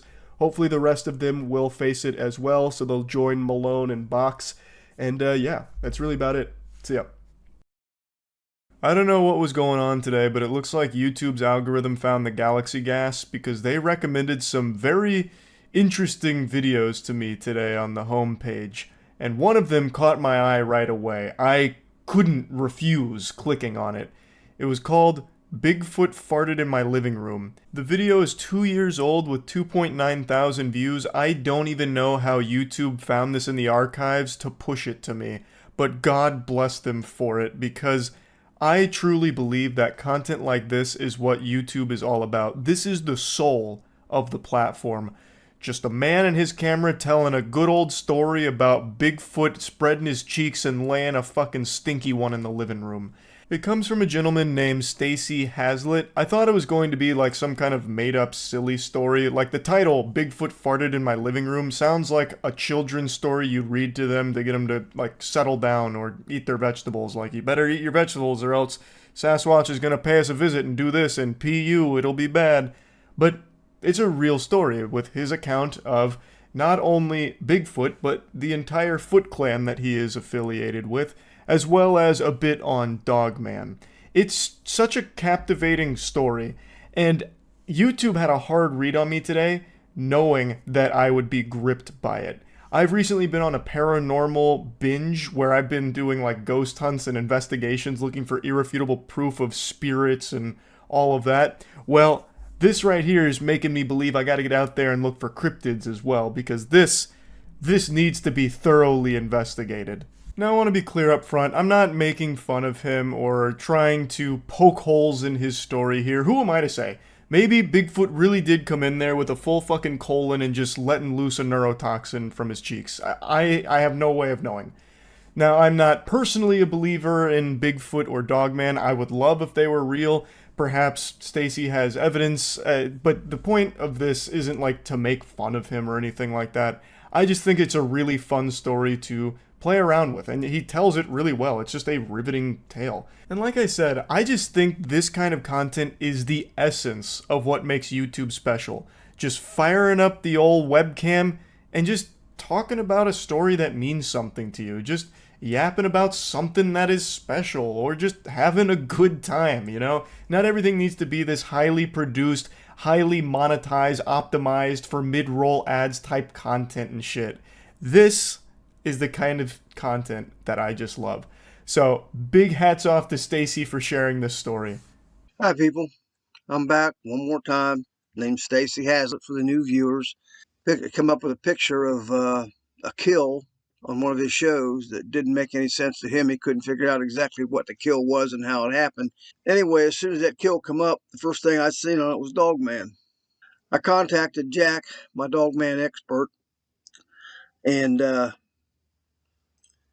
he sent me a picture of a confirmed Dogman kill.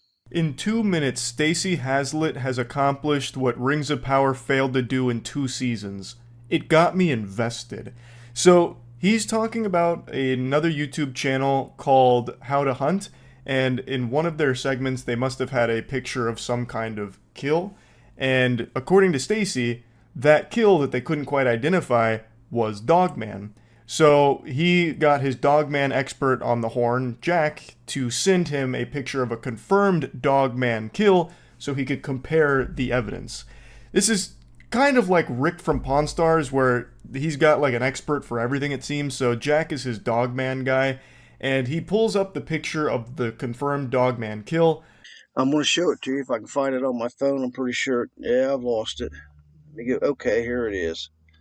He then brings up a picture of the confirmed Dogman execution. I don't think I can show you that picture, not because it's necessarily all that gory, but more so fear of the deep state and what they might do if the truth gets out.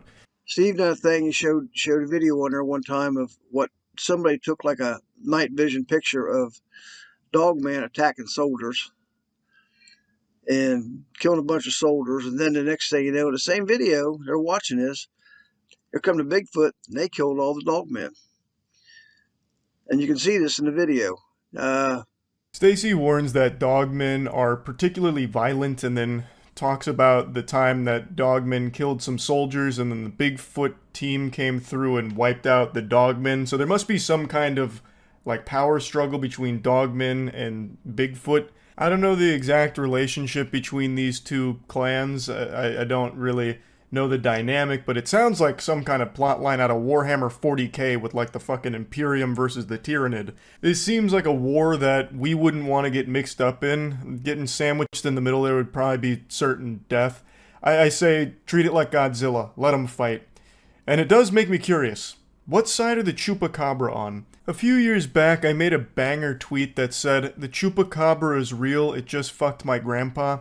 And while that may not have been a real story or anything, that was just a throwaway shitpost, it does make me wonder now.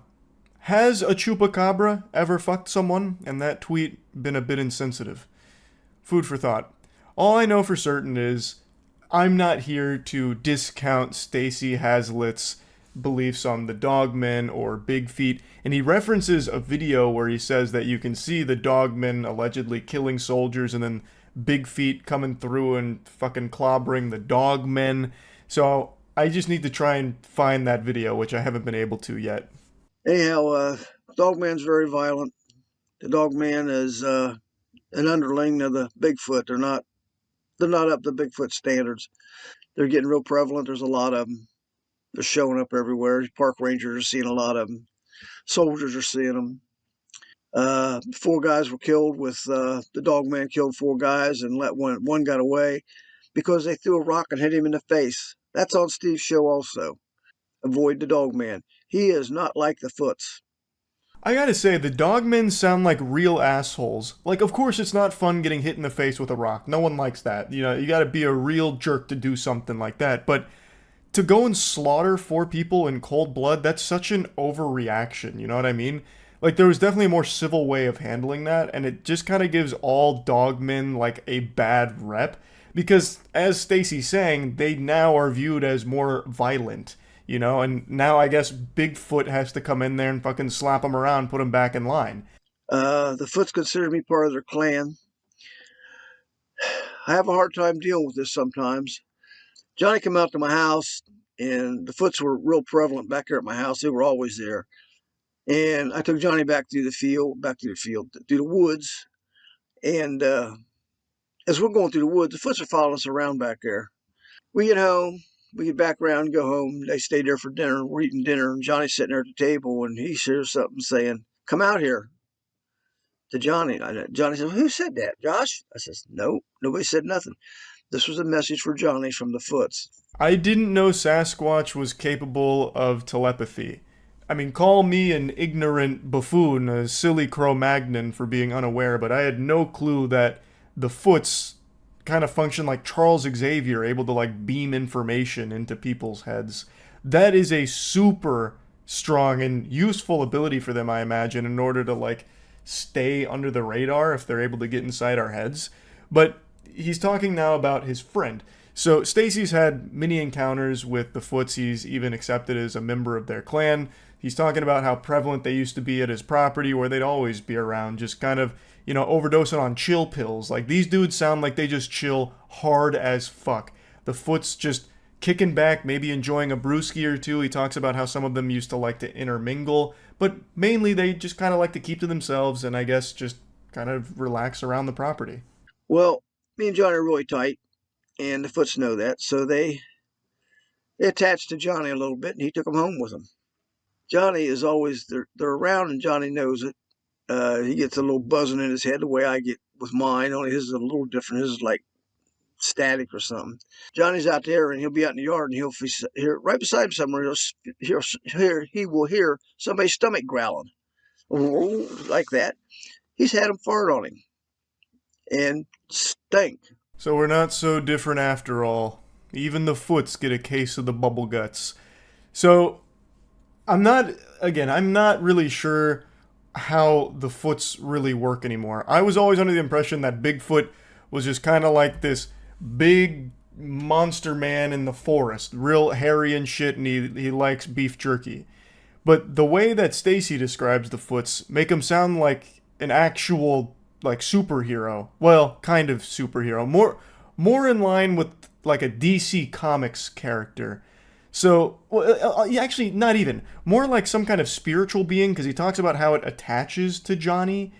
Like, all the Foots attached to Johnny. I don't know if he meant, like, physically, like they fucking lock arms with him and, like, go home with him, or more in, like, a metaphysical sense, where, like, their energy is now attached to Johnny. I guess I just don't really know for sure. The only thing I can be certain of here is that them bitches are farting, because apparently he's had that happen multiple times. He's told me that before. They have farted right out there on end. Okay, well that's cute, but he's had that happen. Well, guess what? I think it was Saturday. Yeah, this Saturday. Sharon and Donna and Josh were in the living room. All of a sudden, something farted right in the living room. Wasn't none of them. And they're looking all at each other and what the hell? And it stunk. It stunk. Bigfoot farted in my living room. Now don't panic. According to the comments, he answered a question and stated that the smell did not linger. So they didn't need to evacuate or anything. The misery was ephemeral. The fart came and it went. And the Foots, I bet, were having a big giggle about it, having a hearty belly laugh after farting in Stacy's living room. I think that's pretty impolite, especially given the history that Stacy has with the clan, but maybe again I'm just not familiar with the customs of the Foots. So overall, I think it's just a really interesting story, and I just went on a really refreshing ride watching this video. So I wanted to share it with all of you and just kind of talk about it a little bit. I will probably get even deeper into cryptids than I already am. Most of you know I love cryptids. I've never gone on like a real cryptid hunt outside of like one time, and we didn't even stay the entire night because of coyotes, but I would love to do more investigating on cryptids since I'm already taking the plunge into the paranormal as is. I think it's just a pretty natural progression of that. So I'll probably start doing that, and this was kind of the catalyst to jumpstart that passion. So big thanks to Stacy for sharing the story. Go check out his channel, and wishing him the best. That's really about it. See ya. That's what Noel sees. Yeah, this is Noel Cam. This is what dogs see when I go to pet them. That's so cool. So, yeah, we're doing VR. So we're playing Blade and Sorcery. I've talked about it a lot. I've played it a few times on stream. I get bad motion sickness, but Blade and Sorcery is like the only game that I can actually play, enjoy, and not get sick. So they've got the cameraman. Yeah, this is gonna be really cool footage. Yeah. So they've got the new dungeon that just came out. We're gonna be running through that with the whole crew. The whole full game is out now as well. Dropped on Monday. So we're gonna get out there and just let that shit rip and go ballistic. Big thanks to Blade and Sorcery for sponsoring as well. And if you can't tell, we're playing it on the MetaQuest 3, which this shit's blowing my mind. That is crazy. Oh. All right, we're gonna jump cut into Blade and Sorcery. Ready? Oh fuck! You're going to. What if the computer just explodes? I'm going into the chalk zone. Wait, turn to me. Damn it. This is what you guys see every day? Here, do you want to see our height difference from my eyes? That's ridiculous. This is like when you didn't want to see this? No, this is like when you show like a monkey its reflection and it doesn't know what to do. Look at me real quick, but I want to see me in this. Oh god. Oh god. Well, here, maybe it's bad with Aaron too. Aaron, come here. Yeah, let me see. I actually do wonder what I look like compared to Matt. That's kind of rough. Wait, but Aaron, stand there. What do I look like next to both? Oh no. Oh. That's actually kind of crazy. That's diabolical. My wife, she's in VR. Oh wow, I've now left the world. You're in chalk zone. Yeah, I'm in the chalk zone. Entering the Matrix. Oh, Do it. The wrong. Do it. He looks very afraid. No! I was gonna give him a chance to dialogue with me. I'm done. Engage in the market. Yeah, oh, right. Wait. Sweet. Now I'm taking his scalp. Oh. Like a true warrior. Oh my god! Jesus Christ. Here. Oh yeah. That one's like. The trophy's ruined. Man, his head's on there real tight. Imagine this is just a letter from his wife. Even if it's not like a. Oh, do it. Wait, push him. Do it.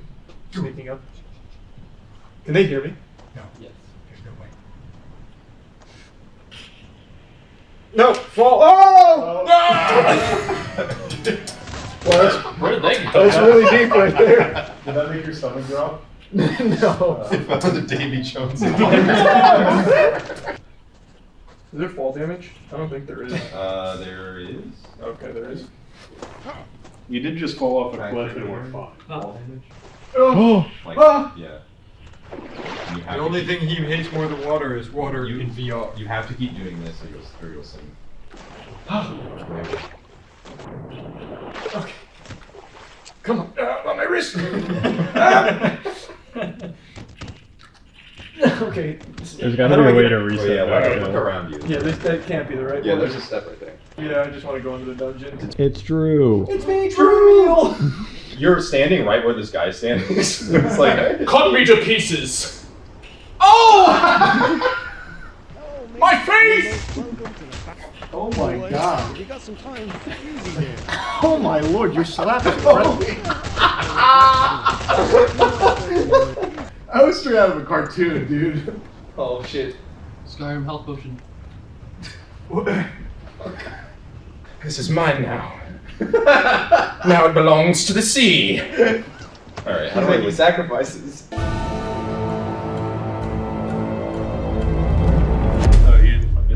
No, I feel like it has to be. We have to set the like the course time to know what we're shooting Is for. there like a... Do I have to set this? That's just the factory. Yeah, maybe they're probably different. Whatever. Yeah, do the cool, the one to the right. They had a cool name. A mace and a dagger. Okay. We're starting it in 3, 2, 1, go.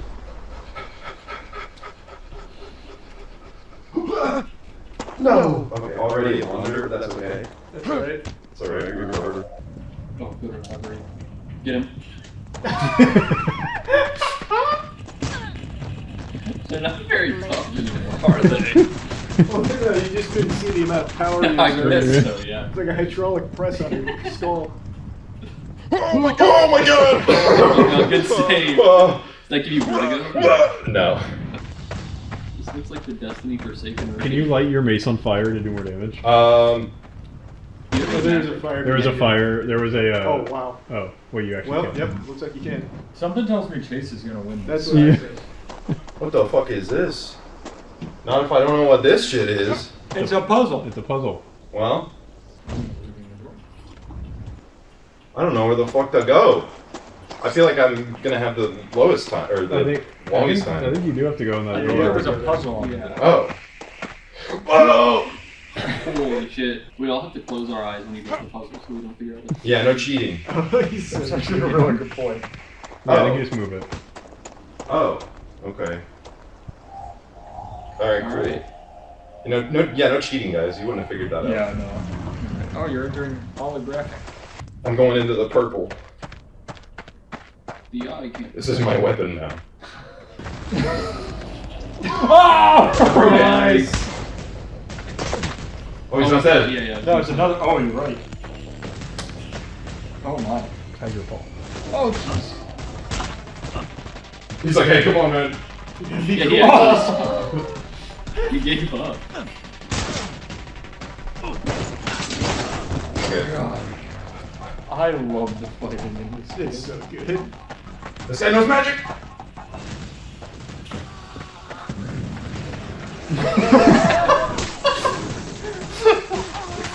How about the figure eights? What? Yes. I actually didn't know it would do that. What? That is That's busted. so broken.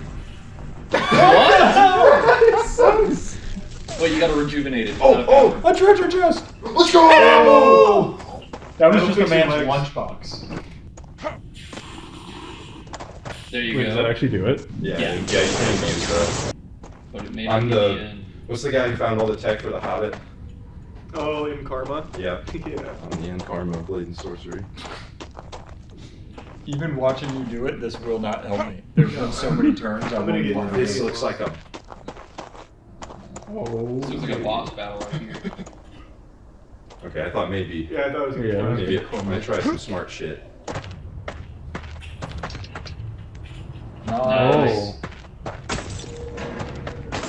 Oh, it is the boss. This is cool. This is sick. This part's so cool. Wait, reload your staff.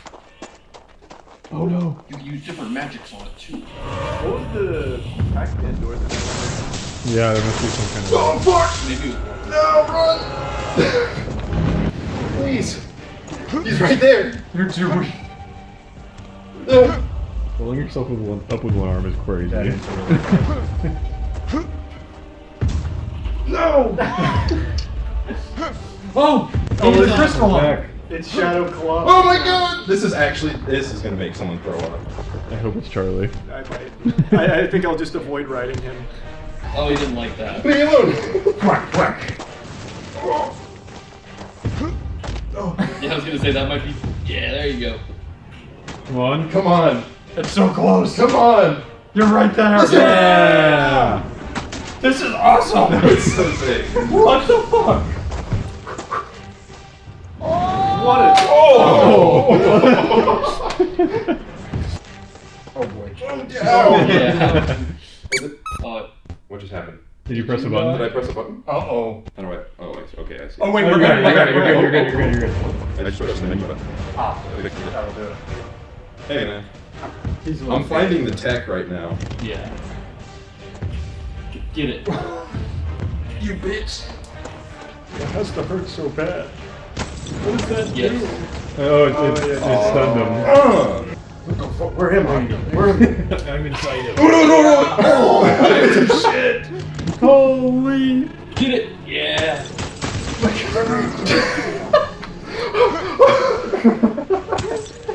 You still. Alright, I'm just gonna start punching your shit, bro. Good dodge. I think that's the last one. It must be. Foul beast! Oh, good hit. Did you hit it with your inventory? I did. Good work.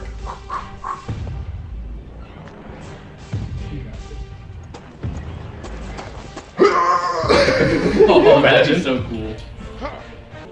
Am I hurting? Oh no. You gotta hit it. Which one is it? I think it's the That was blue that one. one. You were just looking at. Oh, was it the blue one? Unless there's another crystal somewhere. Might still be protected. Oh no. This cheating. He knew. This fucking guy. Bitch. Trying to cheat. Ah! Oh wait, no, I'm getting the wrong ones. Wait, no, here we go. Yeah, this one's crazy. Oh, you don't have the skill levels with those. Oh, I don't. Hold on, I have the lightning one. It's pretty much the same thing. Yes. Ah! That does nothing. Not That care. is awesome. Can you just shoot the crystal? Yeah, probably. There you go. Nice. And now you can just shoot him. Well, now you can. Now that can be all you do. That's true. You gotta Is that get it? Oh, face! Whap on his cheeks. Squeeze him.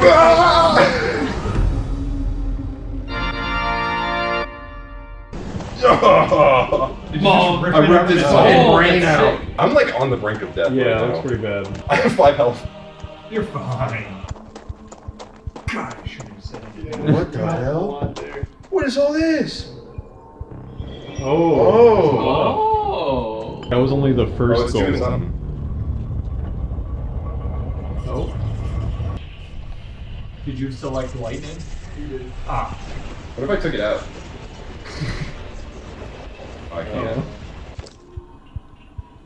Oh, I bet that's the end. Yeah, that's probably the end of the dungeon. That's gotta It fucking hurts! Youch! Oh, there you go.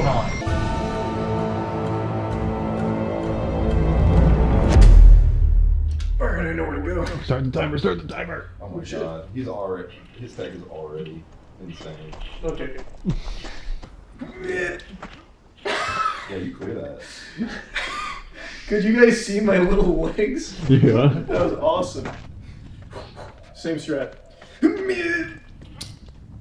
That's sick. That's You like got a the little like cartoon Mario like kicking in the air. Wait, where's my weapon? Ah, fuck it. Oh boy. Oh my god. We might need to make a new character. Damn it.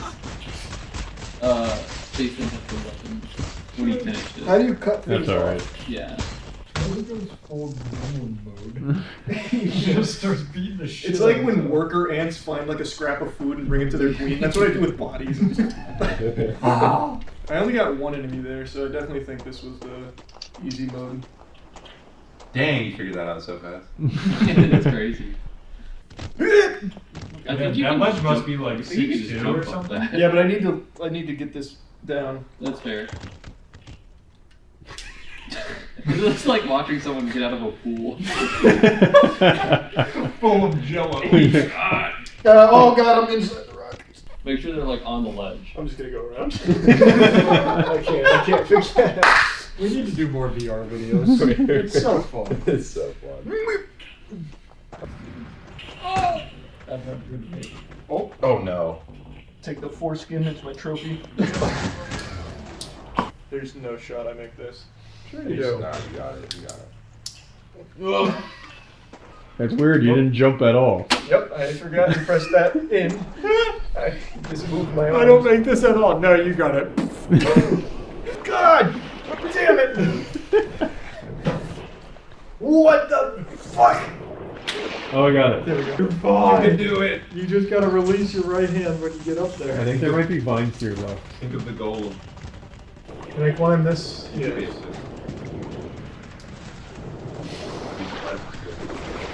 The enemies are top like, what does he do? Whoa, how is he moving so? What peculiar breaststroke? That's No! You got it, you got it, you got it. Yeah, you're holding on. You grab it.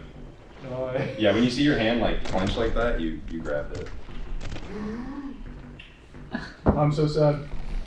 There you go. Oh Oh, god. they're coming. Oh god. You're fine! You're good, Grab you're him good. by, yeah. Grab him by the leg if they get too close. Oh. Hey, you found magic! Can I shoot? How do I do that?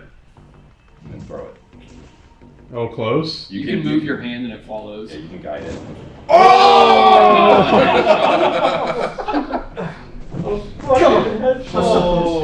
They're like laughing lift at him yourself trying up. to climb out of the pit and you just blast him in the face. No. I don't understand. I'm not, I don't get the I momentum. can't hold the camera for this long here. Oh, let me the fuck out. Is there a better? There might be a little, try that little corner right there. Any corner you can grab onto. I feel like it's, yeah. there's an obvious way up, so There you might go. be in the wrong spot. Like the jump button should always like kind of do that. Yeah, I've tried that a There few we go. times. You have to be, if it's too slanted though, it doesn't really do anything. Oh, fuck. Woo! This is Oh, new. yeah. Man cannon! Never mind, I thought it was a Halo Reach man cannon. A man. A man. Mayonnaise. Please make it. Oh. Now I'm trying to snap your neck.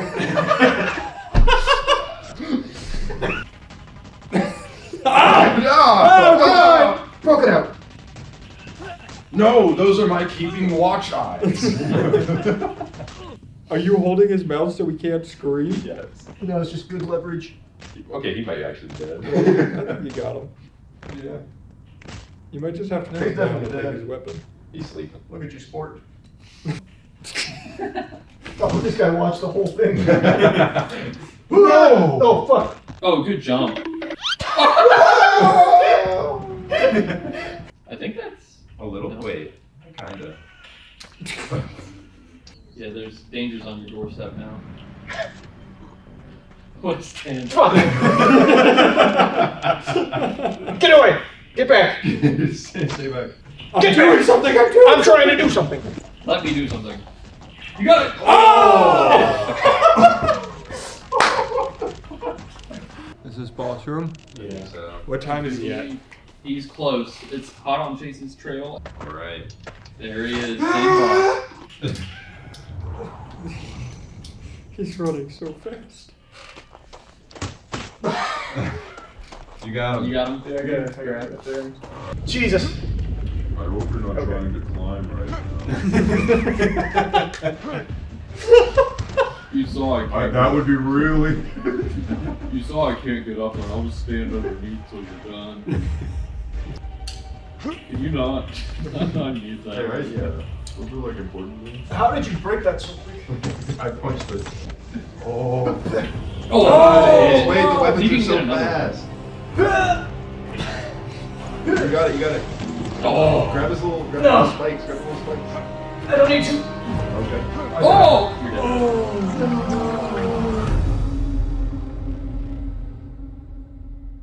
Damn, that one tap me? Run in. Alright, I've got all the tips and tricks.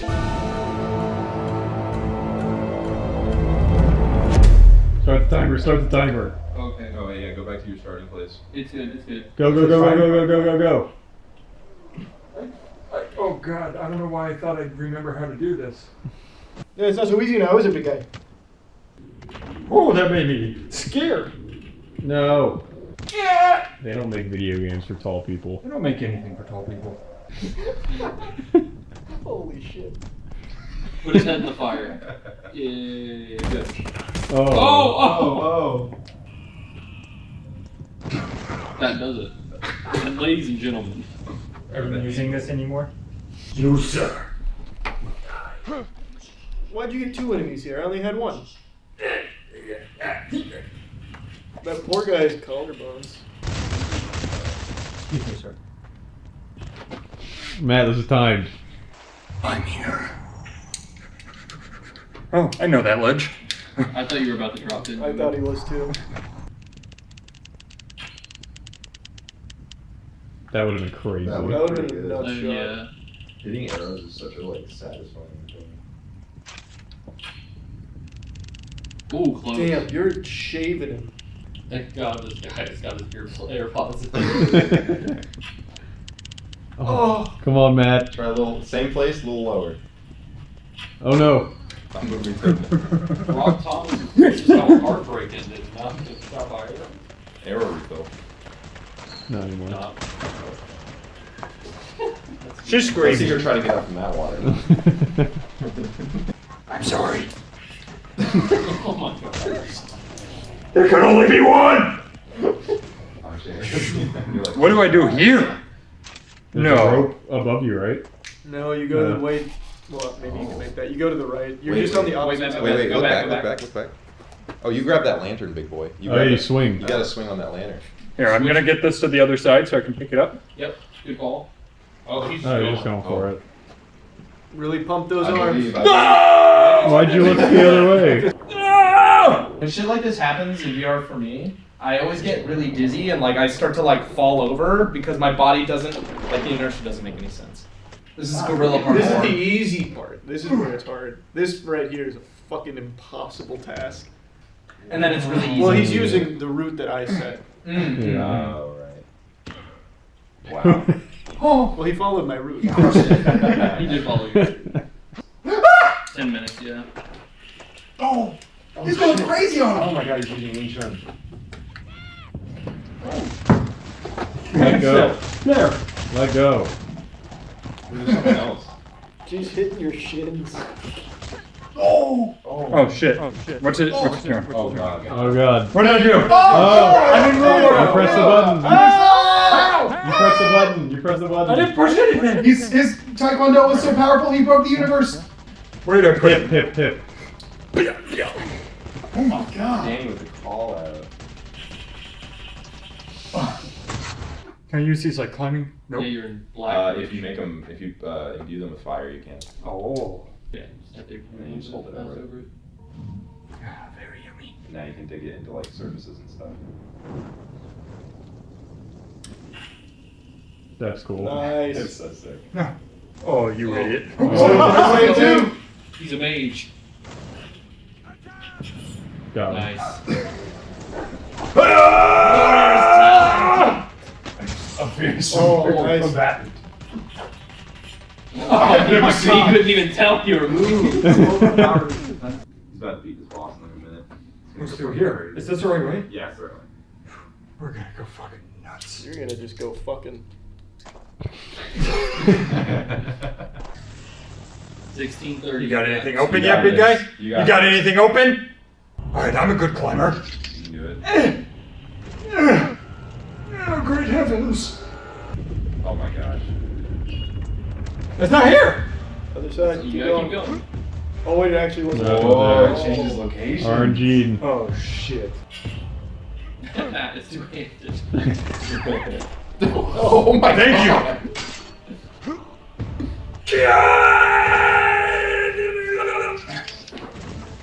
Oh my. Use the back of it. Use the butt of it. Use the butt of it. Okay. Well. Oh, you got two. You got it. You got it. I can't believe that one got hit. Oh, his arm. No! Oh, right in Sorry, the we're face. fine. Grab one. Oh, This man. guy's fucking aiming. Oh, fuck. Oh, that would have been sick. Shit! You can do Make it. him do a bicep curl. Okay. Oh, there it is.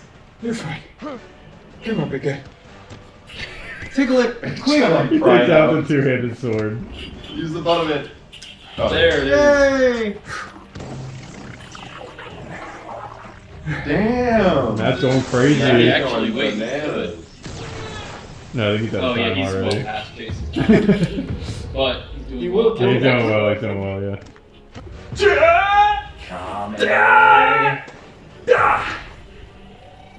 I can't see it. There we go. Come to me. Come to It's me! heavy. It's only for the worthy. Oh, There it is. oh. Yep. Matt, you have to finish the two hands. No! No! Face, face, Fucking face. face off. Grab his... Run with it! Grab his That's back. right. Let's go.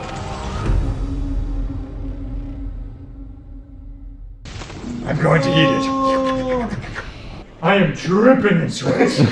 No, Matt. You're wearing a hoodie. That's crazy work. Oh yeah. Only the greatest warriors wear hoodies. Does anybody else have the room going, Fuzzy?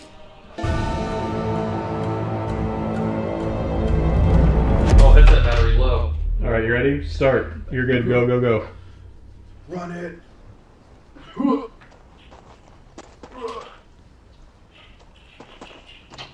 The first challenge. Come on. Come on. Oh, I forgot. I had it backwards. Which one was which? Fireball. Fireball! Fireball! It's just smoldering. Oh, you got him. Yeah. Whoa. Oh yeah. Why you kicked him down? No. Oh no! Oh, you Oh, you live. live though. That's right. That's all. I'm sorry.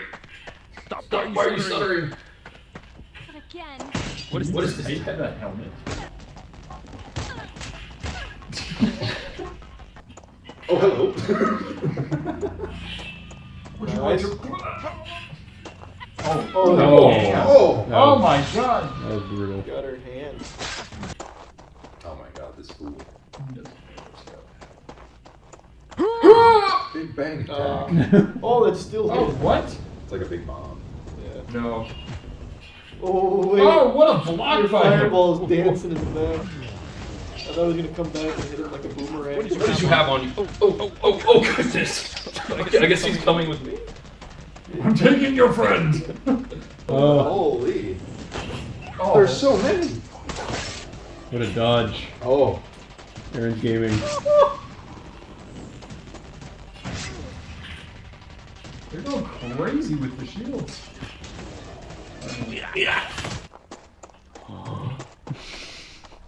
Oh, fuck. What was that noise?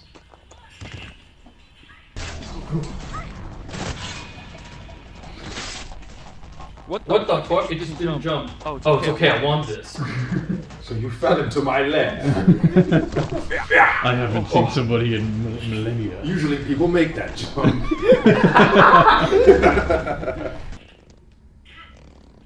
Oh, jeez.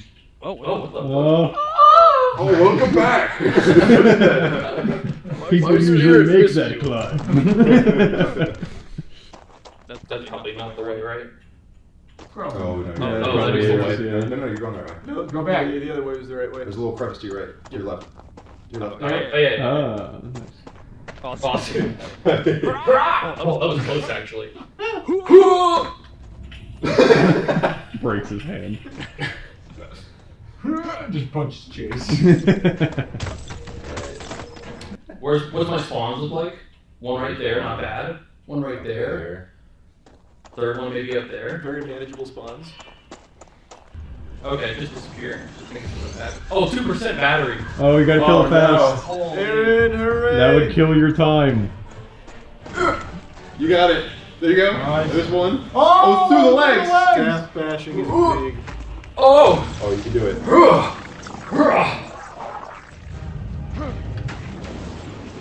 Hey man, where's your other ones that aren't covered by... There it is. Come on, grab it! It's about to die, isn't it? No, it's right behind me. Hey bud. Excuse me. Yeah, we have to go fisticuffs here. Oh! He still has his Oh, no! Oh, it's back. Oh. Nope. Wait, do we need a second battery?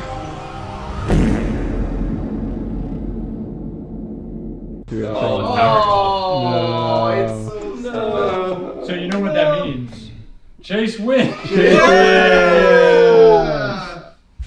Yeah, if Aaron was faster, he would have been able to do it. Yeah, so You're gonna clear my. that's on us. We only had it charged to 60% when we started. Yeah, it happens. Does that mean Chase gets the Moe's card for the week? I think Chase gets the Moe's card. And real magic. You get real magic for the week. Whoa! Huge thanks again to Blade and Sorcery for hooking it up and letting us play early. That was fun as shit. Is he? Oh, he's getting food. Oh. Hey, say thanks. Hey, thanks to Blade and Sorcery for sponsoring. You didn't see out the door, did you? Yeah, I would say don't even risk it with that. You All right, yeah, I don't know what happened. No. Okay. Blade and Sorcery is awesome. It's on Steam. It's on the Oculus Store. I don't know what else it's on, but I think it's like one of the best VR games you can play. Yeah, we'll put a link down here. I didn't even play. I just watched it. And that was loads of fun. It's so good just to watch too. You can use any headset you want. Wow. It works on all of them. I had planned on only watching 2 episodes of Markiplier's new show Edge of Sleep tonight before going to bed, because I just finished streaming Dark Souls at 3 a.m. and I thought it'd be nice to unwind with 2 episodes because they're pretty short. They're only about 20 minutes each. However, like Mike Tyson says, everyone's got a plan until Markiplier puts them in a titty twister with a good show. Like a largemouth bass in a Florida lake, I was hooked. So I ended up watching all 6 episodes. I binged the entire thing. I smoked the whole pack, every last doink that Edge of Sleep had to offer. And I just thought I'd give you my opinion on it. Now, when it comes to YouTuber-led projects, most people wipe their ass with like the normal scale of things. You start bringing it down a couple of notches because so many people are used to lackluster YouTuber shit. And very rarely are there things that break the mold. One that comes to mind always is Raka Raka's Talk to Me. That was a spectacular horror movie.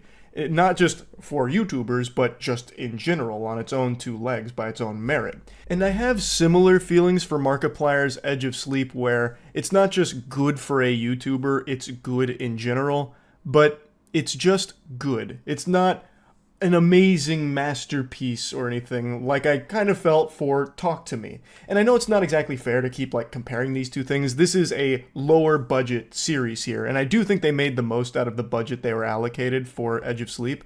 I personally really enjoyed it, but I do think people that aren't already fans of Markiplier, or maybe they're unfamiliar with who that is, maybe they think it's like a fucking Pokemon or something, I do think when they tune into the show, they won't be as forgiving of the problems as a lot of people currently are. If you look up reviews for the show, it has thousands upon thousands of 10-star reviews from fans of Markiplier looking to show support. I get it, that's not surprising or anything, but I think it's important to talk about some of the flaws for things that can be improved going forward.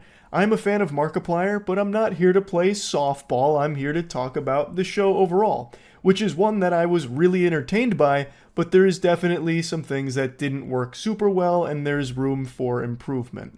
And I honestly do think people that don't know who Markiplier is can watch this show and really like it. I don't think this is a show that's entirely just sold on Markiplier's presence in it. I do think it has legs to stand on. It's just not like the best show ever made or anything, which isn't that big of a deal. One of the things I think contributes to that, though, is that there's only 6 episodes and they're 20 minutes each. that's not a lot of wiggle room to tell the story you want to tell. So it does at times feel pretty rushed.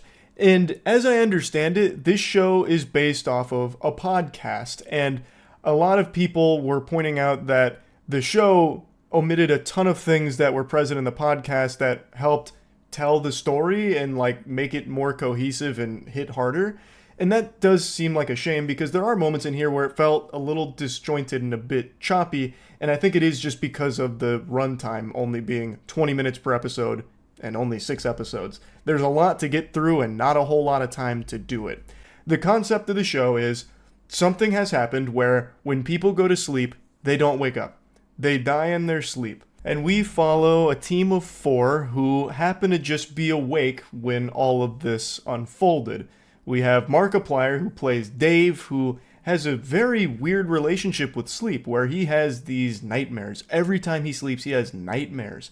And they're really trippy. And the visuals are really good in his nightmares, with these fucking whales flying overhead, like this cult that's in his head, an elephant monster, which I actually think they did a great job on the creature design for the elephant monster half of the time. So in episode 2, when we're introduced to the elephant monster, it like breaks out of his mother's skull during one of his dreams, and it looked great. It kind of was reminiscent of how they did it in Smile at the end of the first movie. I got very strong vibes of that. I thought they crushed it there, but I do think towards the end of the show, they really lost that like creepiness of the elephant monster, because they keep showing it to you in broad daylight and it just kind of looks like a person wearing a mask now. I liked what they did with like scarcely showing you the elephant monster in really tense scenes, as opposed to just having the elephant monster like T-posing on top of a hill. That takes away a lot of like the scariness and the threats of the monster. So half the time I thought the elephant monster was amazing, and the other half I thought was a little silly. We also follow Mateo, who is Dave's friend. They work together at the night shift. And then we also follow Katie, who is Dave's ex. And then there's Linda, who is a hospital worker that was working, and all this shit started going down. It was real fishy, and now she's been investigating it, trying to get to the bottom of what's causing it. And all 4 of them were awake during this, so they are the last 4 people on Earth, it seems. And they're trying to figure out what's happening. Why are people just dying when they go to sleep, and what can they do about it? Because obviously it's a race against the clock. They are going to go to sleep at some point. A human being can only stay awake for so long. So it's a really tense concept, and it's actually one that is kind of special to me on a personal level. When I was a child, I watched The Simpsons House of Horrors. I can't remember which one it was, but they had the one where it was like a spin on Freddy Krueger, where people were getting killed in their dreams. That terrified me to like my very core, like my soul had hair standing up. Like it was so unnerving to me, that idea. And I had never seen anything really explore it outside of The Simpsons House of Horrors until this. So when I saw, and I went into this knowing nothing about Edge of Sleep, by the way, I just knew Markiplier was kind of spearheading it. So when I saw what they were doing with it, I was super happy to see it explored, and I thought they did a great job with it. They introduced so many interesting elements with Dave's dreams and what he sees and how it could tie into like what's happening. And personally, I really like the presentation. I love the surreal nature of the dreams that we experience. I love the chaotic editing during some of these sequences as well. I think it sells like just how disorienting it is. I do think there's moments though where they got a little trigger happy playing that song and dance, using that effect where it's cutting a lot and jumping around, and it might get a bit confusing for people. And I do think it was a little overused at the very end, where there was probably like 5 or 6 minutes straight of them just cutting around to people grabbing their skulls going, ah, yeah, ah. Like, I think that was a little much, but I overall think that given the budget, they do a great job of presenting you with some good shit. And I do like the characters. Since we have a cast of 4 characters here that are all in peril, it's important that you buy into them and root for them. And I was, for the most part. As I said, it does feel a bit rushed, so some of the characters aren't as fleshed out as I think they probably were in the podcast that it's based on. But as a stupid Neanderthal who doesn't know the source material here, I still thought the characters had enough given about them for you to care. I know one of the big talking points of this series is going to be on Mark's acting, and really the acting and performances overall from the entire cast. Overall, I think the performances are fine. I don't think Markiplier is winning an Emmy anytime soon, but I do think he does a good enough job in the lead role here. I think as the series progressed, he got more and more comfortable with his character because he was definitely stronger in the last few episodes than he was in the first half. Early on, he felt a bit stiff. They needed the WD-40 and make him a little more loosey-goosey, grease the gears a bit, you know what I mean?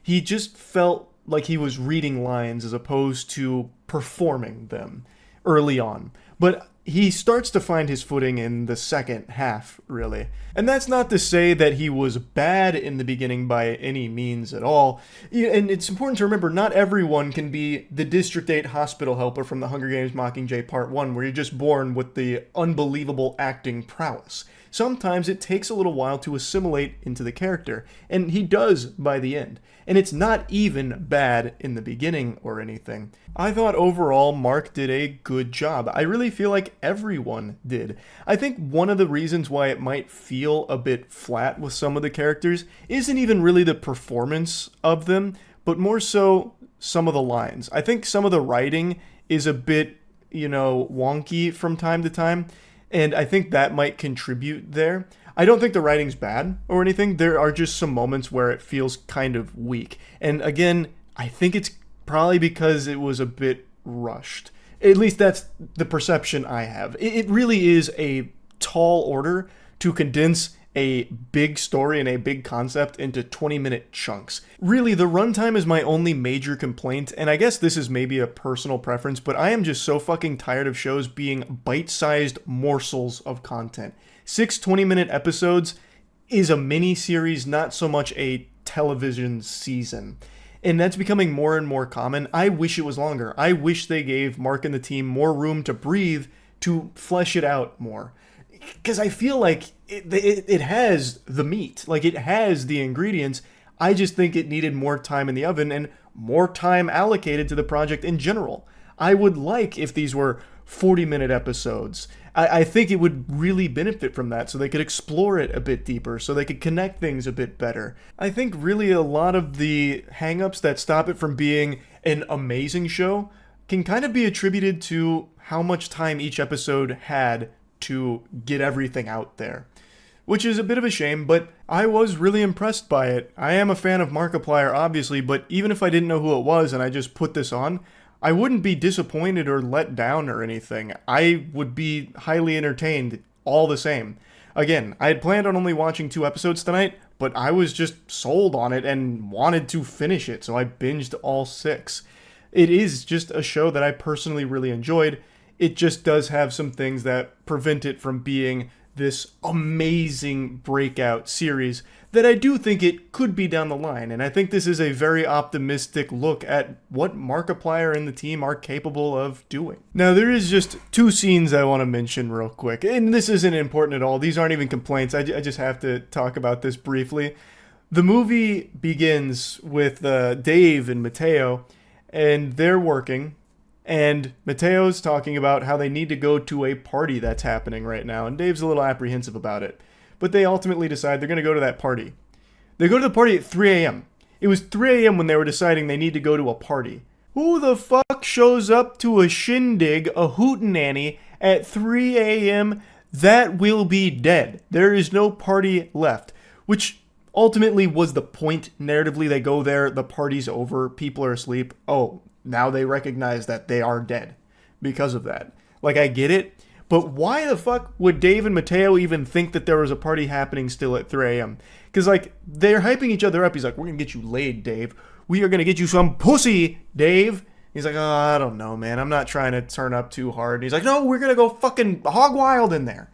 And it's like, brother, it's 3 a.m. No, you're not. That's not happening. Definitely not important at all. but I just had to mention it because it had me giggling a little bit about like this idea of getting excited to go to a party at 3 a.m.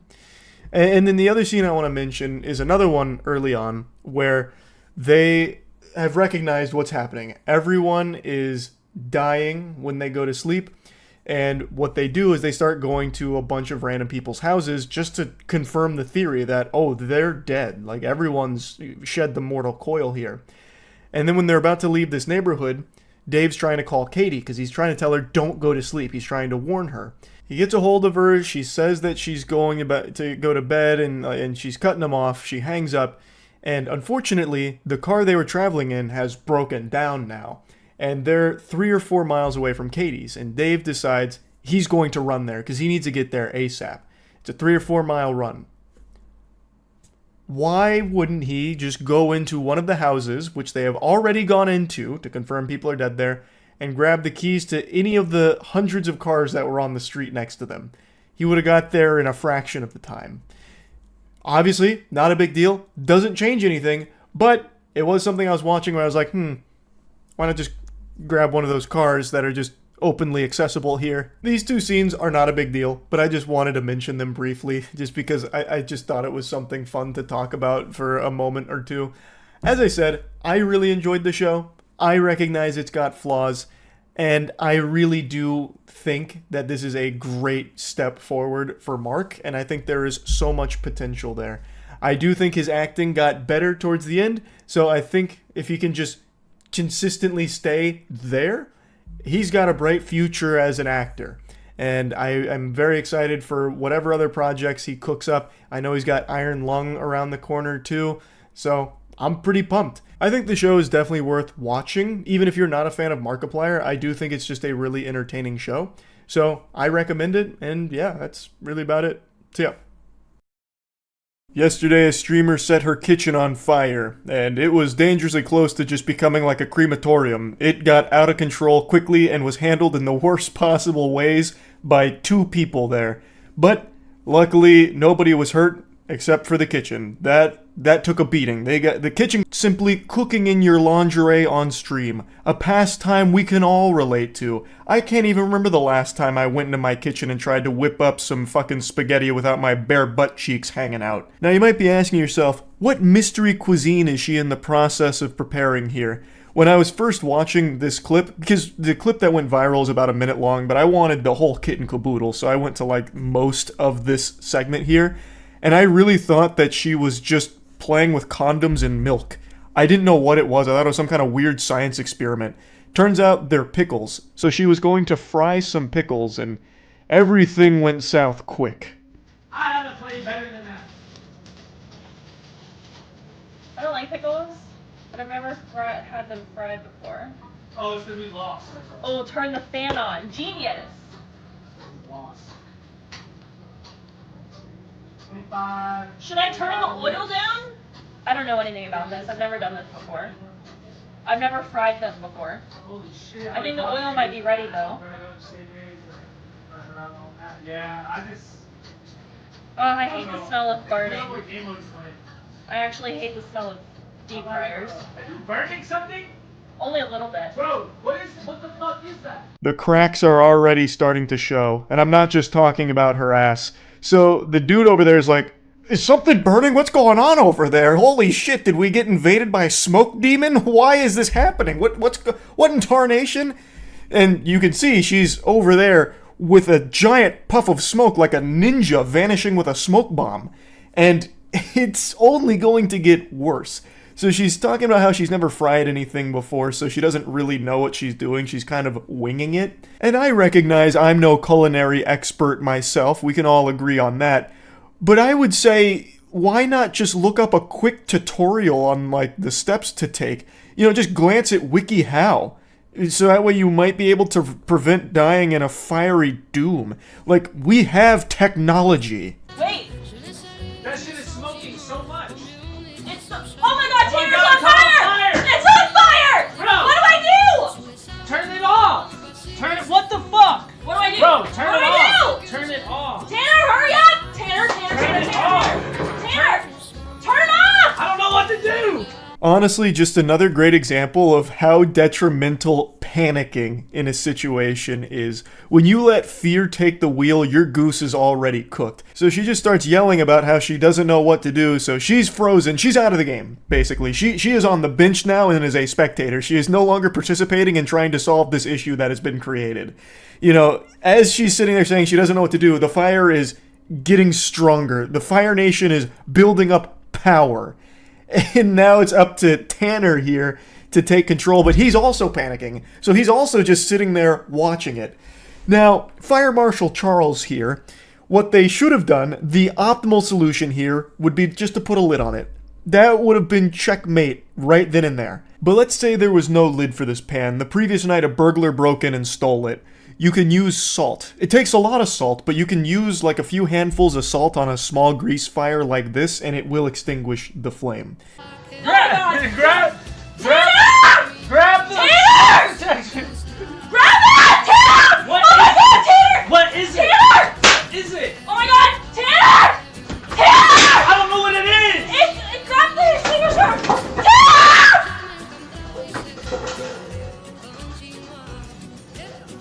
An interesting decision that ended up working out. So he ran in there and slapped the pan down like he was casting a fireball, and it basically shotgun blasted all the grease and fire across the kitchen, and it burnt everything that it touched, but the fire didn't spread, so it didn't burn the whole building down, luckily. But when you're panicking, you're not thinking rationally. You're really not thinking at all. You just start working off instinct, but that's not, I don't even think it's accurate to say instinct, because you start to go like stupid brain. Like your brain smooths out in moments of crisis, and you start making the worst decisions ever. So I actually was in a kitchen fire scenario. It was never like out of control, but it was starting to get to that point. And for some reason, my little tiny reptile noodle up here thought, oh, okay, I'll just put this underwater, because it was small enough I could move it to the sink and pour water on it. That's actually the dumbest thing you can do. So when it comes to a grease fire, you can't put water on it. That's going to make it worse. And luckily, I caught myself before I did that, because I actually probably would have burnt my whole house down. So it's one of those things where once you lose your composure, once you stop being calm, you start making horrible choices, like here. Oh my God! Oh my God! Oh my God!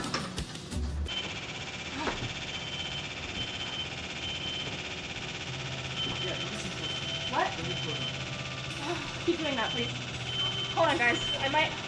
Oh, shit. Now, I've seen a lot of people calling bullshit on this, saying that it's all staged, it's a load of horseradish, you know, it's not real, they did this for views. And I definitely do think we live in a time where someone would do that, but in their case, I don't think so. She gains nothing from it, except having everyone shooting spitballs at her, making fun of her, and I'm pretty sure I heard them say that they're in an apartment and that they were about to lose the security deposit because of this, because they just caused so much damage to the unit here. So I feel like there's really nothing to gain from it, unless she just has some kind of humiliation fetish and just wanted everyone to make fun of her. It'd be a really weird thing to stage. I think it's far more likely that this was a genuine instance of someone not knowing how to fry something and not knowing how to handle a grease fire. Interestingly enough, it's not the first time this has actually happened on stream. Oh shit! Oh shit! Oh shit! Oh shit! Oh shit! Oh fuck! Fuck! Fuck! Fuck! Oh fuck! Fuck! Fuck! Fuck! I don't know what to do, guys! I don't know what to do! Shit! Help! Help! Help! Help! Help! Help! Help! I don't know what to do, you guys! Guys, I don't know what to do! Help! Help! Once again, panicking almost led to a much worse situation when she ran it underwater, spread the fire more, started throwing the fire around like she was tossing out candy on Halloween, but with fire here in the kitchen, and then she's shouting for help. Like, what do you want me to do, lady? Jump through the computer and put it out myself or something? Like, come on. Point is, I don't think it was staged. If it was a really stupid idea, because the kitchen does get really fucked up from it. Like, it's not fake. They definitely didn't CGI this on some kind of advanced soundstage. Like, they're not in the studio where they filmed The Mandalorian or anything. It'd be a really dumb thing to stage because I don't think she stands to gain very much from it regardless. But maybe there's a good lesson to be learned here for anyone that didn't know how to handle a grease fire prior to this. Just don't do anything you saw them do. What you do, you fucking put a lid on it if you can find one. That should be like your go-to strat. I think that is the tried and true method. It's just the optimal strategy, really. In my opinion. There's a couple different tactics, but I think that one's just the simplest. And of course, remain as calm as possible. I know it's easier said than done. You know, there's definitely some times where I'll be in like an emergency situation and doing nothing productive. I'll just sit there going, like actually accomplishing nothing. Like, I get it, but that's the worst thing you can do. Just do your best to stay as composed as you can, so that way you don't end up just making worse choices for the situation there. That's really about it. See ya. With every trailer that dropped for Silent Hill 2 Remake, I lost more and more confidence in this game having any chance at being good. Most people were already counting Bloober Team out. They had less faith in Bloober Team than they do in Ubisoft making a good open world title. But against all the odds, like an anime protagonist, they didn't give up, and they actually delivered a good game. Much to my surprise and the surprise of many others who played it, it's actually kind of a banger. It kind of slaps. As Darman has always taught us, you can't judge a book by its cover. I do think the game is worth buying if you're a fan of games in this genre. I don't think this is going to be for everyone. It's not going to be everyone's cup of tea, and I think the main reason for that is the combat's okay, but it's not great. Like, it's serviceable, but it's not like that was my favorite part of playing this, and it's not the focal point of Silent Hill 2. If you've played the original, you'll know that the combat in that game was basically non-existent. You could just run by every enemy, just fucking plug your ears, close your eyes, and just sprint past them. There wasn't much of a threat to the enemies. It has been significantly improved in the remake. Now the enemies are actually threatening. They take a lot of hits. You can't run by them as easily, and there's a lot more of them. But I just don't think the combat is all that satisfying. It works, for sure, but if you're someone who prefers action-oriented games, or if you're used to something like Resident Evil 2 Remake or Resident Evil 4 Remake, where the combat and the gameplay was a lot tighter and felt a lot more fun, you might be disappointed here. But the beauty of Silent Hill 2 is in its world and its story. It's so good. It was never going to be a hog wild, titties out, you know, fucking guns blazing, action-oriented game. It has always been about its story. That is the bread and butter of Silent Hill. It's a great narrative, great characters, and a super eerie world that it presents you with. So if you're someone that can get immersed in a game, I definitely think this is a must play. It's been many, many moons since I played the original Silent Hill 2, and for its time, that game broke new ground for the genre. That story was something that had people talking about it for years, and even to this day, people still talk about how good that story was, and how not many things even match the vibe that Silent Hill 2 got across. And I've seen some people criticize this game during streams, saying that it doesn't capture that vibe. I disagree. I actually think the remake does a really good job of getting super close to that really uncanny, eerie feeling that the original presented, while still maintaining, like, good voice acting performances. If you go back and listen to the voice acting in the original Silent Hill 2, there are moments that sound like House of the Dead. Friends, you've come. Oh my God. Maria, why would you do this? But during the time, that actually contributed to that really weird, creepy feel of Silent Hill.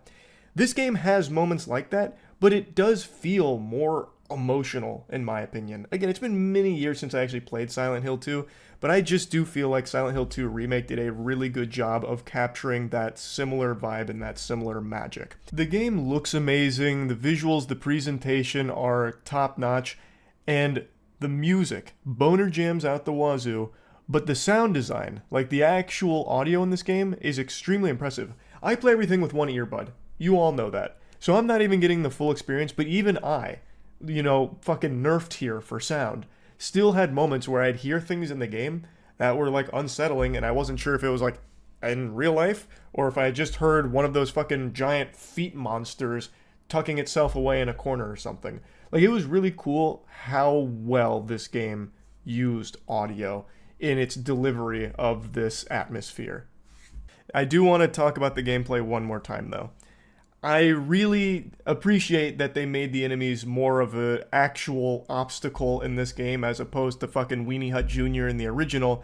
I just wish the gameplay, like fighting them, was a bit more elevated because it became such a tedious chore towards like the second half of the game, just fighting the same 4 enemies over and over and over again. There's only like 4 enemy types in this game, excluding bosses, and you always just fight them the same way. You can either shoot them twice in the kneecap and then hit them with the pipe, or you can just hit them with the pipe 3 times, dodge their follow-up, pipe them 3 more times, maybe give them a couple back shots, and you're done. Like, that's how you just keep rinsing, repeating enemies, and it just doesn't change. Like, it was enjoyable in the beginning because it felt fresh, because in the original, you didn't really have to do that. But it just never evolves, just constantly banging your head against the wall, fighting the same enemies over and over again, like they're casting a shadow clone jutsu, so you end up fighting like 3 nurses in a hallway, and you just keep dodging left and right, and then sometimes you have to dodge some puke. It's, I don't know.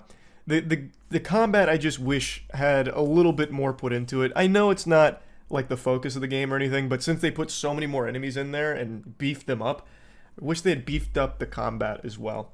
Now, of course, like with everything in this game, the presentation is extraordinary, so the 4 enemies that you encounter so often are really cool looking. Like, they are beautiful creature designs. Like, the monsters still look great.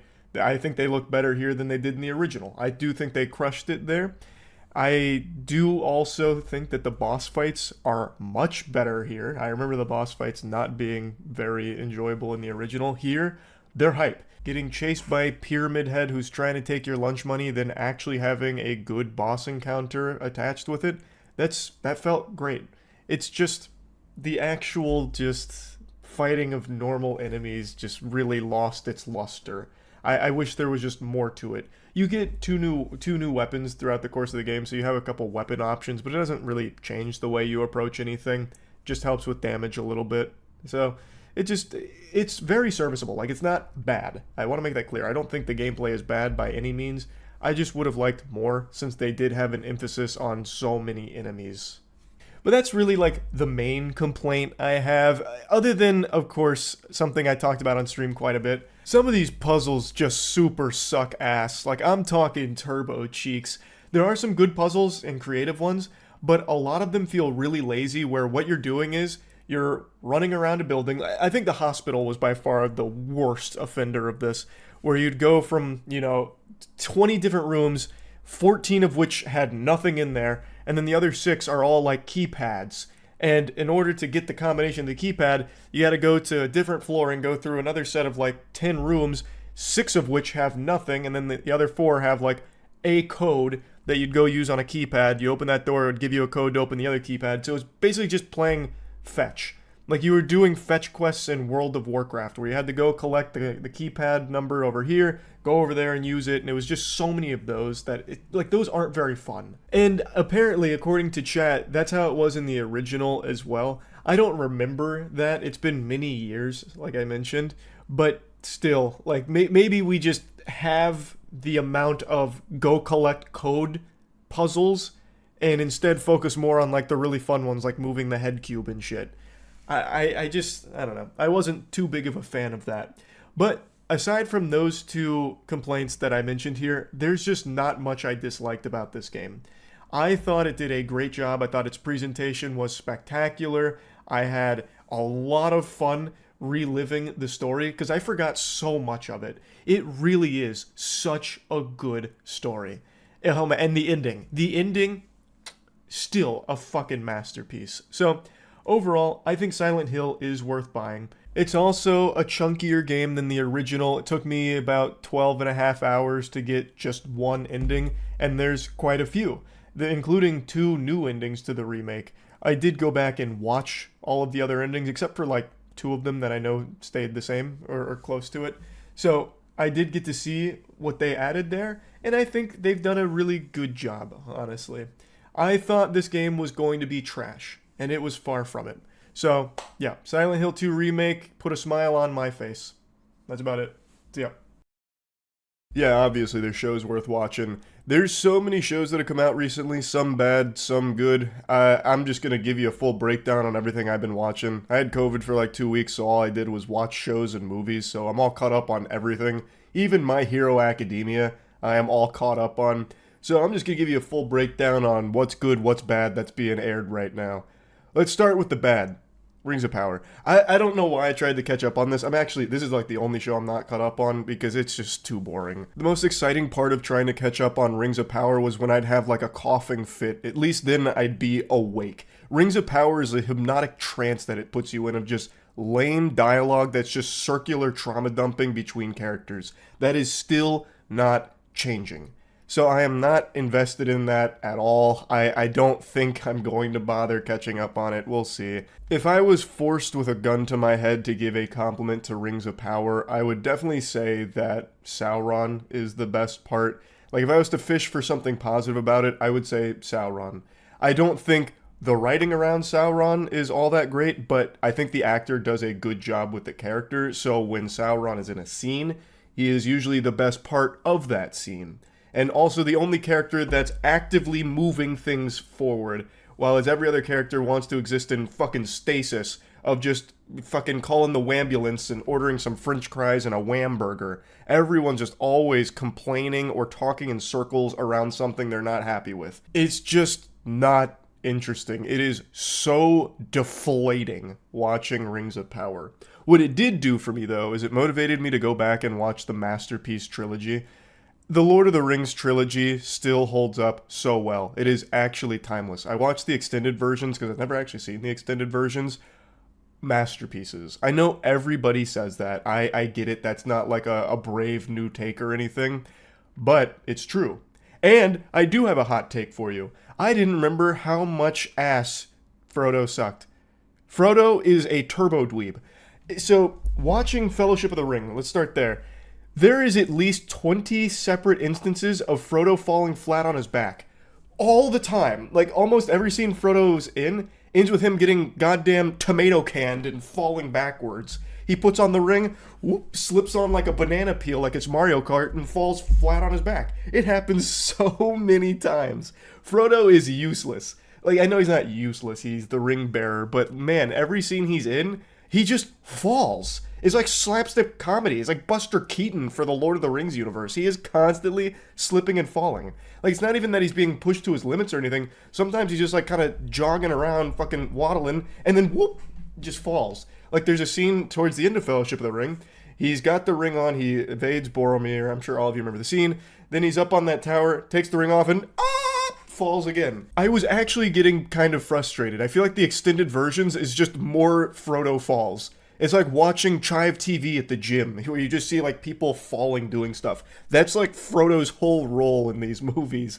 Of course, it's not his whole role, obviously. He's bringing the ring to Mordor, and, you know, I get it and everything. Like, he's not supposed to be some kind of adept fighter or anything. And his lines are good. Like, the writing around Frodo is good. I just wish he was able to do more, like, you know, kind of like Sam and kind of like Merry and Pip. Like, they actually do engage in, like, a combat scenario. So, like, when they're in Moria, for example, Sam, Merry, and Pip, they all, like, fight against the threat.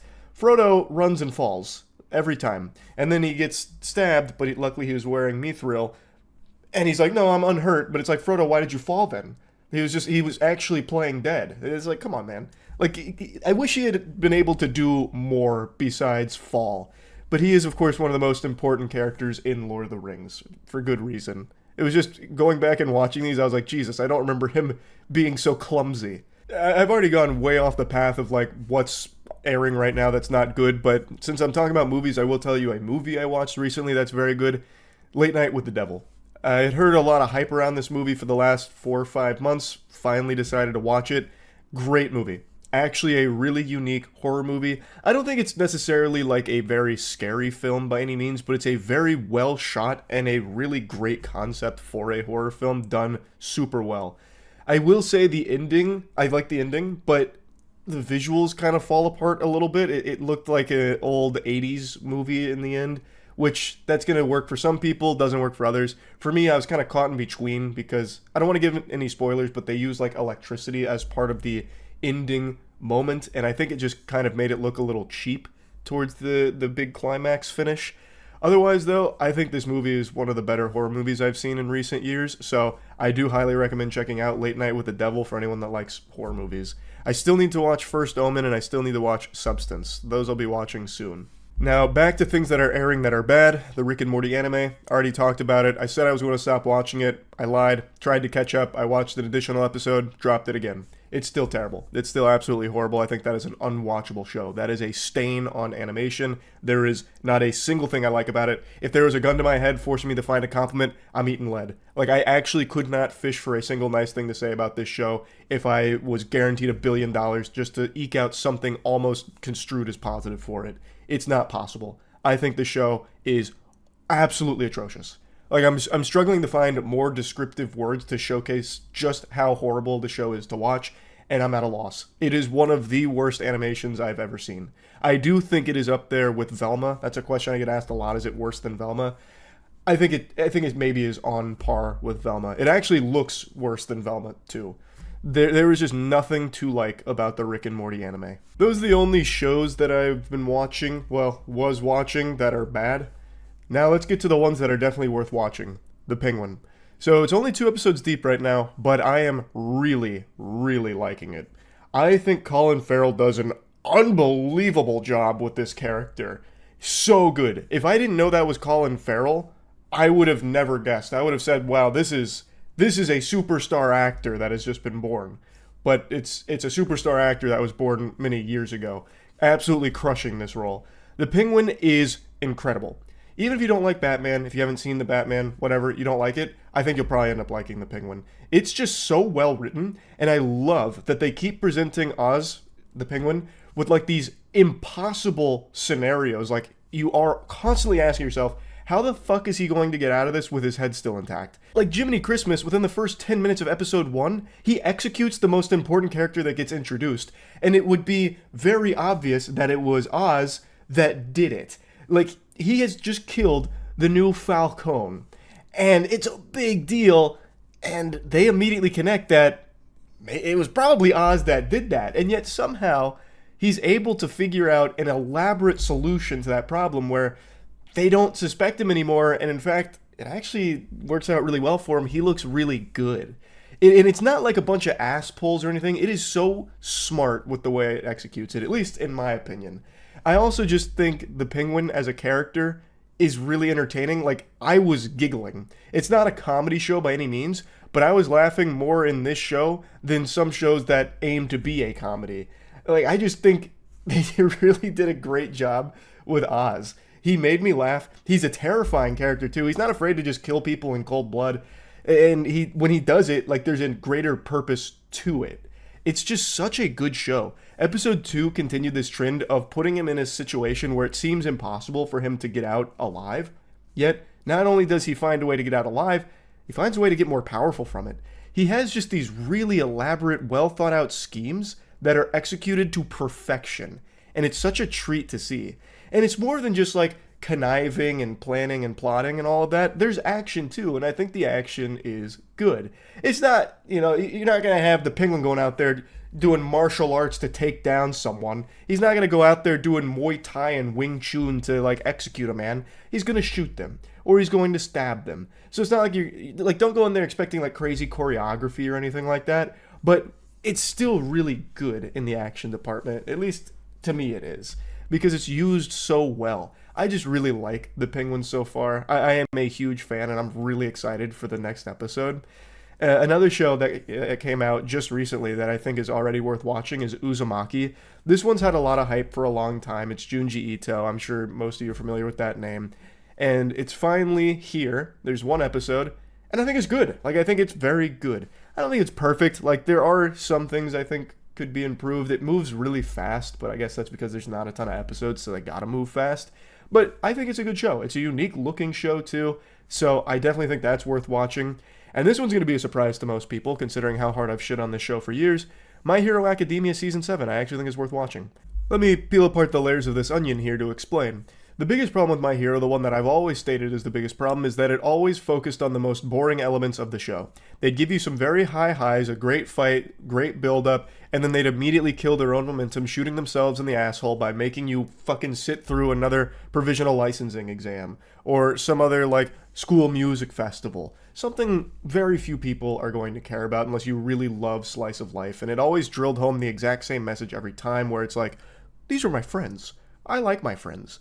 I fight for my friends. I'm a hero for my friends. And it does that a million fucking times. But the show had always been able to deliver some very good moments early on, and then just lost its footing, fell off. But I do think Season 7 is hype. And I think it's because they cannot focus on anything except the good stuff anymore. There is only the good stuff left. They can't go to a music festival now and dedicate fucking 12 episodes to it or whatever. Now, it's all about this fight. Stopping All for One, stopping Shigaraki, coming up with a plan in the face of insurmountable odds to defeat these villains. And it's good. It's flashy, it looks good, the fights are well animated. I do think the fights get a little sloppy though, especially when it was like Stars and Stripes versus Shigaraki. Super cool character, Star and Stripe, but her quirk was only utilized a couple of times, despite it being probably one of the strongest quirks we've seen introduced. And the fight was really only like maybe 2 minutes worth of actual action, and then it was kind of just monologuing from each side. So it is guilty of doing that, but to a lesser extent than it had been. And since that fight, I do think the other ones have had a lot less of that. So like when Deku finally starts fighting Tamura Shigaraki, he throws out quite a few attacks before a monologue happens. It's My Hero. You're guaranteed monologues mid-fight. It's like the tropiest, like, cliches ever. And it knows that. It's unapologetic about it. I don't think it's that big of a deal, as long as everything else around it is also good. And so far in Season 7, I do think that it is. So I'm definitely enjoying this season a lot more than previous seasons, and hopefully it has a strong conclusion. Those are the main shows that I've been really enjoying so far over the last, like, 2 weeks. And I just figured I'd share, because I've been watching so much shit. So I just wanted to give you a quick little breakdown on some of it. That's really about it. See ya. I saw a really interesting video today from a game developer that dives deep into the financials of developing a game. They show the exact amount of money that their game has made, where it all comes from, how it all works, and it was really eye-opening. It feels like oftentimes people treat game development the same way they treat the Bible. They've never read it, yet they pretend to be an expert on it. So I've seen so many times like a game's doing somewhat well on Steam with a lot of downloads, and people start spouting about how it's a giant cash grab and they're making millions of dollars like Mr. Krabs off it, this and that, even though they don't know anything about it, but they're cosplaying as the accountant for this indie game. And this game developer had a very successful game, at least in my opinion, in terms of downloads, 750,000 downloads, and hearing that number, I imagine most of you picture, this guy's got bags of money. But that's just not the reality of it. Hey, I'm Alex, and just some background so you understand these stats. This is Paint Warfare. It's a free FPS game with about 750,000 downloads. And in the game, there's microtransactions, so you can buy DLC bundles from $2 to $5 and coins which you can use to buy hats and skins for the guns in-game. The reviews are also super positive. This is Banana Dev talking about Paint Warfare, a passion project he developed over the course of thousands of hours. He followed a very standard free-to-play model. You know, this is the kind of stuff Ubisoft and EA has wet dreams about. It's just run-of-the-mill, normal, free-to-play microtransactions where it's DLC cosmetics and in-game purchases. He's not trying to reinvent the condom here. It is a tried-and-true method. And with 750,000 downloads while having microtransactions, I imagine most of you assume that this was a home run. He hit it out of the park financially. So over a total of 4 years of release, the game has made $4,672 gross, and after local taxes like VAT, GST, and also returns, this comes out to $3,812. And then Steam takes a 30% cut, so the total revenue I take home is $2,668.40. $2,680 over the course of 4 years is shockingly low. You would make more money if you sat outside of Walmart collecting loose change that fell out of people's pockets. You could upload a 45-second clip from a Family Guy ha-ha moment on YouTube and probably make more in ad revenue over the course of 4 years than he did over the course of thousands of hours of dev time. Now, in terms of counting how much work I put into the game, Steam actually tracks the amount of time I spend in the game or developing the game in Unity with Steam Open. So that comes out to 2,512 hours, but this doesn't count the time spent in Unity developing the game before I released on Steam, 3,000 hours of dev time. So in total, this works out to around 42 cents per hour. 42 cents an hour. You could lick the toilet seats clean at a gas station and get paid more than that. It's super sad because he poured thousands of hours into this game. Now, he's looking at it very optimistically about the skill set that he was able to get through this project and also everything he learned from it. So it's not like it's all a big negative experience. In fact, he looks at it with pretty positive perspective, though he does mention this. Yeah, I'm not gonna lie, this is pretty sad. If I spent this time working at McDonald's as minimum wage, which is $24.10 Australian, or around 16 USD per hour, I would be sitting at like 48,000 USD, as opposed to 1,276. Now, the 1,200 number that he's using here is after he took out his expenses, because it's not like developing the game was free. He had to pay for servers. He also paid for some assets, so he did have expenses. So in total, the take home was $1,200-ish over the course of 4 years. When I was watching this video, it really opened my third eye to the reality of game development for a lot of developers. Of course, I'm not, the biggest Neanderthal in the world. I always understood that not only is game development very hard, but it is very risky, and it is hard to make like a living off it. But I was always under the impression that if your downloads got into like the hundreds of thousands, you were pretty successful. You were going to make money off of that, when that's just not the reality of it at all. And I know I'm definitely guilty of doing the same shit a lot of other people do, where I pretend to understand the intricacies of game development and the financials behind it, sticking my pinky out. Well, actually, it is extremely greedy of them to be charging $2 for this Hatsune Miku underwear package when clearly they're generating millions of dollars per day with their fart tokens. When the Ruby Tuesday truth of it all is I've never opened Unreal Engine, I've never poked around in Unity, I've never released a game. How the fuck would I know? I don't have like an actual educated perspective on it. It'd be like asking my dad his perspective on the new One Piece manga chapter. But now, after seeing it from Banana Dev, it starts to paint a pretty clear picture of just how difficult it is to make a sustainable living from game development as like an indie dev, and also why so many studios take the safest, most generic, formulaic games and push them forward, because they know there is a built-in audience for it. For example, Ubisoft open worlds.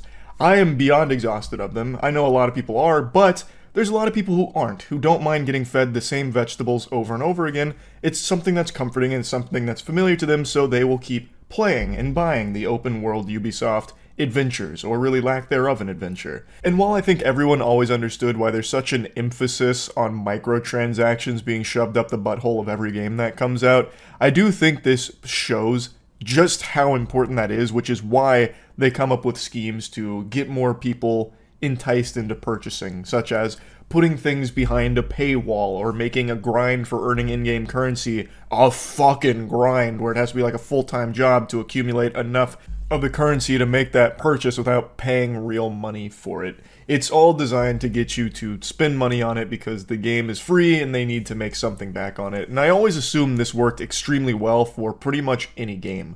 If there's a lot of downloads and there's micros, in my noodle, I always just connected dots that, there's definitely going to be a sizable chunk of people buying those microtransactions. But after seeing it here, with 750,000 downloads and $2,600, it's clear that is just not always the case. Now, let's break this down. So the game was pay to play in the first year of release. It was around $5, excluding sales. So during its pay to play stage, it sold $594, and now it's free to play, and it's making about 1,166 USD after all the cuts and fees per year. So the game wasn't always free to play. It started as a pay-to-play game with like a $5 cost, which he then dropped to, I think it was $4, and then eventually free. And it looked like, judging by the graph, that took place over the course of like almost a year, a little less than a year, and he made about $600 from that. So going free to play, he did make more money from the DLC sales, but the chess master Charles can't help but wonder, if he had kept it at like a $3 price tag for this game, would he have ended up making more money in the long term and less downloads?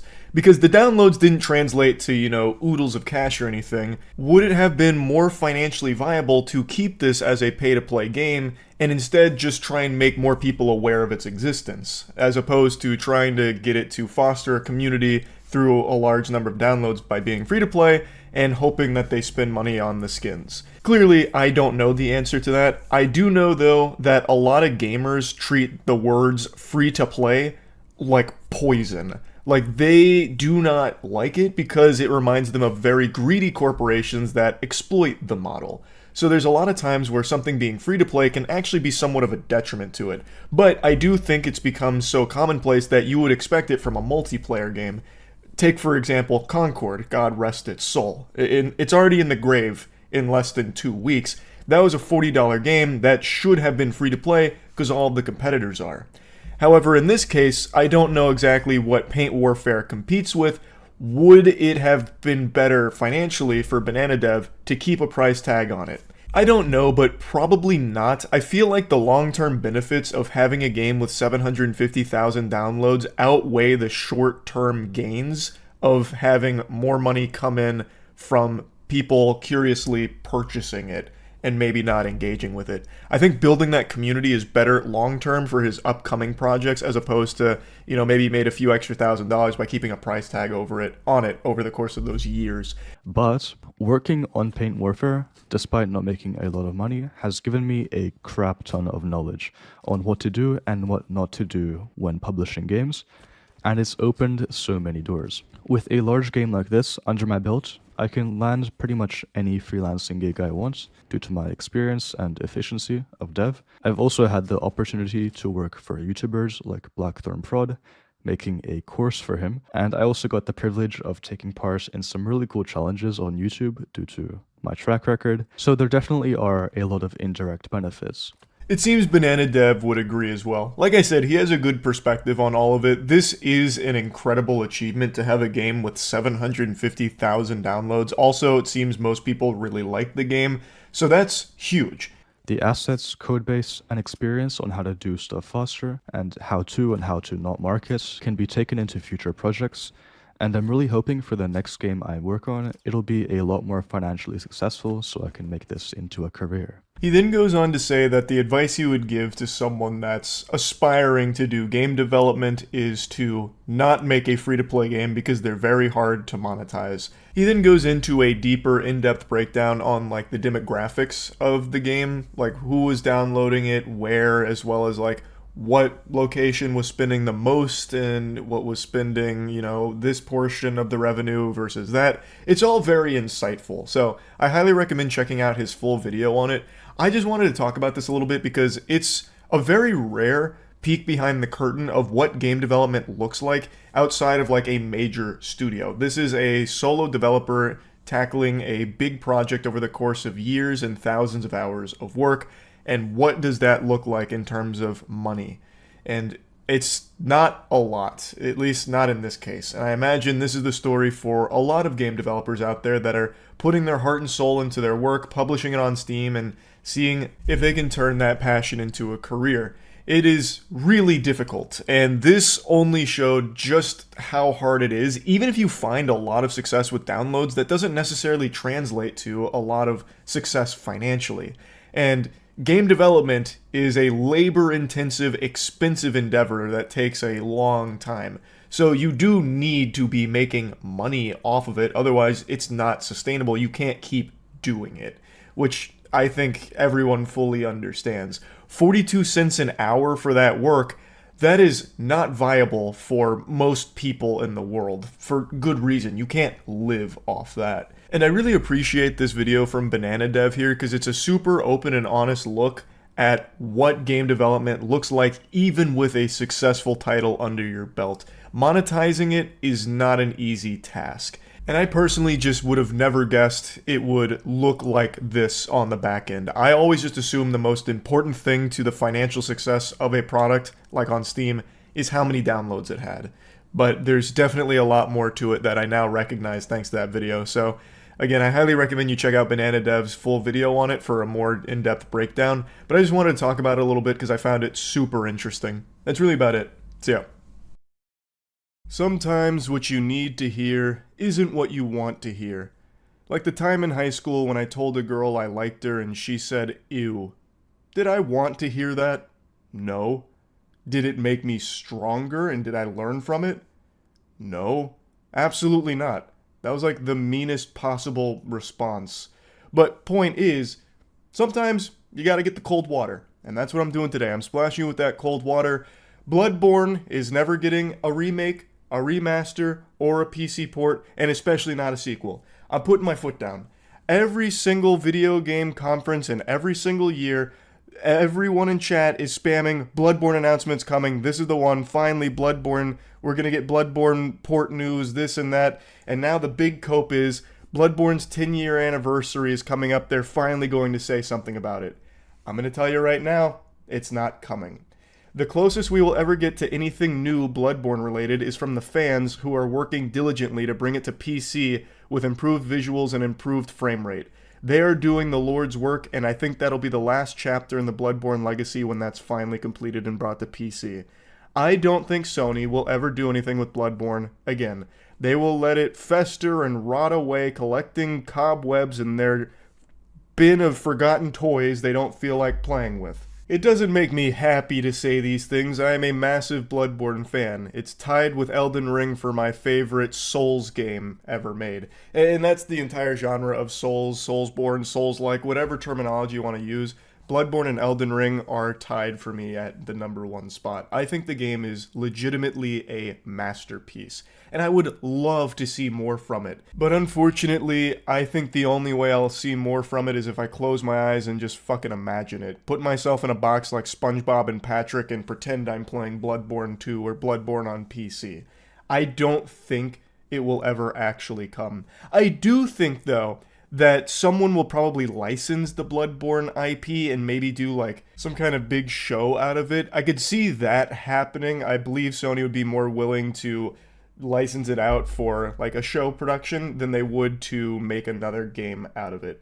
So that I do think could be on the table. I just don't think there's going to be any more Bloodborne games or a Bloodborne port or remaster, whatever. I don't think that's coming.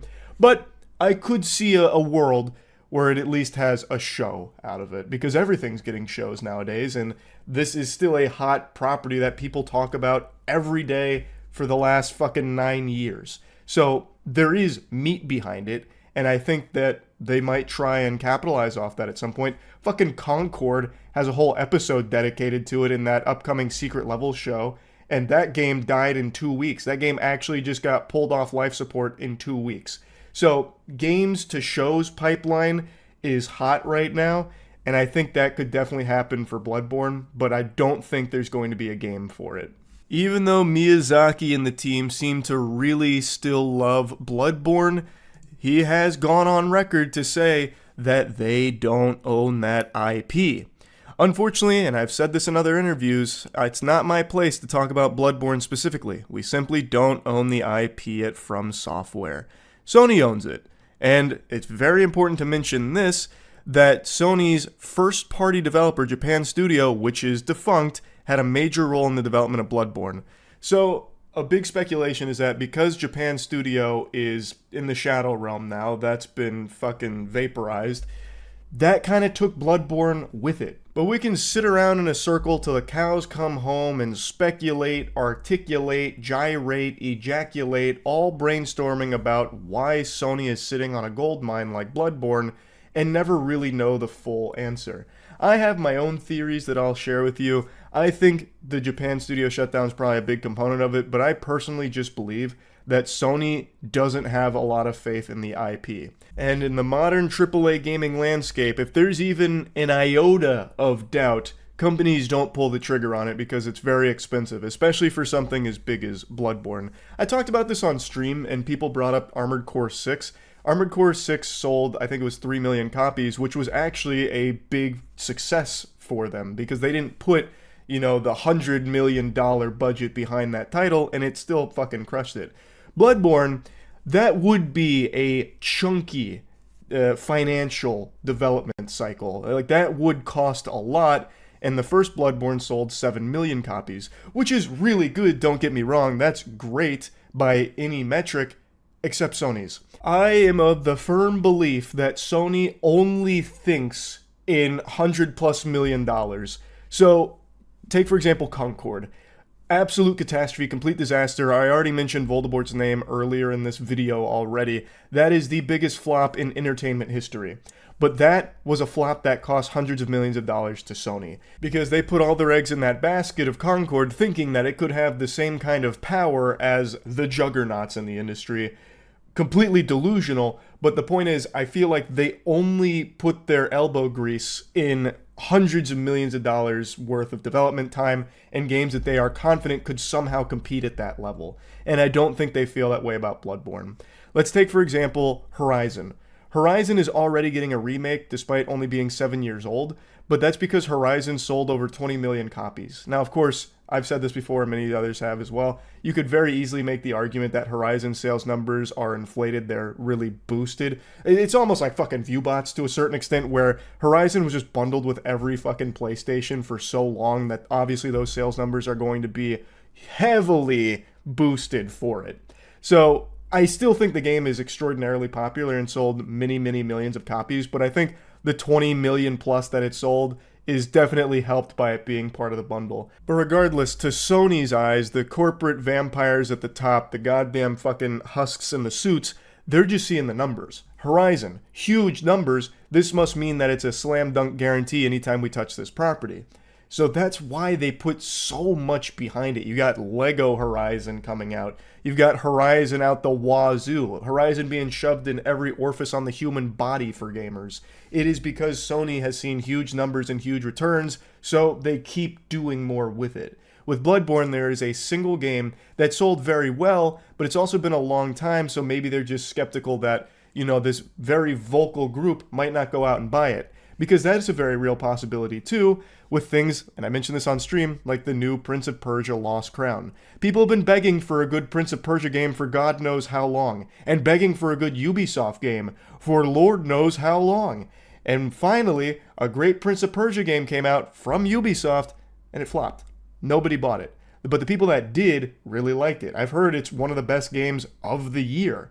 I actually haven't played it myself yet because I'm still playing through 9 Souls, but the people I've seen glazing this game are people whose taste usually align with mine when it comes to games, so I do think that they're probably right that the game slaps. And even though the game came out and was very well received, it highly underperformed for them. And that happens from time to time, where something is highly requested, people are really wanting something, fucking foaming at the mouth, saying like, we need this is like a, this is a home run, this is a layup if they just deliver it. Then the thing comes out and it doesn't translate to success. That does happen from time to time. You can never really be sure based on like the people that are very vocal about it. You never really know for sure. And I think that's something that Sony might think for Bloodborne, but I feel like Bloodborne is at a point where it is so well known and comes from a developer that has so much prestige that shouldn't be a thought that crosses their mind. I'm just saying that it is a possibility that it is something they consider. I can't even pretend to be in Sony's shoes, because if it was me, this would be a no-brainer to do something with Bloodborne. At least a PC port that would have come out many years ago with me at the helm. Like, that feels like it should be so obvious, and that's such a small lift, like a small investment to just port to PC. Like, I know I'm kind of downplaying like what the work that goes into it, but comparatively to a full-blown AAA title being developed, like that one is significantly easier for them to have done, and it would have just been pure profit, because the word of this game is spread for so long, so wide. I think so many people probably would have just gotten it to be part of the crew, part of the ship, you know what I mean? Like, oh, Bloodborne's finally here on PC, I can do that, I can play that now. And I think it would have just popped off for it. But I'm just saying, like, even though like there's a very vocal group that wants something to come out, it doesn't always mean it's going to be super successful. But in the case of Bloodborne, I really feel like it probably would. FromSoft is just one of the most beloved developers in the world right now. Everything they touch turns to gold. It's so stupid to not use Bloodborne, but Sony is choosing to just squat on it. I saw someone make a really good point as well in the comments section a little while ago about like Sony's apprehension to do anything with Bloodborne being even more confusing when you consider that one of their big titles for the PS5, like their next gen, like super system seller type title, was Demon's Souls Remake. Demon's Souls was, when it came out, a under the radar game. Like, that wasn't a household name by any means. The original Demon's Souls, I think, eventually pushed over 2 million once Dark Souls popped off and people wanted to go back and experience like the first of the Souls series, but it was not a widely popular game. Demon's Souls Remake, though, they went hard with and put a lot behind. However, it's also not performed like amazingly for them based on what I can tell. The most recent sales figures I can find put it at just over 2 million copies of Demon's Souls Remake, which I don't think is entirely on Demon's Souls' shoulders here. I think it's because of the scarcity of the PS5 initially. You were more likely to find a fucking Chaos Emerald than you were to find a PS5 for the first couple years. So obviously it's not going to have spectacular sales numbers, but maybe that plays a role in FromSoft being so apprehensive to use the Bloodborne IP for even like a remake. I don't know, but it is very odd that they chose to remake Demon's Souls, which did not perform very well, instead of doing Bloodborne, which did. Even when Bloodborne came out, it was massive. It was a huge success. It's not like it just retroactively became a big success. Demon's Souls did, but not Bloodborne. Bloodborne was always a success. Yet they haven't touched it. They haven't done anything with it. The closest thing we've had to anything new Bloodborne related is from fucking Astrobot with a costume for Bloodborne. It's so weird. I don't know why they wouldn't have chose Bloodborne for the PS5 remake. That would have made so much more sense. I really like Demon's Souls Remake. I had a great time with it. But just really looking at it, I don't know what Sony has against Bloodborne. Like, the more I break it down, I just cannot fathom this hate boner they have for Bloodborne. I don't get it. I really don't. There's gotta be something more behind the scenes that's leading to them not doing anything with it. I've thrown out so many silly theories and thought processes they might have that leads to them not touching it, but at the end of the day, I don't get it. I think it would have been very simple to do the bare minimum of just giving it an update for a PC port, a remaster, so that way you can go over 30 FPS, because the game is still 30 FPS. Like, it would have been the easiest thing in the world just to do a small scale project with it. Instead of, if you don't want to cannonball into the pool, whatever, I guess, it would have just been so easy for Sony to test the waters and see how it would, like how the community would respond, if it would be successful or not. And it just doesn't make sense that they haven't. They do this for so many games that are significantly less popular than Bloodborne, and I don't get it. While I may not understand the real motive or reason why Bloodborne is so stagnant and Sony prefers to just let it get stale and collect dust, I do know for sure that they're not going to change. Sony has proven to me time and time again that they are a creature of habit. If they have decided they don't want to use the Bloodborne IP, they're just not going to use it ever. I think Sony as a company will probably wither and die and fucking dissolve before they ever do anything with Bloodborne again.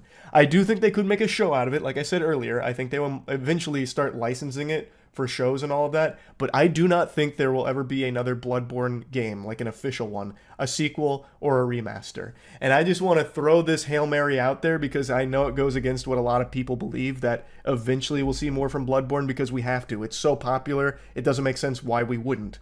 I just truly think Sony is going to play hardball with it and, out of spite maybe, never use Bloodborne again. That's my theory, and I just wanted to put it out there. I think people gotta stop getting their hopes up at every single video game conference to see Bloodborne-related news, because I don't think it's ever coming. Now, I do have a track record of being very wrong, where I make these predictions, and then within like a month, it's completely washed. I made a similar prediction for Halo Infinite, though I will say I was partially correct because what I talked about with Halo Infinite is that the game they showed would never come out, and it never did. What we got with Halo Infinite was a much more half-baked version of what they used to show.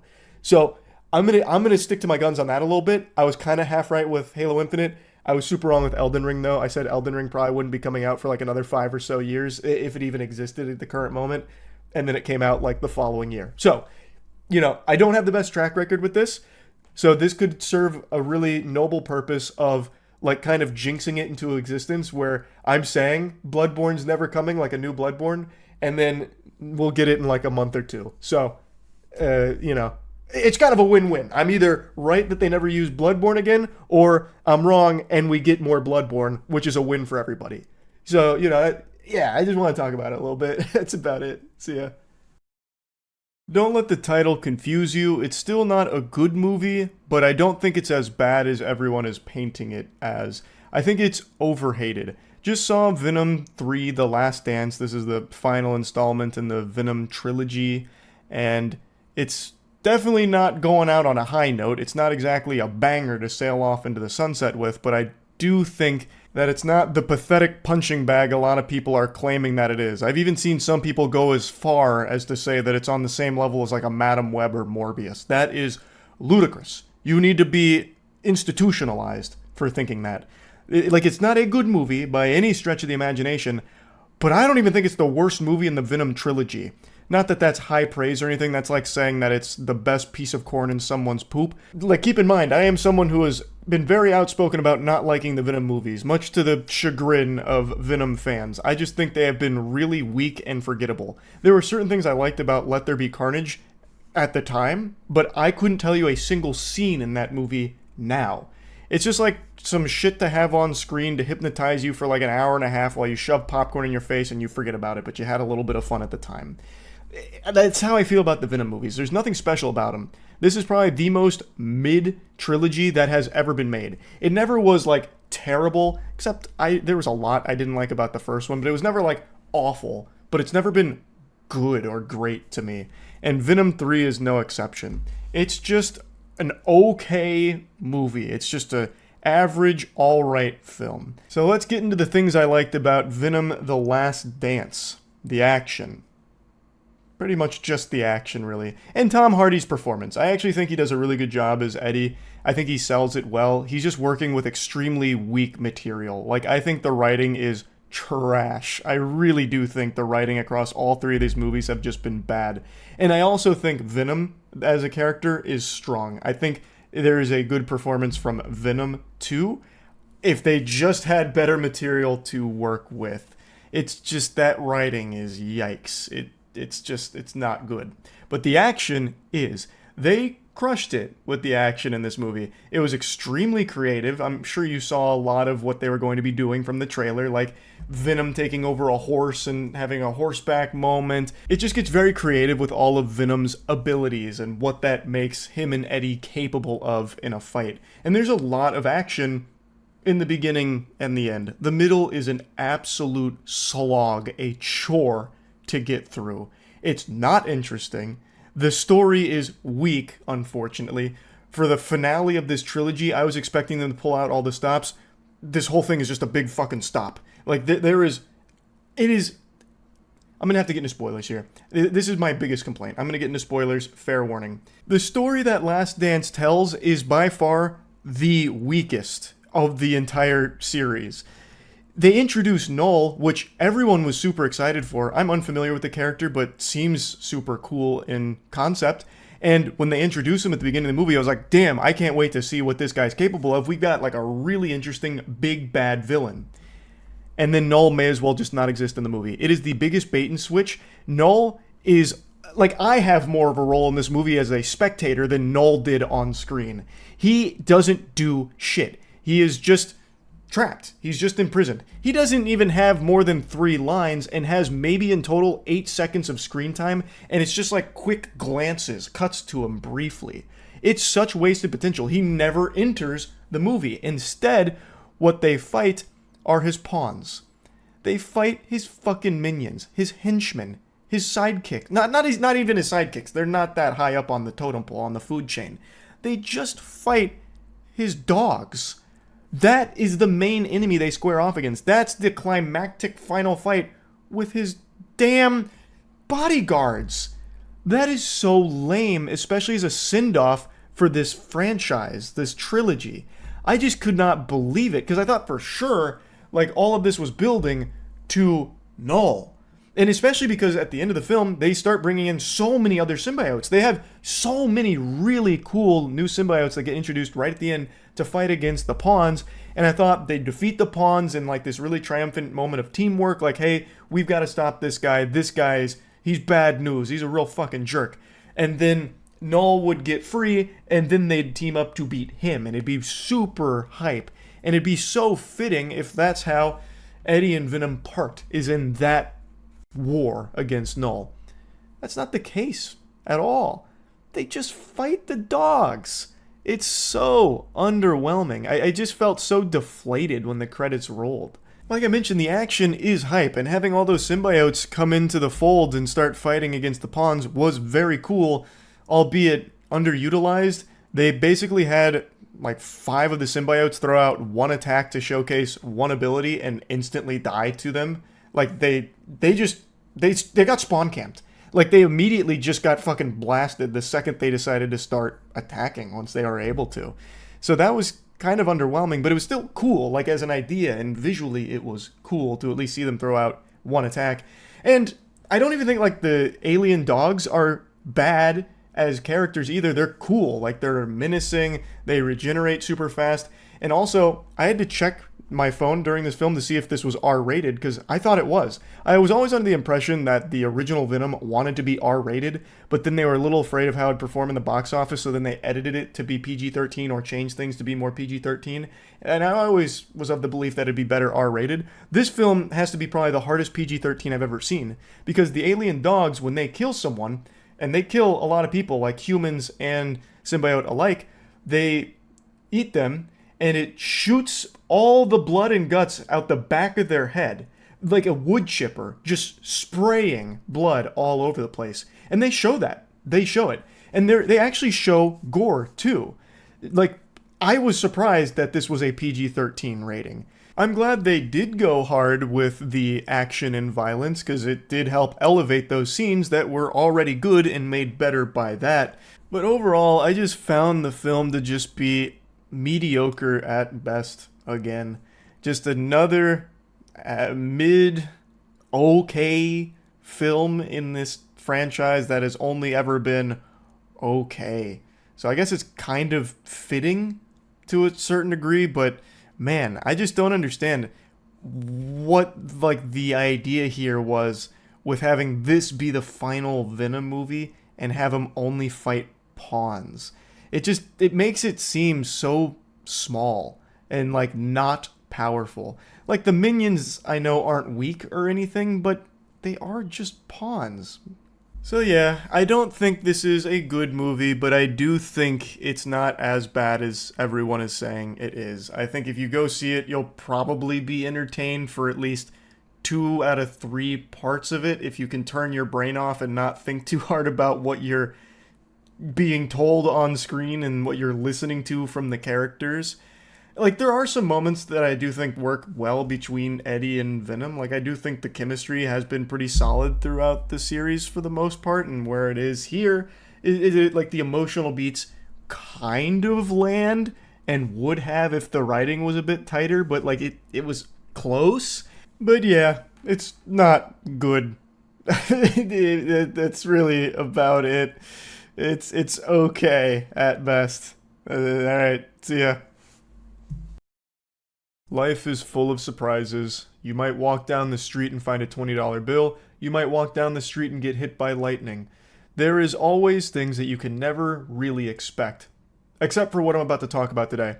Firewalk Studios, the developer behind Concord, is officially shut down. This also shuts down the rumor, that conspiracy that was starting to bubble up about Concord getting a second wind because they were getting Steam updates in the back end. There were daily updates to Concord that you could see in the logs, even though the game had been shut down for a while. So there was speculation from gamers that they might be working on it to try and breathe some new life into it, and maybe it'd be like a Morbius situation where they bring it back only for it to catastrophically fail again. Clearly that wasn't the case. They weren't exactly cooking up the new Manhattan Project behind the scenes for Concord's revival. I still don't know what they were doing on the back end. I think it was probably like when you have a flood and you go in and take pictures of the damage for the sake of insurance. That's probably what they were doing, because this was such a financial disaster, the likes of which humanity has never seen before. So they were probably doing something like taking the code in order to like lock it up in some kind of tomb, never to be touched again because of how awful it was. I have no clue. But clearly it wasn't for the sake of bringing the game back, because it's never coming back. It is officially dead in the dirt, never to see the light of day again, and now the developer behind it has been shut down. I think everyone knew this day was coming because of how much money Concord lost. A historic flop. Like, this flop doesn't even do it justice. There doesn't exist a word in the human language that can describe just how horribly this game fumbled. It is unbelievable. Just like me participating in a Try Not to Come challenge while listening to a Sleep Token song, it failed in a big way. So I'm pretty sure most people knew Firewalk Studios was going to get chopped here, and now the day has come. They did, but Firewalk wasn't buried alone. In fact, they got company into the great beyond. Another studio Sony announced they're shutting down is Neon Koi, which is a studio I've never heard of. It sounds like a fucking Yu-Gi-Oh card, but apparently it was a mobile game developer that was working on an unannounced AAA live service action game. My guess is the failure of Concord put the fear of God in Sony that they took a hard look at some other work that was going on with studios under their blanket, and they said, this one might not be up to snuff, this might not be the special sauce, what the doctor ordered, so we're just going to pull the plug. That's what it seems to me. I don't know the studio or their previous work, so who's really to say? All I do know is that they did make a statement on why they shut down Firewalk, and it's pretty much exactly what you expect. Regarding Firewalk, as announced in early September, certain aspects of Concord were exceptional, but others did not land with enough players, and as a result, we took the game offline. Yeah, it's just gobbledygook right there. There's nothing exceptional about Concord. It was as generic as it gets, and somehow it just did the formula worse than everything else in the genre, and yet they had the gall to charge $40 for it. There wasn't anything exceptional at any point in that game. If they truly believe that, then they're delusional, and I do think they really believe that because they invested so heavily in Concord. They went hog wild, dumping doubloons into it for no reason. SpongeBob must have snuck into the headquarters with the Orb of Confusion because these people were fucking lost when they made this decision to go this crazy with Concord. Sony acquired Firewalk in April of 2023 and shut them down in October of 2024. A fucking piece of provolone cheese lasts longer in your refrigerator than Firewalk did under Sony's umbrella. I don't know what they saw in the first place that made them want to buy this studio. Like, I don't know. I really, truly don't understand what they saw with Concord. I don't know. They must have been living in a different dimension, an alternate timeline that fucking crossed over like Berenstein versus Berenstain and sandwiched it together. Because what they saw with Concord is not what any sane human being on the planet saw. So I don't understand why this ever even happened in the first place. This was the most preventable financial disaster of all time. We have spent considerable time these past few months exploring all our options. After much thought, we have determined the best path forward is to permanently sunset the game and close the studio. I want to thank all of Firewalk for their craftsmanship, creative spirit, and dedication. The PvP first-person shooter genre is a competitive space that's continuously evolving, and unfortunately, we did not hit our targets with this title. We will take the lessons learned from Concord and continue to advance our live service capabilities to deliver future growth in this area. You bumbling morons, the lesson you should take from this is to leave the area. No one wants another generic first-person hero shooter. Nobody is asking for that. No one wants more live service hero shooters, period. That's the lesson. You don't want to try and figure out how to compete in the hero shooter space because it's not a space anyone wants anything in anymore. It's oversaturated. It's dull, bland, lame. People are over it. Instead, put those resources towards something else. Anything else. Christ. Now, according to Bloomberg, this shutdown will affect 210 jobs, which is a lot. And I've said this from the very beginning. I don't blame the individual developers at Firewalk for the disaster that was Concord. I think the biggest issue was the leadership that was coming up with terrible ideas in a terrible direction and then putting the developers on the project. Concord should have never even been a project that got greenlit. That's something that should have went into the think tank and got laughed out of the fucking room and shut down with an iron fist, because it's a terrible idea from a conceptual standpoint, from a design standpoint, from everything standpoint. You know, even from a sitting point, everything in Concord was horrible on paper. It should have never even made it past the brain of whoever unfortunately was cursed with that idea. That should have been lobotomized out of there. It is just bad. And it's not like the employees at Firewalk have a say on what projects they get handed to work on. It's their job to do that. So that's what they were tasked with. And I don't think many of them are just going to stand up and say, enough is enough. I will not work on a garbage, generic, bland hero shooter. I'm going to go take my talents to Ubisoft and code some extra beads of sweat on the newest siege operator's nutsack. You won't see me again.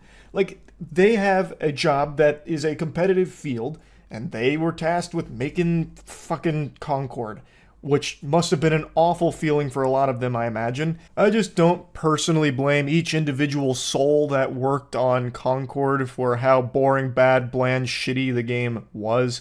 I think all of its problems start from higher level positions that had all of that influence over the direction, the design, and all of that shit for the game, and then they tasked their employees with deliverables on it. I imagine a large number of people at Firewalk weren't exactly thrilled to be working on a project as uninspired and generic and bland as Concord. Pretty much anyone who has ever played a game in their life will probably not find anything to enjoy about Concord because it is just a worse version, like a bootleg version of every hero shooter that's ever come before it, but this time for a $40 price tag instead of being free. Now, Firewalk themselves did give a little sign-off message saying Firewalk began with the idea of bringing the joy of multiplayer to a larger audience. Like, this isn't 2002 anymore. Like, I don't exactly know what they mean by that. Multiplayer games are the most popular games on the planet. Like, take, for example, Fortnite, which has been a cultural phenomenon for so many years now. It's not like multiplayer is this unheard of, obscure thing. I don't know what larger audience they thought they were going to attract with a generic $40 hero shooter. That doesn't make sense to me. Like, that just sounds like PR speak with absolutely nothing behind it. Just a hollow sentence with no real meaning. That's like a statement my grandmother would have made when she was talking about gaming, because she still just believed gaming was only like Pac-Man on an arcade cabinet. Like, I can't just not harp on this sentence. The joy of multiplayer to a larger audience. What in tarnation? It already has like the largest audience on the planet. The only thing more popular than multiplayer gaming is maybe like getting the common cold. Like, there are so few things that have reached this many people. I don't know what this statement is even trying to say. It's ridiculous. Along the way, we assembled an incredible team who are able to navigate growing a new startup into a team during a global pandemic. Firewalk was founded in 2018 and was very small for its first couple of years, only entering full production in 2022. Build a new, customized, next-generation FPS engine in Unreal 4 to 5, delivering top-tier gameplay feel, beautiful worlds, and a performance 60 FPS technical experience on a stable and scalable backend on PS5 and PC to hundreds of thousands of players in our beta. I like how they threw in our beta, because everyone was about to call fucking baloney on that. That was about to be a Phoenix Wright objection moment right there. I don't know the player count during the beta, but it's not like the game was good then either, so I'm assuming everyone that played the beta, the hundreds of thousands, realized that this was not going to be worth time and money, and which is why it had such a fucking disastrous launch. I also don't know what top-tier gameplay feel they're talking about, because playing Concord felt like nails on a chalkboard because of how mind-numbingly boring and samey it was to every other game in the genre, except slowed down to a fucking crawl. It was a glacial speed. Everything set to like a 0.5 speed. It was miserable in terms of the speed of the game, so it was not a top-tier gameplay feel. Unless you like the feeling of walking around with poop in your shorts, because that's how every character controlled. Manage an acquisition, integration while readying technical and preliminary tests, and ultimately ship and deliver a great FPS experience to players, even if it launched much more narrowly than hoped against a heavily consolidated market. We took some risks along the way, marrying aspects of card battlers and fighting games with first-person shooters, and although some of these and other aspects of the IP didn't land as we hoped, the idea of putting new things into the world is critical to pushing the medium forward. The talent at Firewalk and the level of individual craft is truly world-class, and teams with Sony Interactive Entertainment and across the industry will be fortunate to work with them.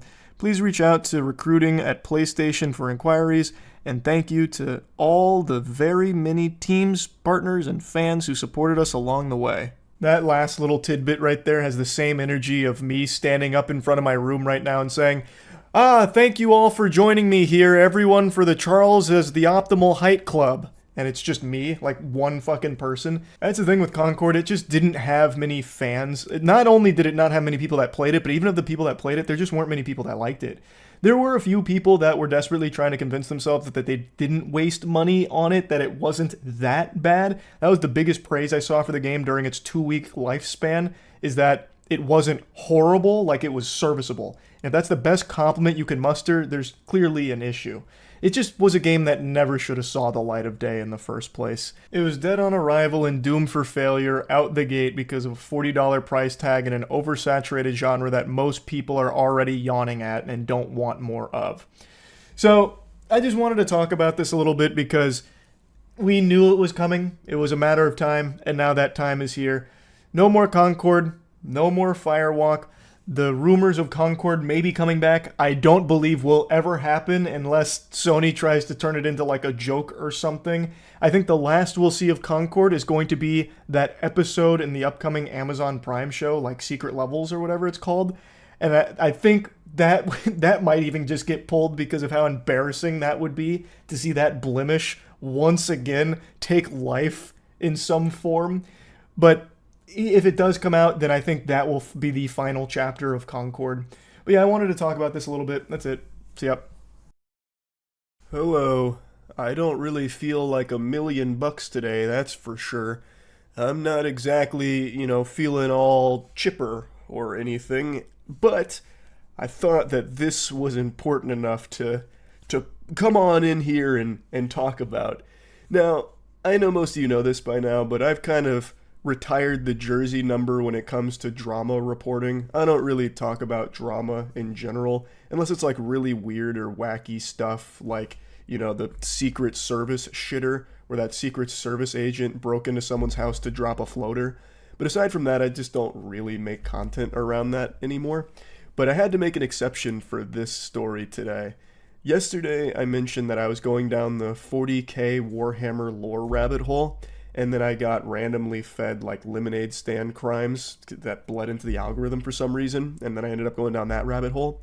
Well, I also got fed a deep humor drama rabbit hole. Now, I filmed some of this yesterday when I wasn't feeling as dog shitty, and so you're gonna see some flip-flop in here where I don't seem that, miserable, and then I'm gonna cut in with a jump scare where I do feel miserable. So you're going to be seeing a lot of twists and turns, not only in the story we're covering, but in like the condition of Charles presenting it. So there is a YouTuber that is also named Deep Humor that is pretty much trying to take my name on Twitter, and they have messaged me and demanded the name Deep Humor. This channel makes videos in Turkish where it seems to be some types of street interviews and scenarios. I think they're supposed to be comedy videos.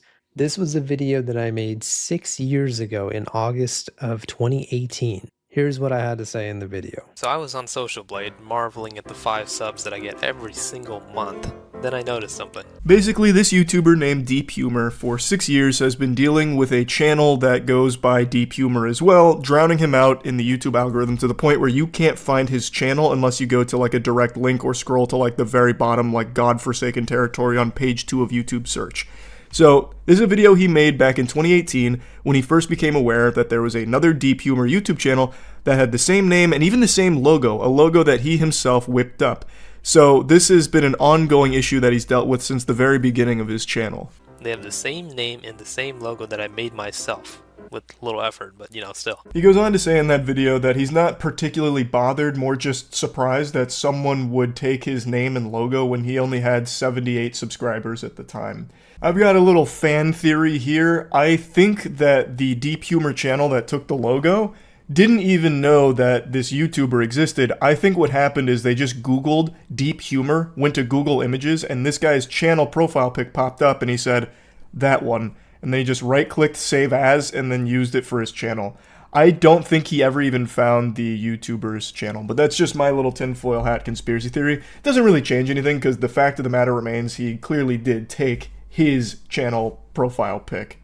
And over the course of months, that Deep Humor impersonator channel started to gain steam, thousands of subs and hundreds of thousands of views, which changed his perspective on it because now his channel couldn't be found, because it would only go to that channel, once again using his same name and logo. Even though the content was wildly different, Turkish street interviews versus English commentary videos, it is still obvious that they used his logo that he made. He also mentions that Deep Humor isn't the most unique name in the world. That's like the John Smith of YouTube handles. Millions of people could have thought of that. He's 100% right. Obviously, if you make a YouTube channel called Deep Humor, it's not a big deal because that's quite an ambiguous name. It's not like it's something super unique. It is, a name that somebody else could have thought of. The issue wasn't really in the name itself, it was the combination of his channel logo being taken with that name. It made it so no one could ever find his channel, because now there's two with the same name, same logo, and YouTube's always going to push the more popular one. I don't even know what the fuck this guy's uploading anymore. Let's go look at his stupid channel. And Interestingly enough, that channel did actually end up getting banned for copyright infringement. But just like a Hydra, you cut off one Deep Humor head, two more take its place. I don't know if you guys had caught in the Social Blade part of my video, that channel was actually made on June 21st, 2017. And remember that you can change your YouTube channel username, channel art at any time. The reason why I am mentioning that is because all of a sudden after this guy had gotten banned, maybe a month or two afterwards, there was another channel that popped up called Deep Humor. This channel was made in 2016, which is actually even before my channel was made. He states that a month after Deep Humor Judgment Day, there was a new one that popped up, which was the current one right here. Same content, Turkish street interviews, but now it's called Deep Humor. So he speculates that the name was changed. And I think he's probably right, because when you were searching Deep Humor back in 2018, that channel would have absolutely popped up. Since it was made in 2016 and this channel has been popular for a while, it would have been in the search, but it wasn't. So what likely happened is after that channel got banned, the person behind it went to this channel and changed the name to Deep Humor, but this time didn't use the same logo that had just got their previous account banned. That's what I think happened, and seems to be what the real Deep Humor seems to think as well. And so in another video where I had talked about this, people were getting on me saying, oh, but this person made their channel before you, so how did they copy you? Well, they copied me because they clearly just changed their YouTube username to Deep Humor, which, like I said, anyone can do at any time. I believe this is the same person that had gotten banned all those years ago, and that same person who had originally taken my YouTube channel icon. Why do I believe this? Because just like that channel so many years ago, this channel also makes Turkish street videos. This is still just the tip of the iceberg, by the way. This is going to turn into a full reverse flash situation for Deep Humor. Like, this is the reverse Deep Humor. So that kind of sums up the genesis of this Deep Humor war here. And now we get to where things get very spicy and it gets out of control quick. I don't want your Twitter page. I just want your username in exchange for money. How much can you give? I just said, hello, how much money are you offering? Obviously, if they offered me like $5,000 or $10,000 or whatever, I would probably give them the username because it's real life and I do need that type of money. And I don't really make any money off YouTube, unfortunately, mainly because of this guy. The battlefield shifts from YouTube to Twitter as Deep Humor receives an interesting DM from this gentleman, saying that he wants to purchase the Deep Humor username for his Twitter page, and he's offering him $50. 50 clams, and he doesn't even have the courtesy to throw in an over-the-pants hand job. And he couldn't even wait more than 6 minutes before just going mask off, revealing that he's the villain. He goes, "What's your answer, buddy?" He's treating this like it's a scene out of fucking Pulp Fiction. What does Deep Humor look like? Does he look like a bitch? Like, it's like, man, you didn't even give him time to process that. He's acting like a virgin who's not getting immediate text back from his love interest, you know? Like, it's been 3 minutes. Do you hate me? Is that what's going on here? Like, holy shit, man. It's not like you just made him some kind of life-changing offer here. It's not like you just opened up a briefcase full of money for the Deep Humor channel. You offered him $50 out of nowhere for the Deep Humor Twitter page. And then only 9 minutes after the "What's your answer, buddy?" he gets even more douchey and hostile, saying, "Come on, man. I don't want your page. I just want your username. Look, you don't have any interaction on Twitter, so losing this username won't cause you any loss." What an asshole. And also, what a terrible businessman. Yeah, I can't wait to sell you this Deep Humor username now that you've insulted me. I'd love to shake hands on that, you piece of shit. Like, what? I'll never understand people like this. It has not even been, like, half an hour since you've reached out and made an offer. How can you be this impatient and this much of an asshole? I really don't get it. I don't know how anyone can ever expect to have a positive outcome acting like this. So I just straight up send him a picture of those two channels and I say, "Is this your YouTube channel?" And then he says, "No, man, if only I had this big channel, then I could pay you much more. I only have one YouTube channel and I have 2 subscribers there." And he puts a sad face. He sends me some YouTube channel, and for some reason he even sends me the date the YouTube channel was created. Now, if you look at when they created the YouTube channel, it was created in 2016. This is a channel that he claims is his personal channel that he sent to me. This channel was created in 2016, and remember, he's also a Turkish gentleman. Let's go over to the YouTube channel Deep Humor that I claim is impersonating me, also a Turkish YouTuber, also channel created in 2016. Something's definitely fishy there. That smell is smelling a little smelly if you ask me. This Turkish guy reaches out about purchasing Deep Humor from him, and then links his YouTube channel, which has 2 subs. Why could he possibly want the Deep Humor username? His YouTube channel has less interaction than the guy he's insulting, and his Twitter page is more dead than Concord. What would be the reason behind him wanting to purchase Deep Humor so badly that he is literally furiously typing at his keyboard the second he doesn't get an immediate response? Doesn't really add up. And it is interesting that his personal YouTube page that he sends the date of its creation of for some reason is the same year as the Deep Humor Turkish Street Interview page. That is quite a coinky-dink. Why is he demanding the Twitter handle Deep Humor from me? Because he already has everything else. Instagram/Deep Humor, Facebook.com/Deep Humor, and TikTok @Deep Humor. This Twitter handle, Deep Humor, this is all I got over him. This is like that last fucking Infinity Stone in his Infinity Gauntlet that he's trying to get. And that's pretty much where Chapter 1 closes here on the Deep Humor saga. But it's also what leads to, by far, the biggest catastrophe in this war. This is a tragedy, and it's one that many YouTubers know all too well. The Deep Humor Turkish Street Interview page files a copyright strike on the Deep Humor commentary YouTuber. Okay, so I'm gonna try to keep my composure during this because this is just such BS, but my video talking about me losing my channel potentially just got copyright striked by the Deep Humor that I pretty much proved is copying me. This Deep Humor right over here. A false copyright strike. The first blood has been drawn here. This is a huge sin online to file a fraudulent strike on another channel. Deep Humor, the real one, never even used a single second of the other channel's videos. Ever.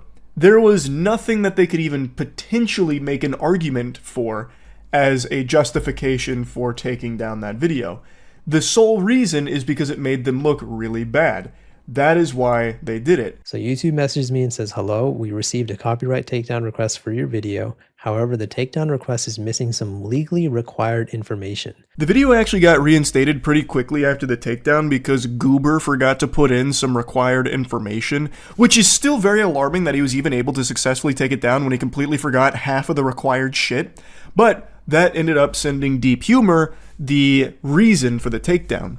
So, statement regarding the allegedly infringing work. And this guy said, "My work of art." I think it's worth mentioning that this guy's channel is re-uploads of other people's work that he just edits together. He is a compilation channel. He credits some of the original artists, sure, but it's not like he has a work of art. He is taking shit that he sees on Instagram that he goes, haha, he downloads it and then puts it on YouTube.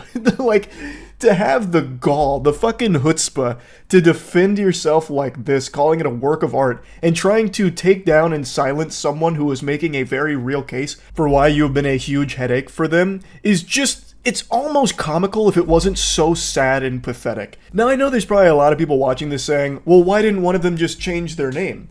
And I get that perspective. I'm glad the commentary channel didn't fold here and stuck to their guns, like defending the deep humor title, being loyal to it. I don't understand why the Turkish Street Interview channel didn't change their name at some point. The previous one got fucking banned. And it's not like the name Deep Humor even really fits the content that he's posting. He is a compilation of Turkish street interviews. Why wouldn't you have that name also match that content? It doesn't make sense to me. Instead of being Deep Humor 1 and Deep Humor 2, he could have just had a different name. And he also admits to changing his Instagram name, I think it was 7 times. So it's not like he's had Deep Humor since the beginning of the fucking Big Bang or anything. He is open to changing his shit around. Why wouldn't he do that for this? It makes no sense to me. Anyway, though, looking at this further, type of work, copyrighted logo. Where does the content appear? The content is located between 0 seconds and 34 minutes in the target video. Hey, Buster, the video is 15 minutes long. How the fuck could your logo appear in 34 minutes of that? Are you stuck in like the hyperbolic time chamber or something? What are you even watching? Jesus Christ. And now we get to the current day here, the most recent update where Deep Humor 1 left a response in the comment section. So he says that he watched the video after the comments. He's never seen the channel before in his life.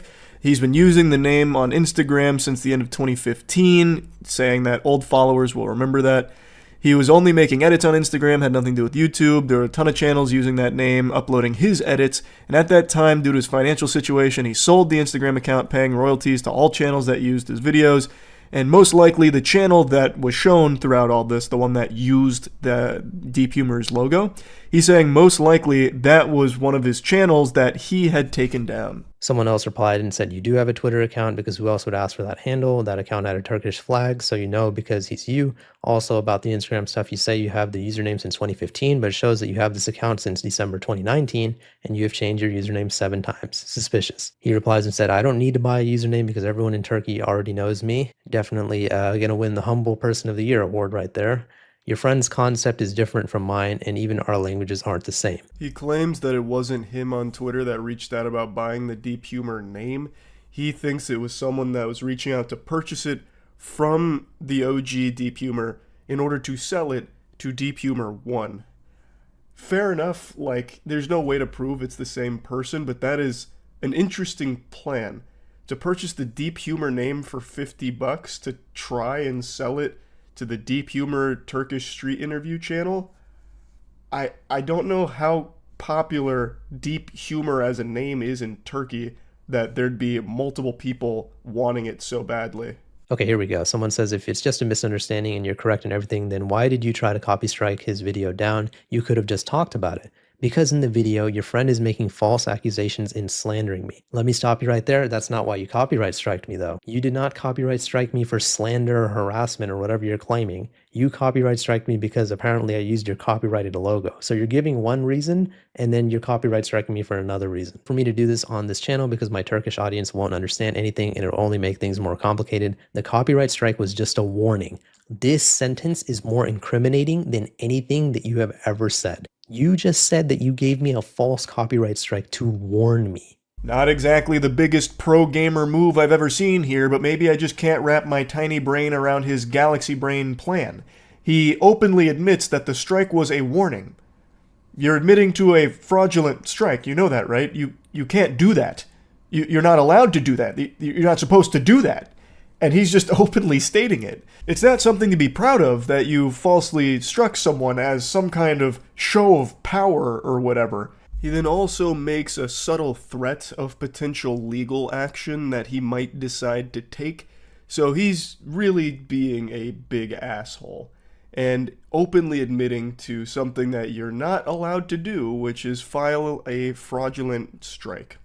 And he had no ground to stand on, even if he tried to make an argument for it, because his logo being shown once or twice in that video is not an issue at all in the first place. This is him being a petty douchebag. Now, he has made a response, and in the response, he did prove two things. Yüksek ihtimal bu Türk adam aldı bu YouTube kullanıcı adını. Ben kapattırdım. Ben YouTube'da da yokum ya o zaman. Sadece Instagram'dayım. Ben kapattırır kapattırmaz bu arkadaş gitti kullanıcı adını aldı Deep Humor'ı. Yani şu anda bana dua etmesi lazım o arkadaşın. Günahını da almak istemiyorum. Ya da kullanacak mıydı? Çünkü bayağı bir popüler Türkiye'de. Ya bana satmaya çalışacaktı ya kendi kullanacaktı. Ya bir şey söyleyeyim mi? Gerçekten bunlar beyin fukarası bak yemin ederim. Bak o videoda mutlaka izle. Bana atmış ekran görüntüsünü. Demiş ki bu YouTube kanalı senin mi demiş. Ben de demişim ki hayır benim değil. Kendi kanalıma atmışım. The vast majority of the video is him talking about some awful comments and some emails that he's gotten as a result of this, and he blames Deep Humor for it, saying that he leads them and herds them like sheep to harass him, which is just an outright lie. In pretty much every video Deep Humor's made about this, he tells people not to. He doesn't encourage that behavior at all. He shuts that shit down to the best of his ability, but because the story got so big, there's a lot of people who do that kind of garbage. And it's a terrible thing. Like, he's not wrong to be upset about it, but he is incorrect in saying that it is Deep Humor's fault. I'm relying on Google Translate here, so I don't know how accurate this is, but he shows his inbox where he has takedowns filed back in 2018, so presumably one of those channels was the one that started this whole hoopla, which was the channel that took the OG Deep Humor's channel logo. He then also proves that the account that reached out to Deep Humor through Twitter about purchasing the Deep Humor username is not him.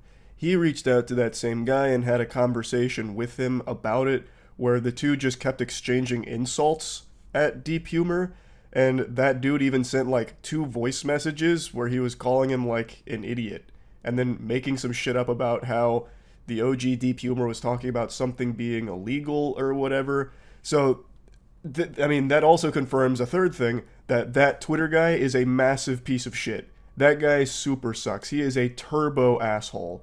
What Deep Humor's response fails to address, even loosely, is the fraudulent copyright strike that he filed. He also deleted his previous comments, so I can't go back through them. At least, I don't think I can. I can't find them anymore. So he instead deleted the evidence where he openly admitted that it was fraudulent and a warning, and now in his response never brings that up for some very peculiar reason. That's so weird. So basically he goes on for a while here, but basically he's saying the guy that I showed that DM'd me on Twitter isn't him. But the reason why I thought it was him is because of all the random coincidences coming together all at once. Coincidence number 1, Turkish Street YouTube channel takes my username and icon on August 2018. Coincidence number 2, on October 2018, that channel impersonating me gets banned, and then all of a sudden you pop out of nowhere less than 3 months later with the name Deep Humor also making Turkish Street content. Coincidence number 3, a random Turkish dude that has taken a weird interest in the name Deep Humor messages me on Twitter demanding the username. Could I have been wrong about all 3 coincidences? Of course, but am I unreasonable for leaning towards that conclusion? I don't think so. I feel like that makes total sense. I agree, it's not an unreasonable conclusion to draw given all the circumstances, and it's something that could have been solved with the first video and none of the messiness with a fraudulent strike and all of that hoopla. Deep Humor 1 could have easily reached out and explained it to him, or just leave a comment on the video. Deep Humor 1 fucking loves the YouTube comment system. He leaves like 40 of those bitches all the time on all of his videos. He could have absolutely just left a comment on that first video, which he was clearly aware of since he struck it. He could have just left a comment explaining like, hey, you've got this wrong. That's not me on Twitter. That was not me back in 2018 that had your channel icon or anything like that. And then explain it. Like, that would have been super simple and it would have solved this right away. And then he says, hello, my friend, the copyright was not fake. My logo was legally copyrighted and licensed. We have pretty much already kind of proved that this is false. Not his logo being copyrighted and licensed, but the fact that me making a 15-minute commentary/criticism video where I show his logo every now and then does not constitute as copyright infringement. That is protected under fair use. I've actually even talked to a few lawyers about this now, and they've all confirmed for me that that is fair use. Perfect point right over here. You don't send copyright claims over someone lying about you. That's an abuse of the copyright system. My friend, it seems you're not very knowledgeable about copyright. If I wanted to, I could have sent a notice to his channel for damaging the brand name or even filed a defamation for him, but I didn't. Basically, he just keeps saying he could have done a lot worse but chose not to. Instead, he played it soft with just a copyright strike. One that he could not possibly enforce at all. showing his fucking channel logo for a couple of seconds in the video is not grounds for a copyright strike. If the whole thing was about him being wrong in his assumption that you were the one reaching about the username, that is something that you could have solved with a single fucking comment about it instead of a strike. You can't weaponize frivolous strikes like this. I don't know why he can't understand that. And I think he does, which is why he didn't mention it at all in his video to his audience. Instead, he goes to the comment section where a lot less people are going to see how big of an asshole he is. It is so interesting that he can't wrap his head around him being the cause for this being such a big deal. His decision to strike this channel has led to it being this massive drama as opposed to what it started as, which was just like this weird, wacky story. Anyway, though, that's where the deep humor saga concludes for now. That's really about it. See ya.